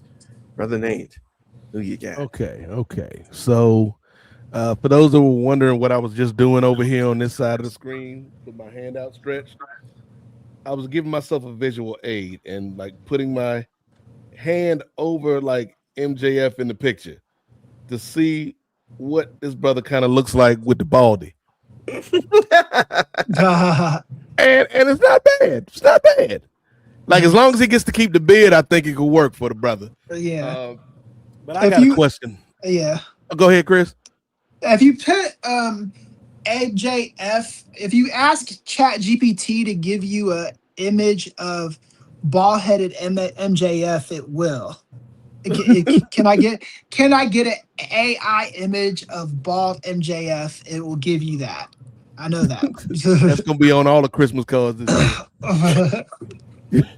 There actually, I just saw as we were going through with the show earlier, I ran past an ad. They're actually selling T-shirts with MJF bald, like AEW, like official T-shirts. Yeah, he gets that he gets that merch money for that shirt if it's him bald on the shirt. So I mean, that's a thing. Dude, there are several members of this podcast who shave their heads weekly for free. Some do it daily. Some do it. Yeah. I do it weekly. I got the sensitive skin up top, dog. Oh man, you gotta get that Gillette with the thin thing on it. Got like this little strip. Oh yeah. We'll talk afterwards. All right. We'll exchange notes. Yeah. But I got a question for you, Ray Williams. Yes, sir. Do you know? The Mountain Man. Oh, the Mountain Man? Yes, the Mountain Man. That is a great T-shirt, man. Yeah, I know, right? It's funny. I wouldn't wear it, but it's funny. Yeah, I wouldn't wear it, but it's a great concept. Right, yeah. Somebody will buy that. Multiple Yeah, I'm somebodies sure will buy a that. lot of people will buy it. And it's a way to troll him at the events too. Yes. You know? It's but he's getting the ultimate troll because he's getting the merch sales. Yeah, he's getting the merch for it, yeah. So but he'll pretend that he's upset at it. Yes, and of course. Much like my favorite forced baldy of all time. We talked about Kurt Angle. You know, there's been some other great head shaves in the history of professional wrestling, man. Particularly when you go back to the territory era, that was always a gimmick that hit the head shave gimmick. But ain't nobody in the game, more true to this baldy lifestyle than one Molly Holly on these streets. Oh yeah, because that was the only way her and Victoria was gonna get that WrestleMania match. They were like, "Hey, dog, I'll cut my hair, dog," and he was like, "All right, that's a great idea. Do it." Right. And Molly rocked that baldy, man. So if MJF can be half of the baldy performer that Molly Holly was, I think it's gonna work for the brother. And yeah, it's too early for me, Ray, to kind of stifle or stagnate the momentum Darby has after that title win. So I'd keep the belt on Darby. And like I said, I was kind of going back and forth when they announced that stipulation because I was like, I don't know if this brother gonna cut his hair. But then I just saw that t-shirt, and that's all the confirmation I need. Darby Allin, the Mountain Man, Sting Jr. is about to win this again. All right, what say you, brother Chris? Yeah, so I mean, I love Darby Allin's title reign. I gotta admit that I didn't know if going into his win how much I'd like it. I've actually enjoyed it. It's probably been my favorite thing on wrestling this year. I actually I think I'm actually a little upset he's gonna that they're gonna have to give the belt to Ospreay because that's the story that they're telling. You know, I wouldn't mind Darby holding the belt for the year. I'm waiting to hear from Thurston next month to get the metrics on how his ratings are doing because I haven't read any of the data reports that Thurston sends to WrestleNomics subscribers, but I imagine he's doing well. It's hard for me to think he's not. Here's the thing. I could see this going two ways. I could actually see MJF winning this and they troll him with the baldness for like the duration of the summer because it will be even if he does, even say for instance he wins, they can do something where the shirts just get on his fucking nerves to the point, you know, where you eventually, you know, he's gonna get that head shaved eventually. You know, that's something they could hold on to. But I think the most fun would be seeing Darby Allin shave his head. I don't know if I'd get much satisfaction out of anyone else doing it. So for that reason, I want to see Darby Allin. And shout out to MJF too. I do want to give, because you guys remember, Ray, you had just joined us by this time. Nay, I hated that first MJF title run. I thought it was the most garbage title run probably in a while. I think in that 3-month run he had this year with the AEW title, I think is better than that. All those months of that first one. I think the second one is his great title reign. And I think I don't mind him getting the title again eventually. I don't think it should be right now. I think Darby, I do think they struck gold with him. He's been way better than I thought he was ever gonna be. Because I think you were here too, Ray, when we started. Like Andrew went on this tirade, and it wasn't a tirade because I agreed about him going up Mount Everest and shit. Like, how much do you? We all went in on that one. Yeah. Like, how much do you care about winning the belt? You're over there fucking climbing Everest and shit. Yeah, but get to work, Darby. Yeah. But I'm eating my words. No, Chris. To be fair, talk about that episode of the NWA podcast just may have been the catalyst for Darby to be like, you know what, them boys is right, man. It could be, yeah. And I probably shouldn't be calling them boys because that's offensive. But those young men are right. You know what? As soon as I get off this mountain, I'm gonna recommit myself to my job, and I'm become world heavyweight champion, just like my daddy did. And because of us, Chris, putting that seed of doubt in his mind, we motivated Darby. We wasn't criticizing. We was motivating the brother. Well, he made it up to, because that's my whole thing too, was if you're gonna do that shit, you better make it to the top of that motherfucker. And he did. He made it. He got up to all 7 summits. He made it to the top and planted the AEW flag there and came back down. JBL, I think he stopped like halfway through. Darby made it to the top of it, man. So shoot, dude. So is that flag just still up there, or does somebody like collect all the flags after everybody does it? I think the Sherpas just get you up there, and I don't think they're collecting merch from up there. So I'll guess it's that would be wild if there was like a shop at the top of Mount Everest, the most exclusive shop ever. Yeah, it's where like, you know, if the Sherpas are selling gear up there. Yeah, how do they live up there in that elevation? But, well, I mean, so they live in the climate, right? So what they do is they're used to the weather. So anybody that's not from that area, they show how to climb. I guess they get money for it. I don't know what these. They got to be getting money for it, dog. Ain't nobody climbing that mountain for free. Right? Yeah, but they know how to do it and stuff. Yeah, so like maybe if each summit there's like a different level of shop. Like first level is like a dollar store on Mount Everest. Yeah. Second level is like a Kmart. By the time you get to like the next to the top level, it's like a damn Walmart. You're like, oh, we almost have made it. When you get to the top though, Ray, it's like a damn Sharper Image store. Like, oh, all the gadgets I've never seen in my life. Did MJF take a film crew with him climbing up Everest? Because if he did, I'd watch that documentary. Like, Darby, did he take a film crew with him? Because I'd watch that documentary of him trying to get up Everest. I'd definitely be interested in seeing that shit. Just him FaceTiming Sting every morning for inspiration. Right, FaceTime and Sting. He's just like, hey, Dad, it's showtime. No, it's your time. Yeah, it's your time. The second it's your time just gets me, Chris, because who was he saying it to? Darby's already left. Yeah. You just had to really instill it. God bless Sting, man. Yeah. But yeah, my final pick is Darby. I don't want the title reign to end this soon. And as much as I liked MJF's title reign, and I think Darby's has been better in the short amount of time he's had it. So I want him to keep it for a little while. Okay. Yeah, you did slip up and say MJF, but then that had me thinking like MJF will probably have like a helicopter just drop him off. I know, right? He'll be like cheating and shit. Man.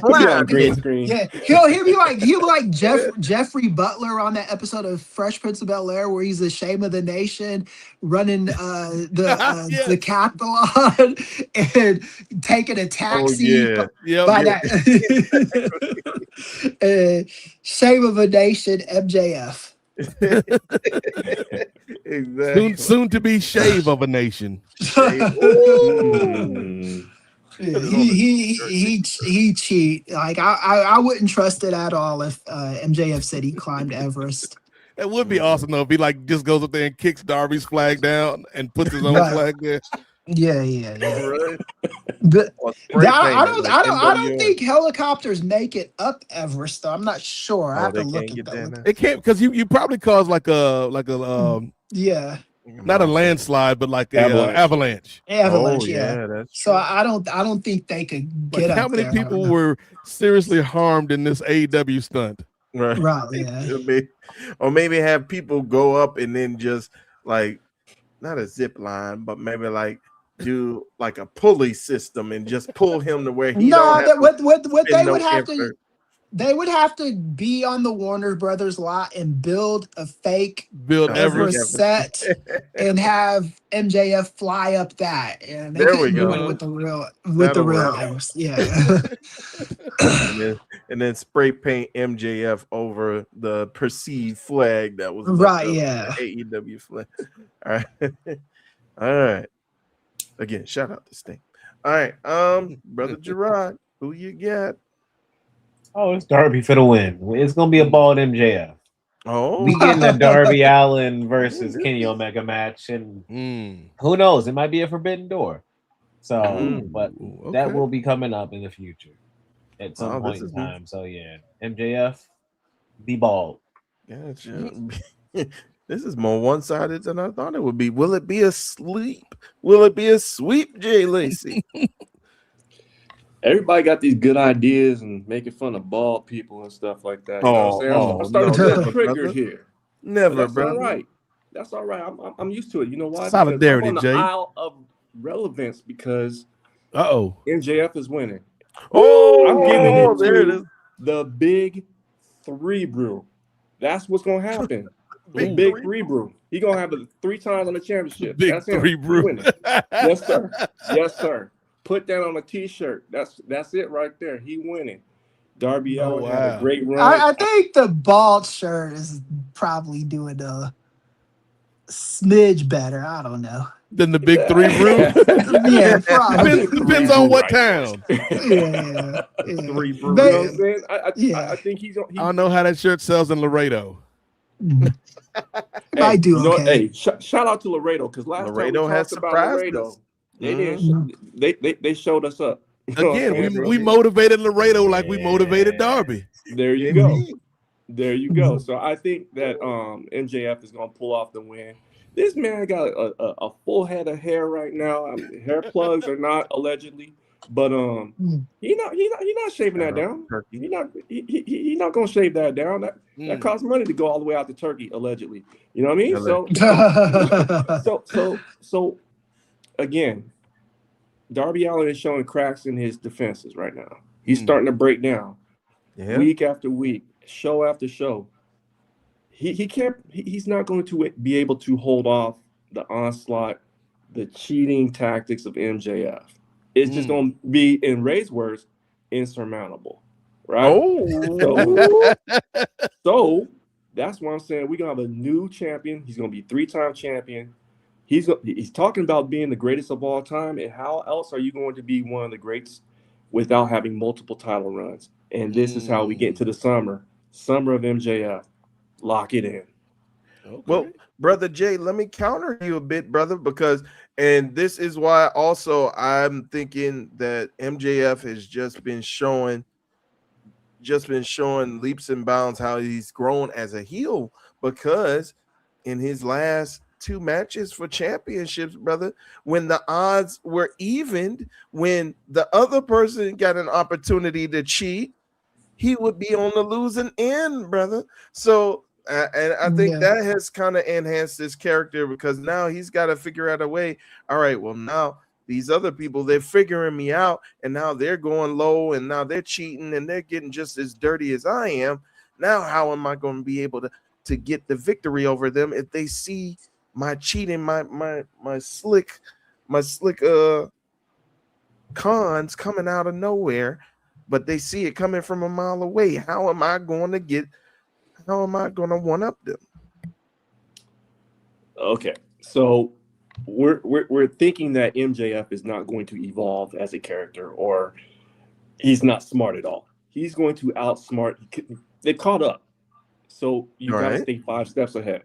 So he's gonna have something. He's got multiple rings, right? Yeah. So he's going to have some. He's gonna have something in his back pocket. He's not getting the clippers to the dome. He's not getting the razor to the head. He's getting that. He's walking out with the triple B, and he's gonna be the big 3. That's him. That's him right there. So, and plus, Will Ospreay needs to win the belt off of somebody. You gonna have him go up against Darby Allin? What's wrong with that? Yeah, I actually don't see anything wrong with that now. If you would have asked me that a few weeks ago, I'd be on your, but I'm more on Ray's way of thinking with this one.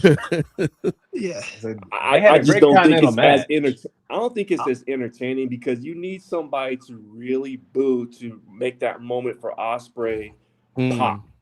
Ospreay needs, this is his first world title in AEW. You want him to have some pomp and circumstance.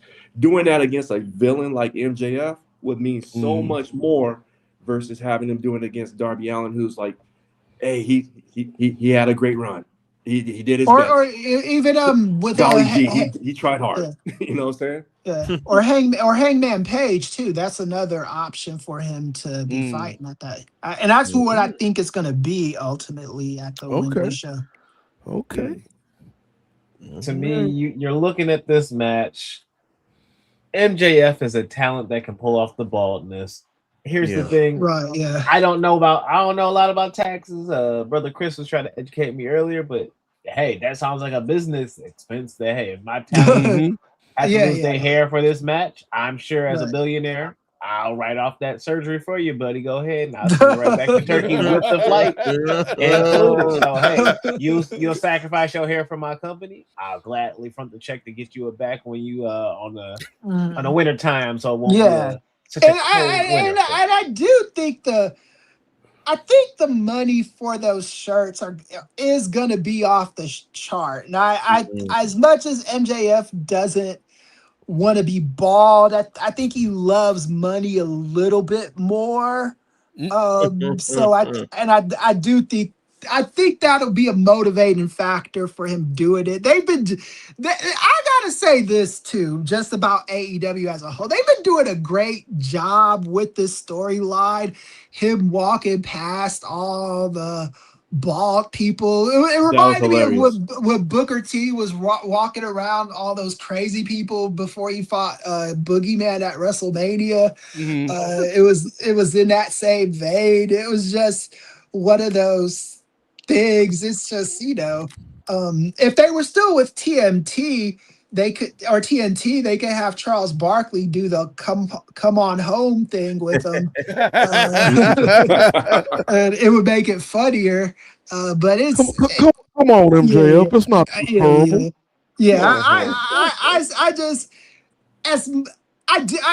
To Jarek's point, I could see them milking this the summer. I think now is the time to do it for some reason. I think the most money you're gonna get out of this is Darby doing it and those shirts selling like hotcakes. Oh, they can even do a thing that they do at the NBA game sometimes when like when Kobe passed away with that shirt on the back of my on my wall back there, they gave those shirts away for free at that game. I could see them giving everybody a bald MJF shirt at that pay-per-view, having them wear it and just fuck with him the whole time. And when people are playing mind games with you like that, you really don't have time to think of ways to outsmart them because they're in your head at that point. Right. And the summer is the best time to be a bald man. Right, yeah. There's no better time to be bald. I was bald a few years ago. I had to shave my head when I got my brain surgery a couple of years ago. So, I did the whole big thing too, getting, every little bit. So. Not everybody's fluffy look though, It's not so bad being bald. It's not terrible, It's not like being one of them big fat women from San Antonio. I mean nothing. Here we go. Yeah. What, Ernie? The women in San Antonio are the women in San Antonio are beautiful. Shout out to the Riverwalk. Saw them trolls, Chris. Them trolls. It's so feels. Charles got the nerve to call somebody big. That's you out here selling the thing on GLP, and you talk about people being fat, Charles Barkley. Taking your little GLP pill.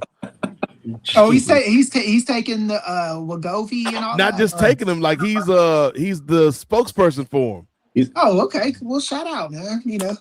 I used to be big and fat, y'all, but now I'm not fat no more. Not like them women in San Antonio. They terrible. Yeah. That one dude was doing those Wegovy commercials too from Mike and Molly and Bob Hart. Oh yeah. I know the dude. Billy Gardell. Billy Gardell is his name. Yeah. I ain't gonna lie. Like if I could take a pill to make me lose like 20 pounds, I'm trying to do it the right way, Chris. But because nowadays they give like before it was just for diabetics, but now it's for people who like if you've got like blood pressure issues and stuff like that, and you're before the point where you need like surgery to lose the weight. I don't see anything wrong with taking that stuff, man. I'm gonna tell you what keeps me from signing up for that though, Chris. Yeah, it ain't the Charles Barkley in the commercial. It ain't the happy music in the commercial, Ray. It's them last 5 seconds. Wegovy may cause heart illness, palpitations, stroke, death, loss of limbs. Your booty cheeks tingle. Don't use Wegovy. Don't use Wegovy. Inject those fetal cuts. Don't use Wegovy. One of my family don't members. Use Wegovy if you like to eat. Yeah, one of my family members got it. But she said it was like maybe 2 weeks of having like diarrhea, but then it was done. So that's how you lose the weight initially.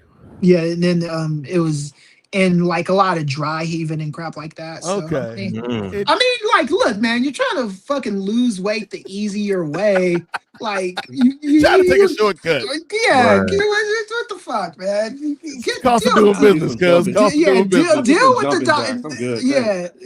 with the diarrhea for a couple weeks, or shut the fuck up and stay fat. Damn. That's the tagline at the end of the commercial. I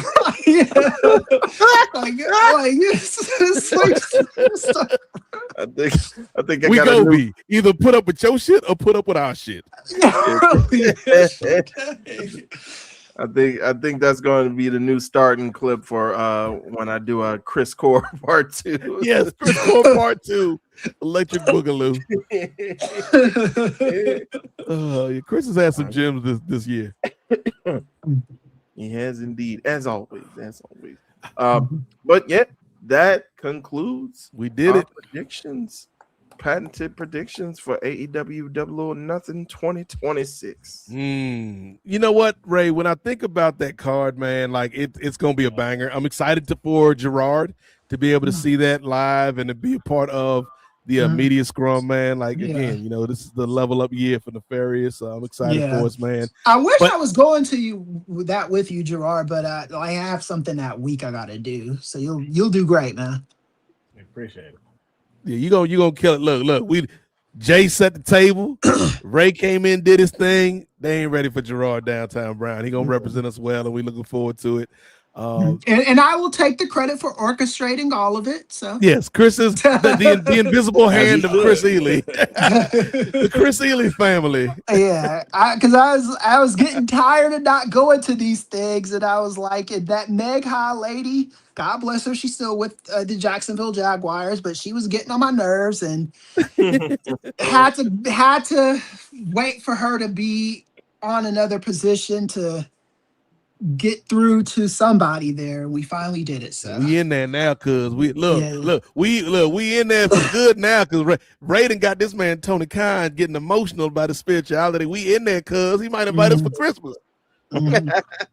Yeah, I just be like, look, if we do get the Christmas holiday invite, TK to be up on the yacht, man, we appreciate it. I'm gonna let you know right now off the bat. If we there for New Year's Eve too, I'm gonna be watching you, brother. Put that phone down, Tony. Twitter fingers. Put it down. Twitter fingers. Don't let them become trigger fingers, TK. Don't do it, brother. But you know what?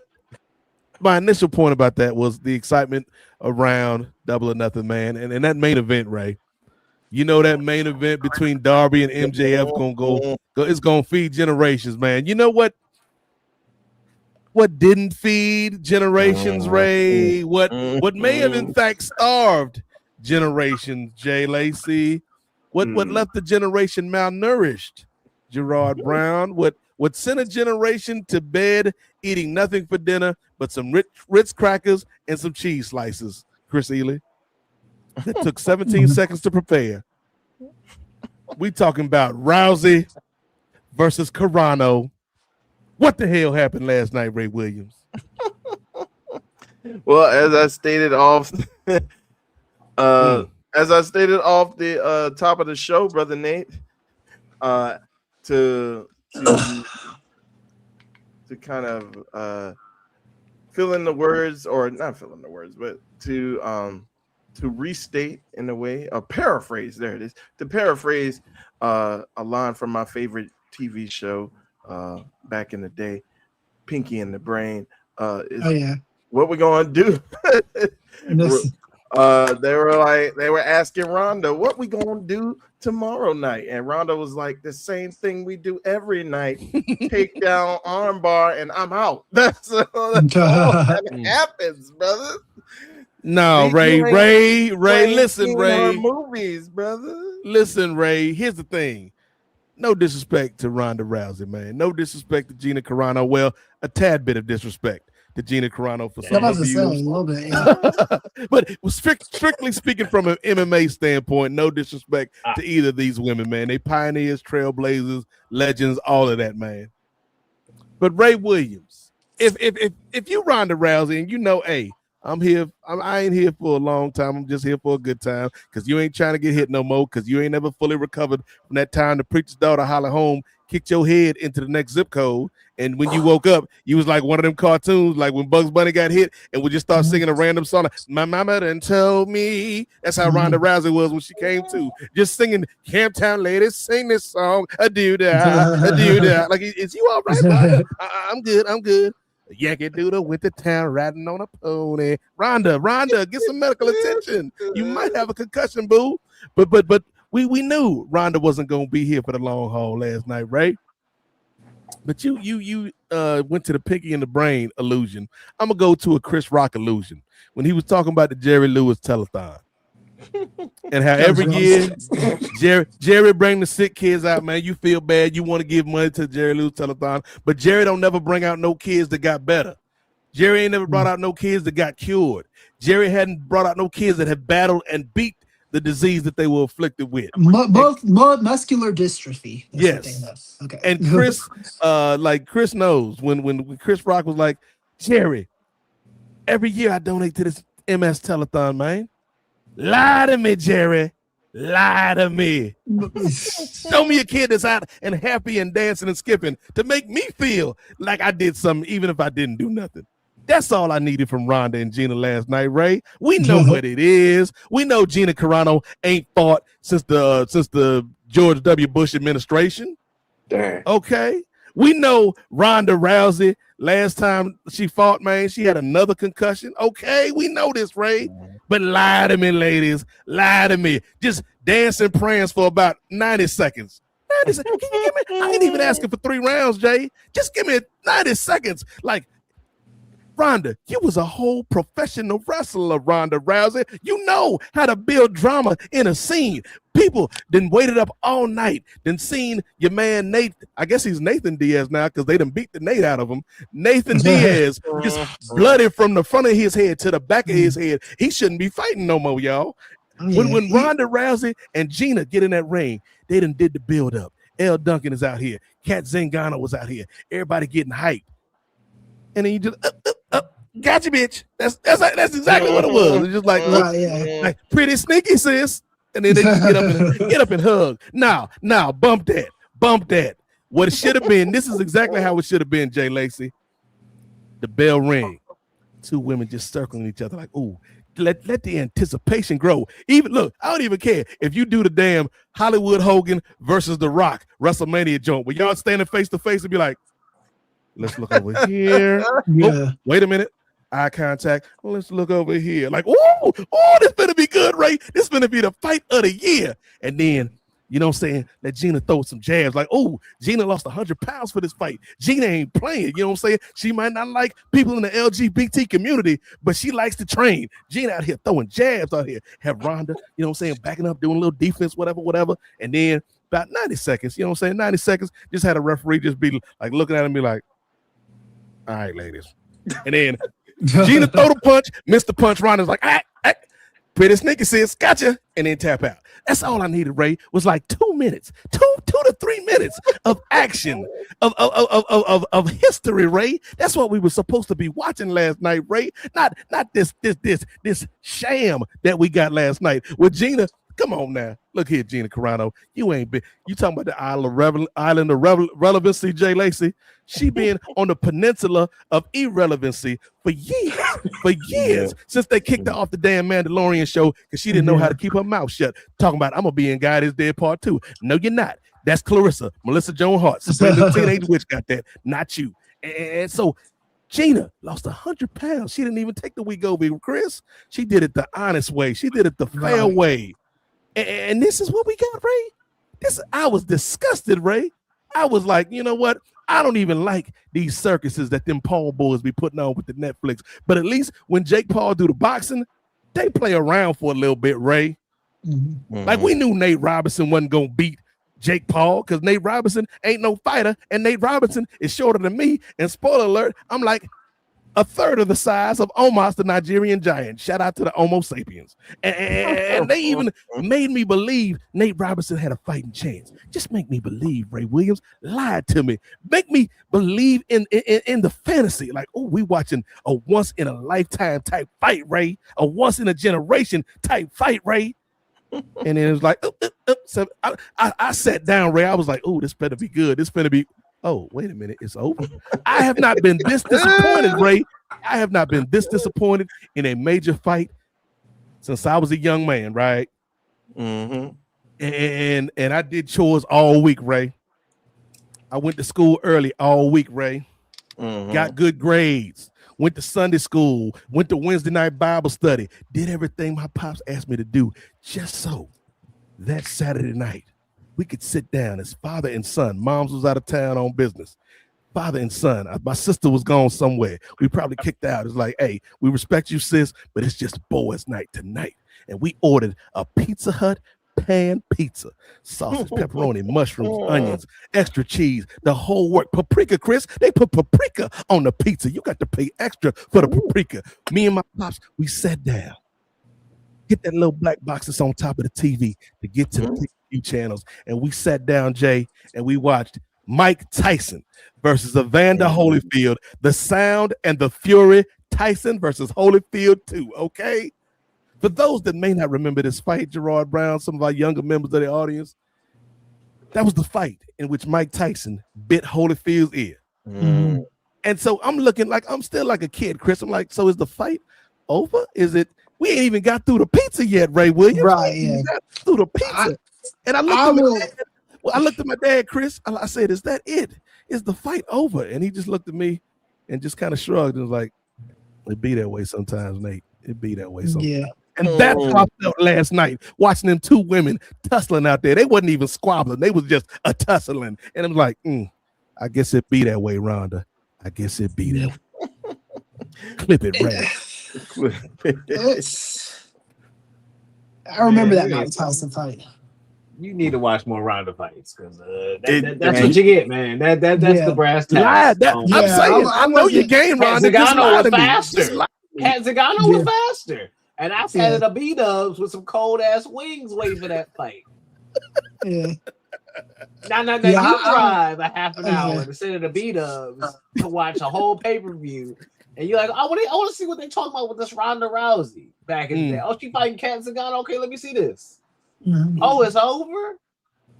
Dang, that's an Instagram clip. And that's back then when they were like, that was a Vine. That was Vine. And back then, back in the day, you'd have to pay $80 for what you saw last night with Ronda Rousey.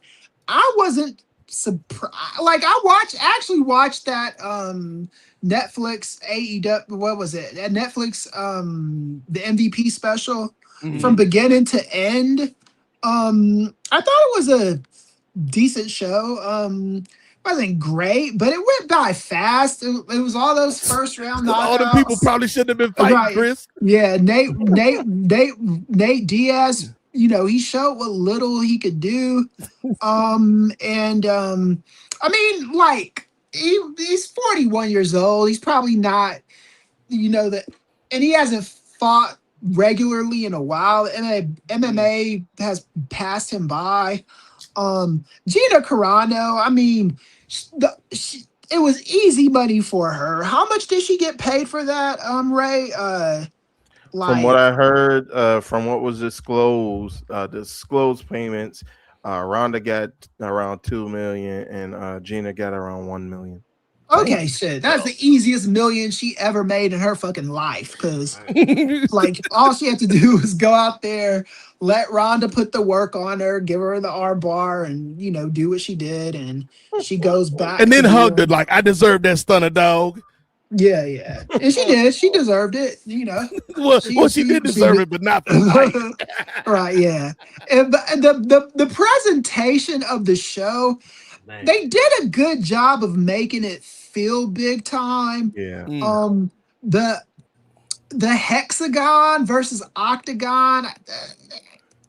Okay, I wasn't like, I mean, there's something, you know, I guess, you know, maybe they'll get hexagon training. They TNA'd it. Right, yeah. The star power in the audience was decent. Maybe the James Cameron was probably the biggest star they had. It was definitely more diverse than the typical UFC star. Right, lineup. yeah, and that was another thing I'll say too. In spite of Jake Paul's punk ass being there, it was they did make it feel like a mainstream presentation. It did. I'm glad this is the first MMA show I watched from beginning to end in a while. It felt like a diverse show. It almost felt inclusionary, you know? Even Jake Paul on the show wasn't his usual obnoxious self, man. He was, right. I thought he really, I'll give him credit because I didn't know he had it in him to be a human being for that long. I really didn't. Because he's just, but he was, every time they tried to put the shine on him, like even in when they put the shine on him in a negative way, he would always go back to complimenting the fighters and stuff. And you could play a drinking game off the amount of times he said, we want to get fighters better pay, equal pay, or like just making sure that he positioned it as getting fighters better pay. The last person I had a conversation about this at length was Leslie Smith in 2016, I believe. We were going back and forth on Twitter about UFC fighters not unionizing and stuff, and I think adding competition is what starts the ball rolling on this process. Because what either needs to happen is the wrestlers need to have a union that revolves around wrestling, or they're going to have to start doing what AEW does with the double contracts they give to certain A-listers, where you get a wrestler paycheck, but you also get an employee paycheck. Right. The employee paycheck is where you get your benefits, you know? And that's kind of like what's missing from wrestling. If you're not going to just full on unionize, TK doesn't have those conversations about union because I'm sure he loves the model. If you're a wrestling promoter, you gotta love this model because you don't have to do anything, you know. Even the way TK does it, they pay for injuries. Not the way AEW does it. They pay for injuries of wrestlers, but they don't. But the wrestler pays the doctor first, and then they reimburse them, right? Which is still kind of like, just pay my goddamn bill. You know, like why do we I doing this song and dance, cuz? Right? Yeah. Why do I have to pay the thing first? But whatever. But yeah, this is like when your daddy used to give you money to buy your mama a birthday present. Yeah, like come on, yeah. but like a promotion like MVP can get me back into watching MMA because I'm just not gonna deal with UFC. Are the people like that work for our network that cover it. Mhm. They're doing their journalistic jobs and doing it. I watch this stuff for enjoyment, and UFC I just can't watch it for enjoyment because it's so garbage with Dana White and all those fucking losers like Colby Covington and insert racist piece of shit here. They all fucking suck. I hate them. Well, the question I want to pose, coming off of what Chris just said, particularly to Ray and Jay, and even Gerard, if you've got a thought about this, because Chris said two things. Number one, competition can be a catalyst for change in an industry, but then two, he's intrigued to see what MVP does going forward. And my question, Ray, is what the hell is their model? Are they a vintage brand, a nostalgia brand? Are they a brand that's going to have more than 4 shows a year? Are they the spiritual successor to a promotion like Strikeforce or Elite XC? Or, you know, we talked about it in the group chat. Calvin Ayers used to have his show to come on at 2:00, depending on your local market, called Bodog Fight, where he would take all these fighters to Russia or somewhere because Fedor was always fighting. It's like, that the only fighter you got, Calvin Ayers, with your Bodog money? And they had the Bodog fights. Or is it something like, PFL? Or like what is MVP going to be? Because just going off of what I saw last night, Ray, like at first I was like, maybe this will be like Ronda's Boutique. And then Ronda's like, nah, I ain't fighting no more, y'all. My mama didn't tell me. Like, she's doing it again, guys. And then I was like, well, maybe they setting Gina up to be this redemption story. And like Gina, like, nah, I'm done, cuz I got my million. I'm up out of here. Like, okay, Kat Zingano, she at the death. She ain't fighting nobody. Elle Duncan, you can't scrap. I don't know if you can scrap, but I don't think you can scrap like that, Elle Duncan. So who is this promotion for, Ray? And what is this promotion going to be? Well, and I was actually watching Luke Thomas, who is known in the mixed martial arts world as a journalist, talking head, commentator as well of mixed martial arts. And I kind of fall in the same boat as he was saying, as though I believe that because MVP, even in the boxing realm, MVP has only been doing like big time fights. Right, yeah, big They stuff, haven't been yeah. having like a show box where you have the next generation coming up and you have like a regular series of fight cards going on, or like Tuesday night fights or nothing like that. They only like feature the big cards like every one, like 2 to 3 months or whatnot, and it'll always be headlined by Jake Paul fighting a MMA fighter in boxing for some reason. So and then with them getting into Netflix, it's been a similar thing. So I think with the MMA for right now, I think they're going to stay with that model as far as like once every 2 to 3 months. And I think they do want to kind of have that nostalgia model just to get it up and running. You're not really going to do like you mentioned, the 2 headliners, they're not coming back. So I think they can still see. Like it was a double loser leaves town match, Ray. Yeah. Everybody left town. Everybody. But I think that there are still fighters out there that may not have the popularity as a Ronda Rousey, but are still fairly popular and can still get back eyeballs that may have left the sport before. We get into the co-main event with Francis Ngannou, who, as predicted, knocked out Philippe Lins. And then he was talking about John Jones. John Jones still under contract with the UFC. He ain't going nowhere. Yeah. But and he was talking about getting out the contract and all that stuff. I was like, come on, dude. Yeah. This ain't WWE. Yeah, but lawyers can do some amazing stuff when it comes to this kind of thing, though. I don't know how much he's willing to pay for a lawyer, but you know, they can do some shit.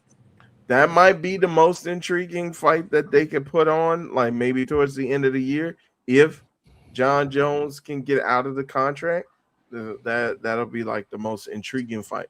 But other than that, I think they'll figure out a way to maybe find some fighters that people may have recognized a few years back and get them into the cage with one another. Now, I do want to stress that even though right now they may not be in the business of having a regular MMA promotion where they're having regularly scheduled cards every month or so, right now, I believe they may eventually want to go to the model that they have now with MVP women with their female boxers, and they have a deal with ESPN. And so I think with UFC now at Paramount Plus and with PFL, they're coming up on the end of their ESPN deal, and who knows with their new management if they're going to want to re-sign with ESPN or if they're going to seek another TV deal, a TV rights deal elsewhere. That maybe that void could be filled in by MVP MMA going into next year, at the beginning of next year, and then you can have something a bit more stable. And like you were mentioning, Brother Nate, maybe have some steady competition in that way that could be open for fighters who can get more elsewhere. So I think right now, keep it at the novelty where you can have a fight every 2 or 3 months on Netflix. And then once you get into January, see if you can get a TV deal with somebody so that you can start being more regularly on television, more regularly out there in the public. So that way you can build up that cachet with fighters to be like, oh, well, this will be some leverage that I can have over the UFC that we haven't had before. Brother Jay, what you think? I think you covered a lot of bases with that, man. And I think competition breeds, it's going to be healthy for the fighters at the end of the day. If the fighters can go back and counter, like if you have a prospect going and looking at either UFC or, MVP or what have you, it's going to basically that's hilarious. Bellator. Damn, we all lived through the King Mo era, cuz we all lived through that. Yeah, I was friends with King Mo Lawal. But I think if the fighters can have some kind of leverage in their back pocket to negotiate and get more money in their pocket, okay, cool. Jake Paul Levesque has done his job. You know what I'm saying? Enjoy the show, folks. Exactly. So I mean, I think the show last night on Netflix is looking for content. They want to get into live sports. They've said as much. Yeah. And I think this is a vehicle for them to get more on Netflix. If I would paid $80 to see this fight or this card, yeah, exactly. Yeah. I'm moving furniture. I'm moving furniture around the house, and I'm probably gonna have to buy furniture from the furniture I moved. You know what I'm saying? So, all in all, I think it was a good first outing on Netflix for them. They've got some great pieces in place, but there are some things to improve upon. And again, if they come out with another show in the next 3, if they do once a quarter, I think that's fine. But I mean, once they figure out exactly who and what they are, I think it's going to be good for the sport. I think so too. And also all the black folks won on this show last night, including Ronda Rousey. So shout out to Ronda Latifah Rousey. Yeah. 1/16 on the granddaddy side. Yeah. I want to go to Gerard's thoughts on this real quick, Ray. But look, this is all I needed, Ray. Start the fight the same way, right? Start the fight. You like, oh snap, Ronda done did it again. She did what she do, and just have Ronda like, come on now, y'all workers work. Have Gina slip up out that joint, be like, oh snap, Gina countered the armbar, and like, oh, this finna be the fight for the ages, Ray. This finna be a fight that we gonna tell our children and our grandchildren and they grandchildren's children, if we still have in America by then. They gonna be talking about this fight. They gonna be talking about this night, Jay. She slips out the armbar the first time. You're like, oh my goodness, we in for a classic.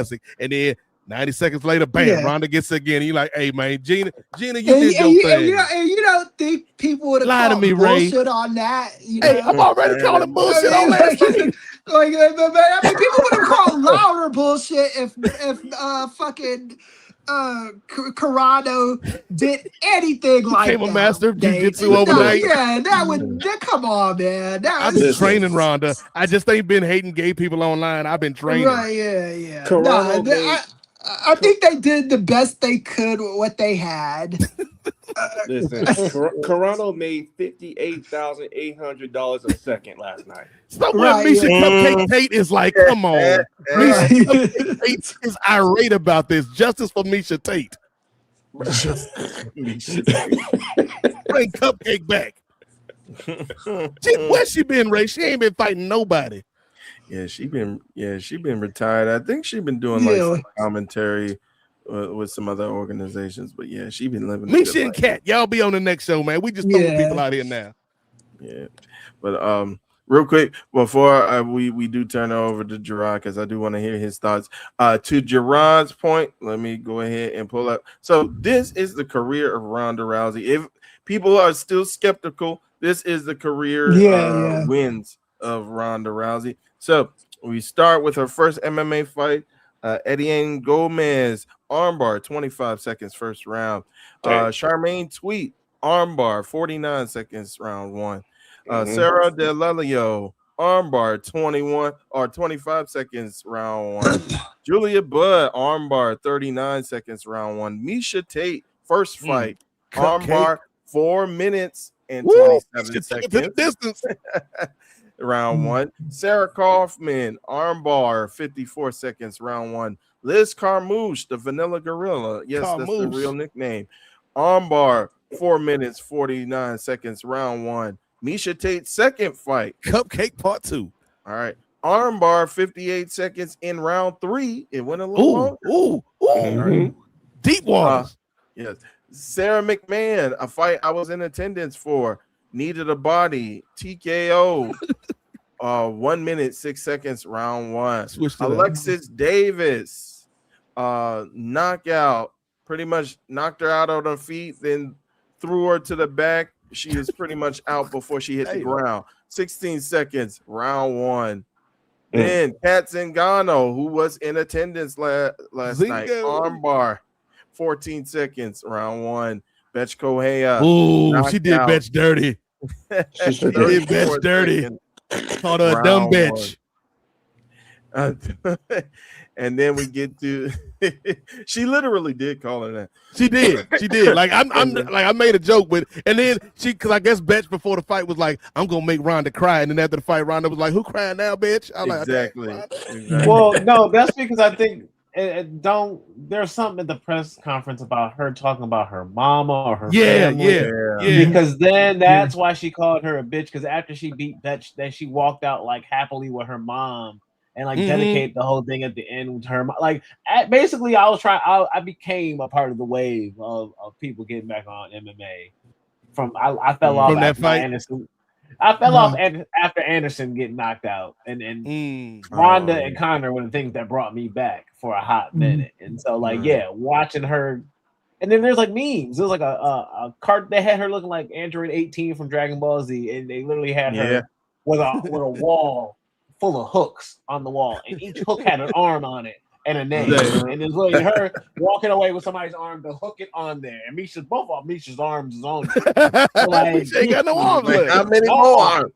Like so Venus de Milo. That's the gimmick. That is the gimmick. If you are of a certain level, she gonna take your arm, and that's the brass tacks. So watching that, I wanted to see that passion, spirited.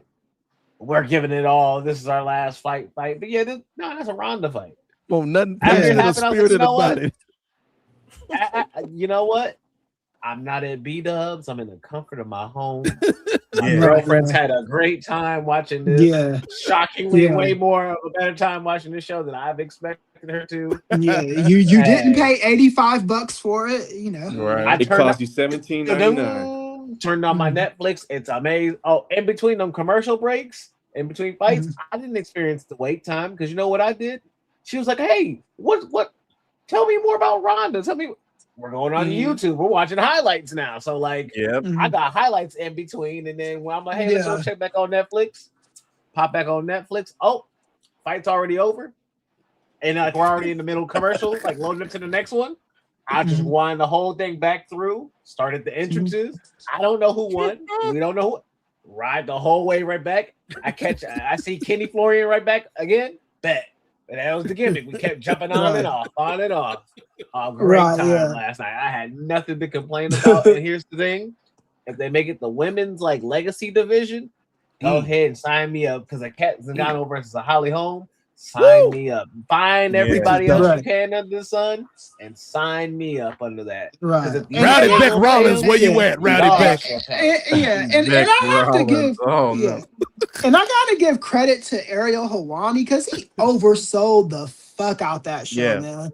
Like you would have like he's just saying some outrageous stuff like, and right there, Nate, that's where the lie comes in the promotion, dog. You got your lies. They lied too well. They lied too well. Right. That's when the truth come out. They lied to you promoting. This is the greatest. This might be the greatest women's match we've ever seen in our lives. Right, yeah. He's like he was like trying to overhype the Rousey fight, like it was gonna be a good fight. He tried to overhype the Nate Diaz fight, like, come on, dude. Like we know who Nate Diaz is, and this isn't a knock on Nate Diaz, the kid from Stockton. Look, I love the guy, but I mean, he wasn't beaten. Yeah, you know, what happened was what was gonna happen, man. That was what was written in the stars, and in the stars. and Ariel Helwani, man, he was selling everything like it.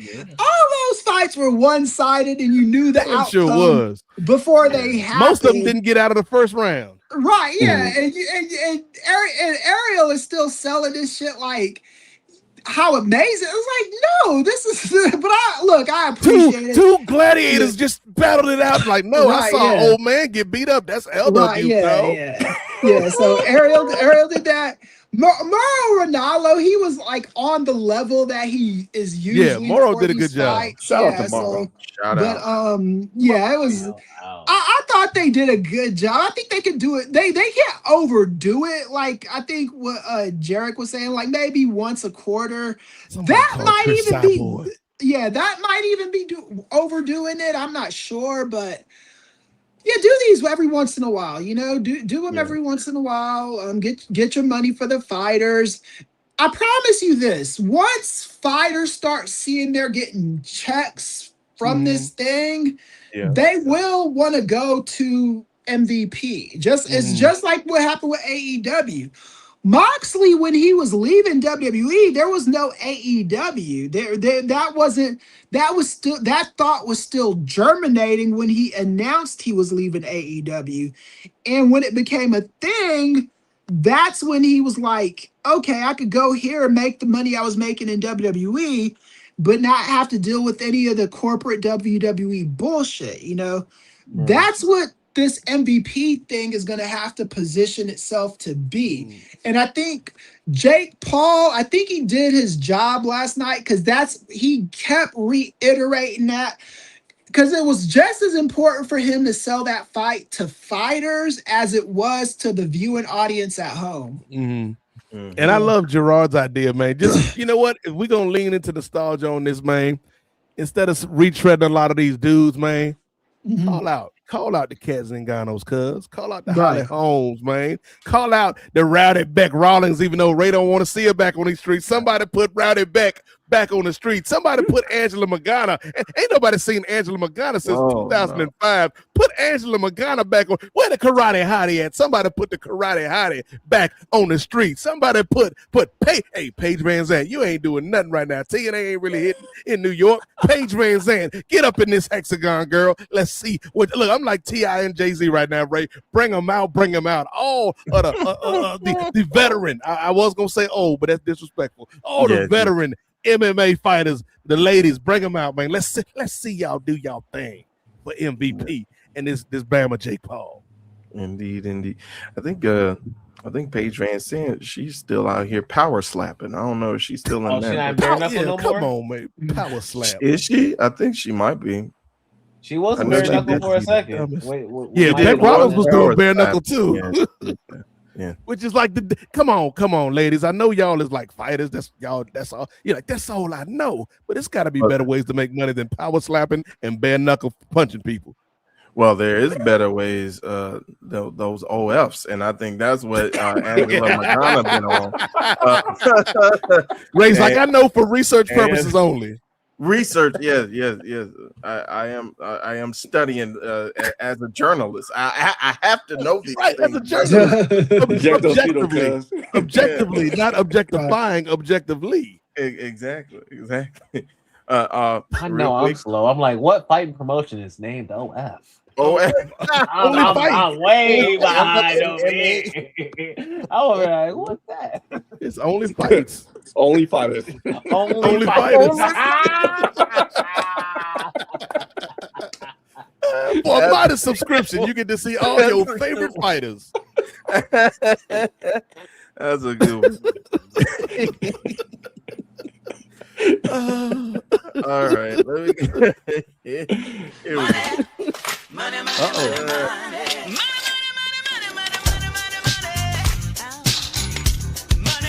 Shout out to frequent contributor T. Anthony Auld for the $5 Canadian super chat. Now that's the pay-per-view I want to see. John Jones versus his UFC contract. Yeah, hey. Yeah, but yeah, I think those ladies, they're like, hey, if I don't have to get punched in the head and I still get paid, I'm all good. Mm-hmm. Yeah, so yeah, Somebody they're finding call alternatives revenue streams. Yeah, there you go. Alternative revenue streams. Non-traditional revenue streams, if you will. Oh boy. No, I know.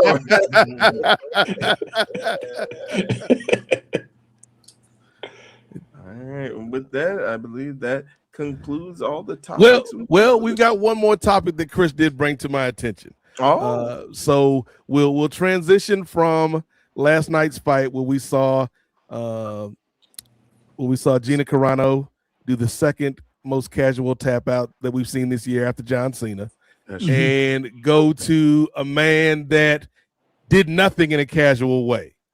And I didn't even think about it, and it's crazy that somebody who wears this hat damn near every show I'm on did not think about the loss that we had recently in not only the world of broadcasting, not only in the world of sports being broadcast on TV, but most certainly in professional wrestling. And that, of course, is the passing of Ted Turner. For many years, synonymous with the Superstation TBS and the Turner Broadcasting Networks. Ted Turner, obviously, is somebody who was not only born in Atlanta, but grew up a fan of the Braves, grew up a fan of the Hawks, grew up a fan of the Falcons, grew up a fan of WCW. Like, Ted Turner may as well have been my uncle that I never saw, but he always put something good on the TV just to let me know he was thinking about me. And so I don't think it can be understated Ted Turner's impact on the professional wrestling business, how he wasn't just somebody who was opening up his checkbook, opening up his wallet for the NWA, for Jim Crockett Promotions, for WCW. Ted Turner was somebody that loved professional wrestling, was a fan of the sport, and gave a lot of opportunity to a lot of people. But as Chris mentioned earlier, once that AOL Time Warner merger goes through, of course, Ted Turner is still Ted Turner, but the amount of control that he can kind of exert over the things that he created is not as powerful or strong as they once were. But Ted Turner was a good man. I think John Pollock recently did a really excellent kind of recap on his life and times. Again, we talked about this after Terry Bollea passed. Ray, what did you do with your dash? When you look at those dates at the bottom of the screen, that's a long life lived, not just in years, but it's a full life in terms of what Ted Turner meant in the broadcasting world, what Ted Turner meant to the wrestling world, and what Ted Turner meant in terms of philanthropy and humanitarian causes, Chris. And so, I am somebody who did not know Ted Turner personally, have never met Ted Turner, been to Atlanta as many times as I've been. I've never even seen Ted Turner on these streets, Chris, but the imprint that he left on my life in the life of so many others who enjoy sports or pro wrestling, or even the way news is covered, Chris. When you look at something like CNN, like Ted Turner's impact cannot be understated. So R.I.P. to billionaire Ted up there, man. We appreciate you, brother. Yeah, I first I knew of Ted Turner since I was a kid, you know. I was a 15-year-old, maybe 14, 15-year-old buying into the WWE propaganda machine of, you know, billionaire Ted's wrestling war room, where WWE positioned themselves as, you know, the good guy company, and billionaire Ted was the heel, just stealing wrestlers from them and all this other stuff. And I heard some stories about Ted Turner, like in his younger days, with like some race things and stuff like that. He wasn't a great kid, but he had his fair trouble. I'm doing a write-up on him that should be out by Friday. That's going to be up on our Substack. But yeah, he was a maverick. He was in so many like just great things. And my attitude on Ted Turner started to change from the WWE propaganda to something different when I was like maybe 16 years old. I went to Atlanta and visited CNN headquarters and looked at all this stuff that this guy was into. Like, he was giving money to UNICEF. He cared about good humanitarian causes. His ex-wife, one of his ex-wives, Jane Fonda, was into the same kind of stuff, you know. Just a power couple, if there ever was one. They were married from 91 to 2001. Didn't have any kids together, but Jane Fonda with her second husband, the one that's the father of Troy Garrity, that's Jane Fonda's son. He's the white guy from Barbershop. They adopted a daughter together. When Jane Fonda and Ted Turner were divorced, a black daughter, I want to say her name is something Williams. I'm blanking on it. If you could find that right, that'd help. But Jane Fonda and her first husband adopted her. Ted Turner treated her like a daughter. Once he got to know her, man, the guy was he was a businessman. He was a shrewd businessman, but he was also a humanitarian. He invented CNN because he thought news went on, and it was the right thought. CNN is shit today. When Ted Turner was running CNN, it was not garbage. It was a good channel. It had people like what's the guy? Bernie Shaw, is that his name? Bernard Shaw. Yep. Bernard Shaw. It had like just all these good legacy journalists. I think Paul Azan got hired in his era too. Really good journalists, really good news programming. It was news. It wasn't this like with like I can't, like, I love Abby Phillip. Can't stand CNN Newsnight. It's one of the most garbage news shows ever. Even like people try to compare like CNN Newsnight to like Crossfire and stuff like that. It's not the same thing. Like, no, because as obnoxious as Tucker Carlson was on Crossfire, it was never this shit that it is today, where people are just like denying reality and just saying nonsense stuff. And then the wrestling side of Ted Turner, man, he's the reason why these wrestlers outside of Jess Hogan are getting multi-million-dollar contracts, right? Mark Merrow was able to negotiate a multi-million-dollar contract with WWE, a guaranteed contract with WWE, because of the money he was getting with Ted Turner. Like Ted Turner offered him a sweet deal to stay.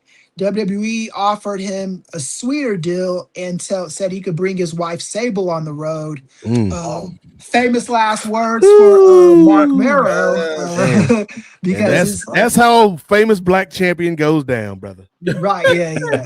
Yeah. Famous last words for Mark Marrow, because his career was never the same after that. It was his marriage. His life wasn't the same, man. No, he was a wild man. Yeah, he had to become a motivational speaker, and I see what you did there. Yeah, a wild man, a marvelous man. He was marvelous, dog. Yeah. So, man, if you will. But so like Ted Turner, man, I got nothing but good things to say. And if you ever get to visit CNN Center in Atlanta, it's awesome. You gotta visit it, man. It's so awesome. They do maintain the legacy of Ted Turner, even though they did him dirty, so dirty. But again, that's the price of doing business when you make these mergers. It's not your company anymore. That's the bottom line. I say this to everybody before they make a merger like this.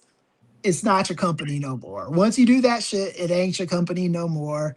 Ted Turner found that out the hard way. He went from being worth, I want to say like $9 or $10 billion, something like that. I think Pollock said $8 billion. I read $9 billion. Doesn't matter. Once you get to the B, I don't know how much it matters. Then he lost, and he lost a lot of wealth that was only down to $2 billion. Shoot, sucks. $2 billion, man. Give me 50,000, I'll be happy. Anyway, Ted Turner, man, and my memories of him are I loved when he one of my best memories of Ted Turner was when they first signed Hogan to WCW, and they were doing the match with Ric Flair, and they had the press conference. It might even be on YouTube. It is. With Ted Turner, Mean Gene Okerlund introduced him. Nick Bockwinkel was there. One of the other executives was there. Ric Flair and Hogan are going back and forth. And Ted Turner is there selling the hell out of the event, man. And he looked like a happy guy being there, you know? Yes, he was a fan. Yeah, and it was just so awesome to see. Let him do it now, Gene. Let's do it now. No, that ain't how it works, baby. It was just so great to see, man. And just like everything Ted Turner and Ted Turner did not give a fuck about Vince McMahon too. That's another. Vince McMahon wanted Ted Turner to give a fuck about him, but he didn't. Ted Turner's hands was in so many different things.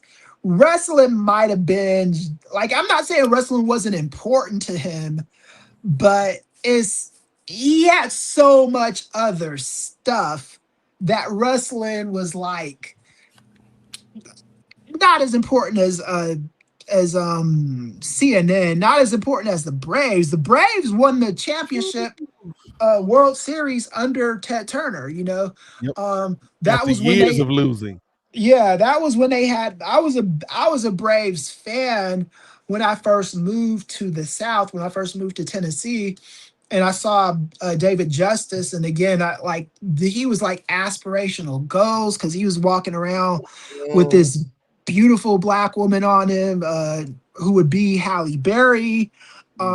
Just always looking like a star. Those Braves, that's one of my favorite baseball teams of all time. That 95 Braves, man. Hey Ray, while we're talking about Ted Turner's legacy, can you look up for me, Google Atlanta Braves BAT attitude poster? Because that will show you the Braves were like the blackest, and this is like when baseball was at its blackest. The Braves were like the blackest of the black teams. Right? Yeah. You said Yeah, he Well, never got to bad attitude poster. Yeah, and Bad he never got attitude. to. Yeah, he never got to capture that with the Hawks. Unfortunately, No. We do have him to thank for El Gigante being a wrestler because they didn't know what to do with him on the Hawks. So Yes. it's like they Which signed is him to wild. He's like, WCW. hey, Elegante, I got a side project for you, man. This basketball thing ain't working out, baby. Try this wrestling. Yeah. And by the way, brother Chris, Jane Fonda's daughter was named Mary Luana Williams. Williams. I knew it was Williams. Yeah. Awesome lady too. She's got a good biography as well. Hopefully, she's somebody I want to interview too. Yeah. She's That'd be fascinating growing up in that household. She's awesome, and she came from like a very poor upbringing. I think in the Bay Area first, and just imagine being adopted by Jane Fonda and her husband, and then being like around Ted Turner and just crazy. You come from being poor into all that fucking money. Like, I don't know what I would have done with myself back You would have then. gonna crazy, Chris. You would have been on the streets. But she was humble. Like I still, one of the things I really want before it's all said and done is have my grandmother meet Jane Fonda, because my grandmother is a big fan of Jane Fonda. We used to watch all of her movies together and stuff with I was able to show my grandmother that movie she did with Robert Redford a few years ago on Netflix. Yeah. Shout out to the Turners, shout out to Ted Turner, shout out to Jane Fonda, but shout out to Ted Turner, man. That was just such an interesting life, man. Cartoon Network is because of him. Hold on. Let's take a moment. Let's take a moment to appreciate this early 90s Major League Baseball blackness. Bat attitude. Ron Gant, Dave Justice, and Terry Pendleton. Pendleton, y'all. Y'all don't remember this man, Terry Pendleton. He was Terry like Rock. Turtleneck Pendleton. Yes, he was like Rock. Charles S. Dutton playing baseball back in the day. Bat attitude. We've got their names spray painted on the wall, so you know they're cool. Yeah, I know, man. I had that poster on my wall for like 5 years until it just deteriorated. Right, yeah. I thought they were like, when they won the World Series in '95, I thought they were just going to win the World Series forever, man. Yes, and that was all they had until the 2000s. And if you're Chris, I was still a Dodgers fan back then, but you got to understand how bad the Dodgers were in the 90s. We had Mike Piazza and some other like great players. It's just we could never do our thing in the postseason or anything like that, man. Piazza, I think we ended up trading him to New York. Oral Hershiser, yeah, that was the 80s though. Yeah, so when we had Oral Hershiser. Talk to him, T. Anthony. Because look, when I look on this screen, you know what I see when I look at the five of us, y'all? I see Earth, okay? I see wind. Oh yeah, Captain. I see water. I see fire. And then when I look at Ray Williams down on the bottom, I see heart, dog. I see heart. Yeah. Captain Planet on his street. This man made a whole cartoon trying to teach kids not to be assholes to the environment, Gerard. It didn't work. It didn't work, but at least he tried. Yeah, he tried. And for a little while, it did work. You know, I think Captain Planet was a very popular cartoon character.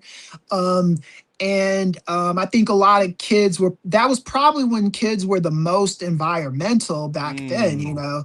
That cartoon was so expensive with just the voice actors, dog. Whoopi Goldberg was on there. Yeah, LeVar Burton was on there. Yeah, it's a crazy time to even think about. Like, man, I lived through all of this, right? Just powers combined. Right,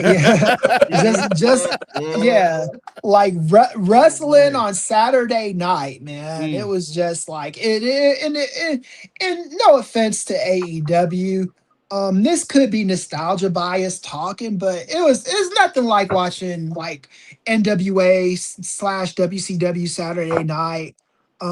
Before Hogan got there, of course. Like once he got there, it it wasn't what it was, but But for a while. in AEW's defense, though, they are the closest thing to that legacy that we have today. Oh yeah, they are. They're a continuation of that legacy, and shout out to Tony Khan and them for trying to keep that legacy alive, because that's what we need in wrestling, and that's what I loved about. And Ted Turner was a humanitarian.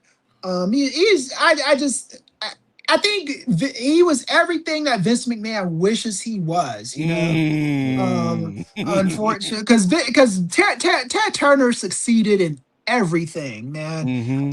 Movies, TV, news, all of it, man. There's this funny. one. Oh, go ahead, Chris. Go ahead. Okay, I'll go ahead. No, you go ahead.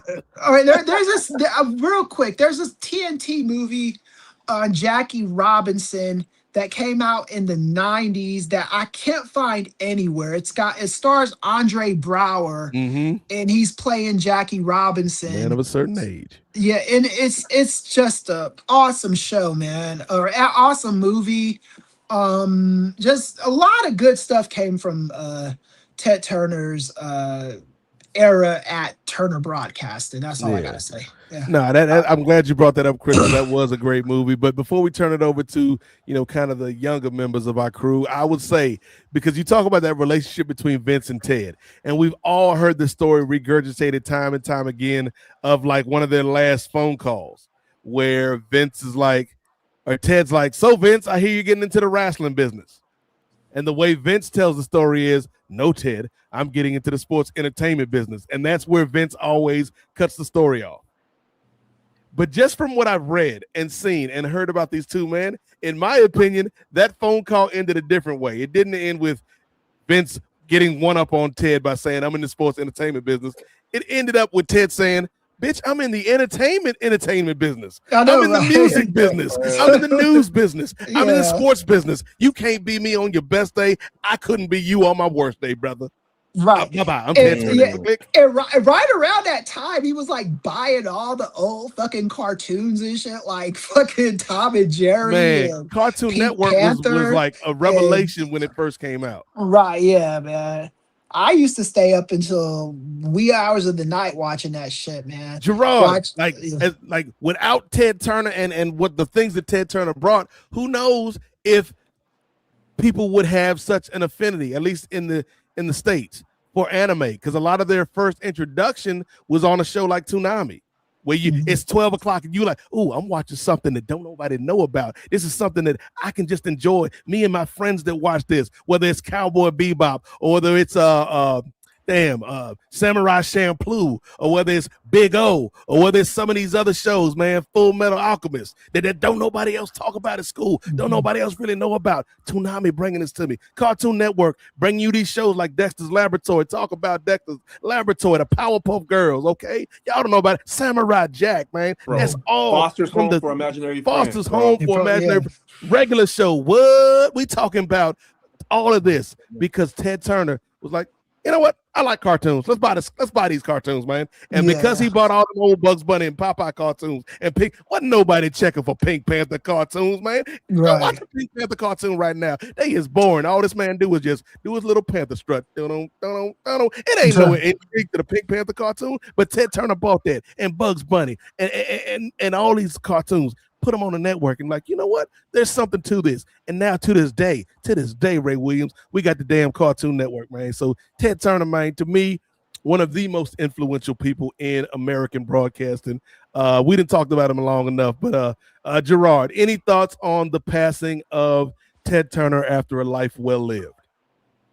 Nothing new that nobody has already said. Hey, RIP to Ted Turner. Thanks for all that you have contributed. Jay Lacey. RIP, respect. Everybody said everything, man. So, RIP. Ray Williams. Yeah, y'all said it all, and it's just crazy how many things he's had his hands in, and like you guys mentioned, like people only look at the news, and that's a world-changing thing. And then people only look at his impact on the cable network, not only with CNN, but they look at the Cartoon Network, and that's a different section of people. And then people get to the wrestling, and that's a different section of people. So just the amount of people that he's affected with just the work that he's put in, and that there's little there. I wouldn't say there's little cross sectionality, but that he's kind of casted a wide net with each of the things that he's went into. It's just an amazing thing to see. So New Line Cinemas. We wouldn't have the Friday movies if it wasn't for Ted Turner. Yes. And then the baseball, with him in sports as well. So man was part of the catalyst that helped bring the Olympics to Atlanta in '96. Right? All right, Pete. Look, I know in this day and age, man, a lot of us don't have a lot of respect for billionaires and millionaires and trillionaires, nor should we in a lot of cases, but there are some good ones, man. So salute to you, Ted Turner. You did a lot, man, with your life. We appreciate you, brother. And that brings to conclusion at a brisk 5 hours and 11 minutes. That's, Ray, that is like watching that Rousey Carano fight 3,000 times in a row, back to back. That is the length of the NWA podcast this month, and we appreciate everybody that tuned in live tonight. I think we got like 30-something people live at like 1 a.m. watching this, man. We appreciate y'all tuning in. We appreciate the super chats. If you dig what we're doing, man, continue to support us, man. Continue to amplify us. We're trying to change the game a little bit in our own way. If you have not done so already, subscribe to the YouTube channel. You on YouTube already, subscribe to the YouTube channel, man. That will help us out as we are trying to, build our way towards monetization, man, because we love doing this. We're doing it for the love of the game. But at some point, as we've learned from this episode, you got to restructure your contract along the way, okay? If you want to help us with that, head over to the patreon.com/Nefarious Media Network, where $3, Ray, $3 gets you in the door. You can't get nothing these days worth having for $3. $3 don't even get you a pat of butter on that $25 bucket of popcorn that you got at the NXT show earlier. Okay? So if you want to help us out, man, sign up for the Patreon. We trying to do some things to build up the network because we are still on the drive for 500 and beyond. Wait a minute. I said it. I put it out there because 500 Patreon subscribers would go a long way towards helping us meet some of these goals, whether that be upgrading equipment, bringing on new members to the team, both in front of and especially behind the camera. Social media, people to run the social media, people to help with Ray and Jay with the editing and the production of these shows, man. We got a lot of people that we trying to amplify. People like OG Rachel with Super Salad, people like Brittany Monet and Jennifer Smith with the Avengers Initiative, people like The Conscience, Steve Willie, who Ray forgot his name last night. Shout out to you, Steve. Shout out to Steve Willie. People that may or may not have commented in the chat earlier that we've been trying to get on the contract, on the payroll, theoretical as it may be, for a minute, but who knows? Gerard may just bump into somebody in New York at Double or Nothing, and a bridge can be made. And so if y'all believe in what we're doing, man, bringing truthful, thoughtful, turned-up commentary to the pro wrestling space, to the entertainment space, especially to the political space, man, help us out. Click that subscribe button. Try it out for a month, man. If you don't like it, we ain't going to hold it against you, but try it out for a month. If you dug what you heard tonight, check us out each and every week here at Nefarious Media. So let's go round the horn one last time and let everybody throw their shout outs up. I want to start though with one man in particular, okay? And his brother's future must be bright, Ray Williams, because he always wearing shades. This man, Gerard Downtown Brown, he got some new verbiage in his lower third today, and Gerard, let the people know what is this head cannon graps on YouTube that you talking about, and how may it relate to something else that you doing, brother? So Head Cannon Grabs is a channel that I had initially started in 2024 just to kind of just get my own voice out there and start something for myself, and so it kind of laid dormant up until last July. Didn't really touch after my last video in last July, but now I've dropped a new video detailing the Owen Hart tournament, and we will be moving Ring Theory content on over to the Head Candy Grabs channel. So feel free to give it a subscribe, find it on YouTube. I do have a Twitter for that as well, but probably just keep to the Nefarious Twitter for all our stuff, and the Nefarious channels for any promotional stuff. But for the channel itself, we will be porting some stuff on over there. Okay. Nice. Looking forward to it again. Go right now, subscribe to Head Cannon Graps on YouTube, man. So show love to Gerard Brown. And as he said, in the very near future, you're going to start to see some Ring Theory integration over there, because we are really proud of the work that Jay and Ray and Gerard have done with Ring Theory so far. And we feel like, it's time that, we dedicate a channel solely to this pro wrestling stuff. So if you enjoy what you heard tonight, check out Head Cannon Grabs, check out Ring Theory. Speaking of Ring Theory, main event Jay Lacey, not only the holder of the Shula Fala, but the holder of that big Electroshock 3 with the nice nanites that help you get that bald head maintained, brother. You and MJF on these streets. What you got to say to the people, man?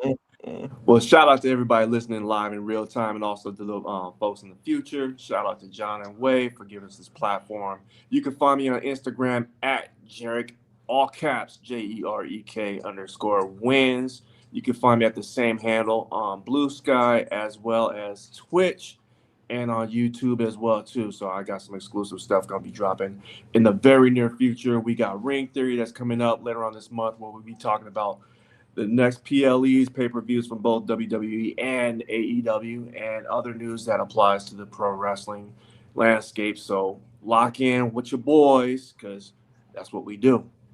Nice. Appreciate you as always, Jay. Now let's go to ROH. And when I say that, I don't mean Ring of Honor. I mean Ray over here. Ray, what you got to say to the people? And we real, again, all jokes aside, Ray, I know we give you a hard time sometimes, but we all real proud of the work that you did this weekend, man. And you represented us well, brother. Well, I appreciate you guys for giving me the opportunity, and I appreciate everybody else. First off, thank everybody with AEW with their press, their PR, their public relations, and just helping me out, and just having the opportunity to be a part of that was very special. So I'm glad, and hopefully it's the first of many to come. So we'll see what happens with that. But yeah, if you want to check out any of our work, like Brother Nate said earlier, tune in right here. Well, not right here, but go ahead over to our YouTube channel.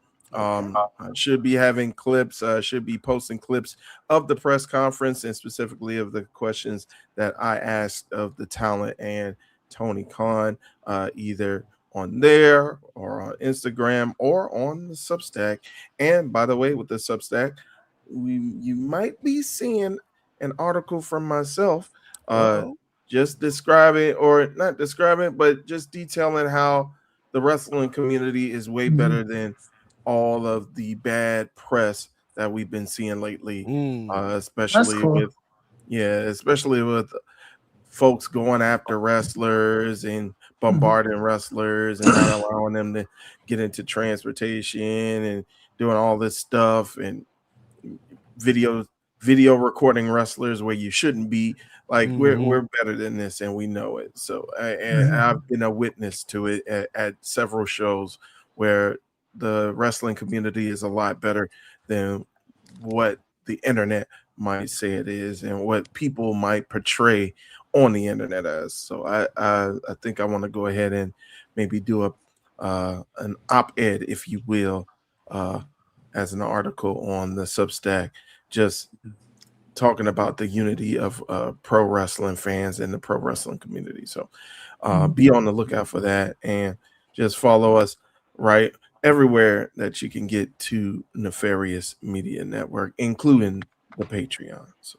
Okay. Appreciate you, Ray Williams. And as you said, man, in a world where, from the outside looking in, fandom can seem so dark and gloomy and negative, sometimes all you need, y'all, is a ray of sunshine. Okay. All right. That's gonna be our newest podcast. Before we get to the Ray read Winnie the Pooh, it's just gonna be Ray giving you 30 seconds of positive affirmations. And now it's time for your ray of sunshine. Hey Gina, at least you made it 17 seconds and not 15. You beat Kat Zingano's record. This has been your ray of sunshine. Speaking of somebody who's always a ray of sunshine on these streets, depending on who you talk to, Doc, what you got for the people, man? Let them know about this Substack that's taking the world by storm, player. All right, so yeah, so for first, sorry for the awkward light in this room. I don't know what the hell's going on with it. Alexa lights. Yes, but anyway, the Substack for our page is Notorious Notions. If you Google it, it should come right up. We're like. The thing with Substack, our Notorious Notions is not just wrestling, but wrestling on Substack isn't super popular. There's a lot of pages dedicated to wrestling on Substack, but a lot of them are ghost towns. Like the PWI has this page that they don't use. Our girl Stephanie Chase has this page that looks like she barely ever touches and all that. So I'm talking to creators to see if we could build a better wrestling community on Substack to get that up and running.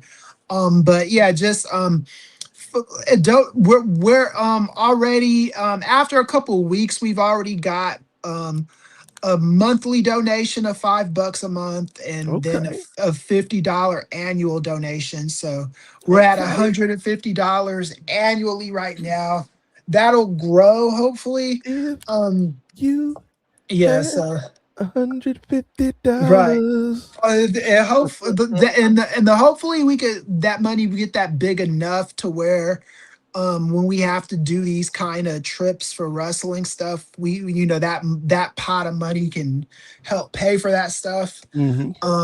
For my personal Substack, it's doing very well right now.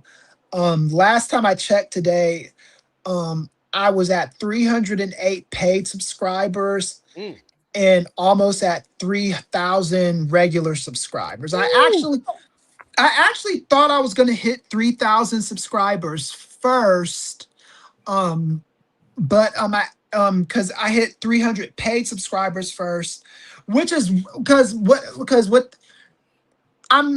my paid subscribers are at 11% of my total subscribers, right? So what that means is if you've got like, if I've got like 3,000 free subscribers, 300 paid subscribers would be 10%, which is really good, which rarely ever happens, but on my Substack, it's happening like that. So I appreciate that. So subscribe to me there, subscribe to the YouTube channel. What we're doing with the YouTube channels is just seeing if we can make the algorithm just a little less confusing. Because I think with our regular Nefarious media, and things are still going to be on that channel too. Everything's going to still be there. It's just we want the algorithm to kick wrestling content, our wrestling content, out to people.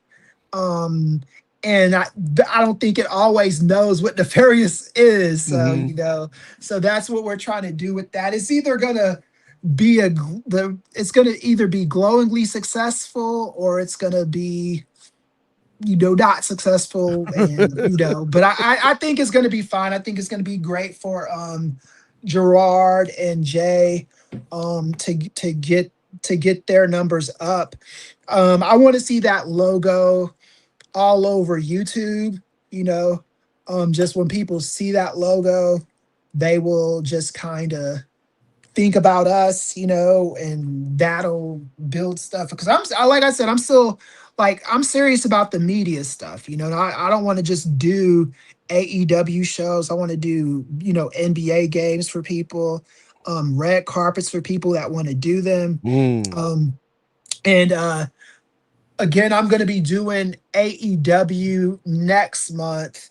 I haven't done any kind of press like that in a long time, so I'm a little nervous about it because usually I don't even think I've left my house for like 8 hours on the day doing anything. So that's gonna be a long ass day for me, but I'm gonna, you gotta at least, try it, so I'll be out there if Matt approves us for the press.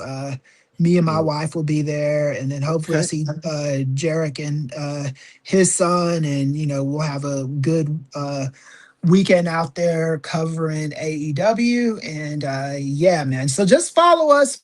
We're leveling up. We're doing more things, and I'm happy about our progress mid-year, and I'm looking forward to the rest of the year into next year. Leveling up, brother. Leveling up. Appreciate you, Doc, as always, man. Yeah. And that's part of the reason. That's part of why this all works, man. It's not just me. It's Gerard. It's Chris. It's Jay. It's Ray. It's Steve. Willie. It's Jennifer. It's Brittany. We even got some silent members. In the clique. Sister Maria.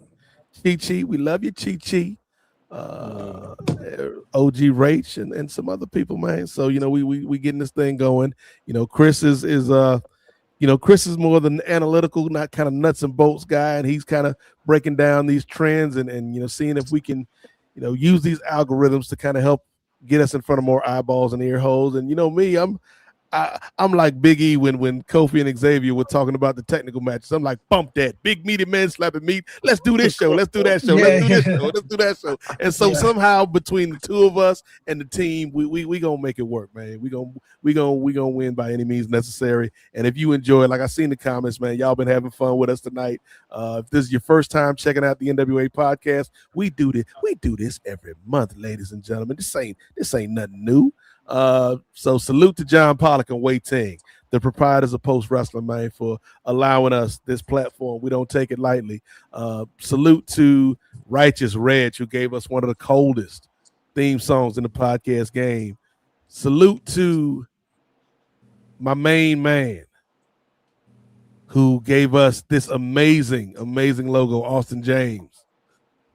That we've had since day one, even back when we were on the Kings of Sport, when we were doing the NWA podcast. Salute to Austin James for that, man. And most importantly, shout out to you, the audience, the listeners, the viewers, man, because without y'all, we'd still be doing this, but it wouldn't be nearly as fun.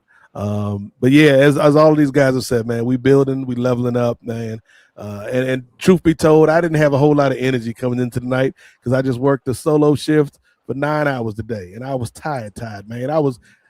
Y'all don't know who Hardworking Bobby Walker is. Some of you may, but most of you don't. Hardworking Bobby Walker wrestled in WCW, and that was the brother's whole gimmick. He worked hard, and I felt like Hardworking Bobby Walker today because it's like, is that all there is to life, Ray? Just working hard. I ain't never gonna get no push. Yeah. They ain't never gonna put no belts on my black ass. I'm just gonna be, when I die on my tombstone, with my dash is gonna say, "Here lies Nate. He worked hard, y'all." Yeah, and he still had a flat top in 1997. He did. He had a flat top and a construction hat. I don't know how those two things correlated. How can you put the construction hat on the flat top? It don't work. Hard working Bobby Walker, but you worked hard, brother. But that is all suffice to say, being with the brothers, being with y'all in the audience that chimed in, whether through super chats or regular chats, man. It gave me a little energy tonight. We here at 1:30 in the damn morning, so you can see it gave me some energy. So we gonna be back again in April, y'all. We gonna be back in April with our man, light-skinned cousin Brandon Thurston from WrestleNomics to break down some of these numbers. So we're looking forward to that. Hope. And if you have any questions for him, hit us up on Blue Sky and all the things. Yeah. And speaking of all the things, Blue Sky. Twitter, if you're still on Twitter. Twitter kind of garbage now, but Twitter, if you're still on Twitter. IG, the IG page been doing some numbers lately. Threads, if you want Threads. all the things. But most importantly, I would say is YouTube. Like, subscribe to us on TikTok. Don't forget the Nef Media on TikTok, y'all. We be ticking and a talking out here, y'all. But the YouTube page, Nefarious Media Network. Check us out on Facebook as well. The YouTube page, and also check out Head Cannon Grabs, Gerard Brown's page, to not only see all the great work Gerard's done up to this point, but to be here for the launch of, Head Cannon Grabs X Ring Theory, as the kids would say. Like, it's going to be a collab that's going, unlike that Rousey fight, it's going to be a collab that feeds generations, Ray Williams. So and it's going to last longer than 17 seconds. So for everybody here at the NWA Podcast, for Ray, for Main Event, Jay Lacey, for Gerard Downtown Brown, for the good Professor Chris Ely, I am the Godfather Nate Milton. And remember, we're many things here. We're friends, we're brothers, we're co-hosts, we're advocates, but also we're the Planeteers, okay? y'all could be one too if you want to. Because saving the planet, right? That's the thing to do, okay? All this looting, all this polluting, shit, that ain't the way. Y'all better listen up and hear what Captain Planet has to say. Because the power is yours. It's yours. Don Cheadle said, I'll turn you into a fucking tree. And on that note, salute to everybody here at Post Wrestling. Salute to all of y'all. And remember, from all of us and everybody at Nefarious Media Network, the revolution may not be televised, but it damn sure will be podcasted. See y'all in April. Hit the button, Ray.